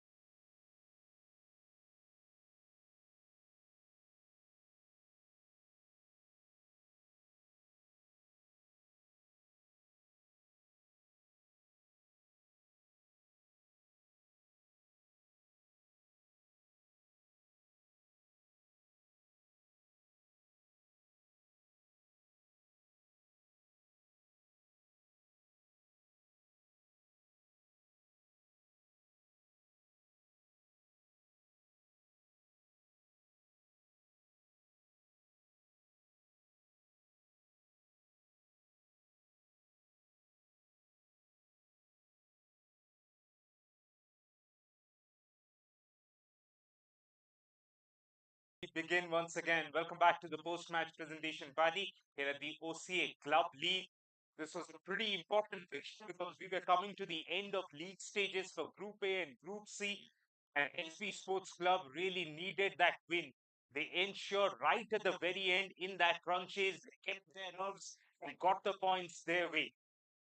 We really handily disagree association for successfully hosting the OCA Club League, providing such a wonderful opportunity for the players to showcase their talent. To introduce the presentation party, we have got with us Mr. Somitra Chaudhary, Secretary to Biswabharati Club. Thank you so much, sir, for being here. Now, as I mentioned, that entire track was dedicated to the bowlers. Bowlers ruled the roost in the first innings, in the second innings as well. Biswabharati came out strongly trying to defend that score. That's why the point of difference becomes the batters. And hence, the player of the match award for today's game goes to Praveen Luha for his 62 unbeaten. Praveen, if you can please come and first collect a check for rupees 5,000 from Mr. Somitra, sir, and then the trophy as well. Really well batted, Praveen. If you can please come and have a chat.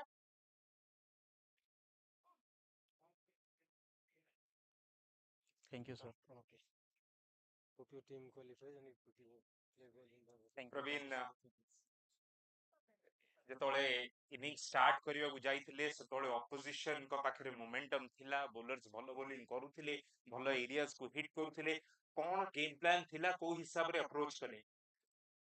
Game plan ଏମିତି starting ମୁଁ ଭାବିଥିଲି କି mid of the ball ଯିବି, ଭଲ ball ball ଖେଳିବି, ଆଉ lose ବଲ୍କୁ bound ପାଇଁ ଦେଖିବି, ଆଉ ସେଇଟା ଏକ୍ସିକ୍ୟୁଟ୍ ହେଲା, ସେଇଥିପାଇଁ ଭଲ ହେଲା। ପୁରାପୁରି ମ୍ୟାଚର ଇମ୍ପୋର୍ଟାନ୍ସ ଆଜି ଅଧିକା ଥିଲା, ମଷ୍ଟ ୱିନ୍ ଗେମ୍ ଥିଲା, ଏବେ ଜିତିଲା ପରେ ଗୋଟେ ଅଲଗା ପ୍ରକାର ଆଟମୋସ୍ଫିୟର ରହିବ କୁଣ୍ଡା କାଉଣ୍ଟରେ। ବହୁତ ବଢିଆ, ଭଲ, ବହୁତ ସବୁ ମ୍ୟାଚରେ ବହୁତ ବଢିଆ ଏଫର୍ଟ ଥିଲା ପିଲାଙ୍କର, ଆଉ ସେଇଥିପାଇଁ ଆମେ 3ଟା ମ୍ୟାଚ୍ ଜିତିଲୁ। ଆଉ ଆଜି ବହୁତ ଭଲ ଲାଗୁଥିବ ସମସ୍ତଙ୍କୁ କି ଗୋଟେ ହୋପ୍ ଅଛି କ୍ୱାଲିଫାଏ କରିବାକୁ। Well played, Praveen. See you in the next round. Thank you. That was Praveen, of course, really well batted, made sure when the game came to him, when the clutch moment arrived, the clutch player then rose to the occasion. Right, and from here on in, we'll have a little bit of a breather for a couple of days. We'll come back and watch new teams. We'll watch a star-studded rising students team take on Barabati Cultural Union. Till then, we'll be streaming live on Odisha Cricket Association's YouTube channel and Facebook page. Stay tuned.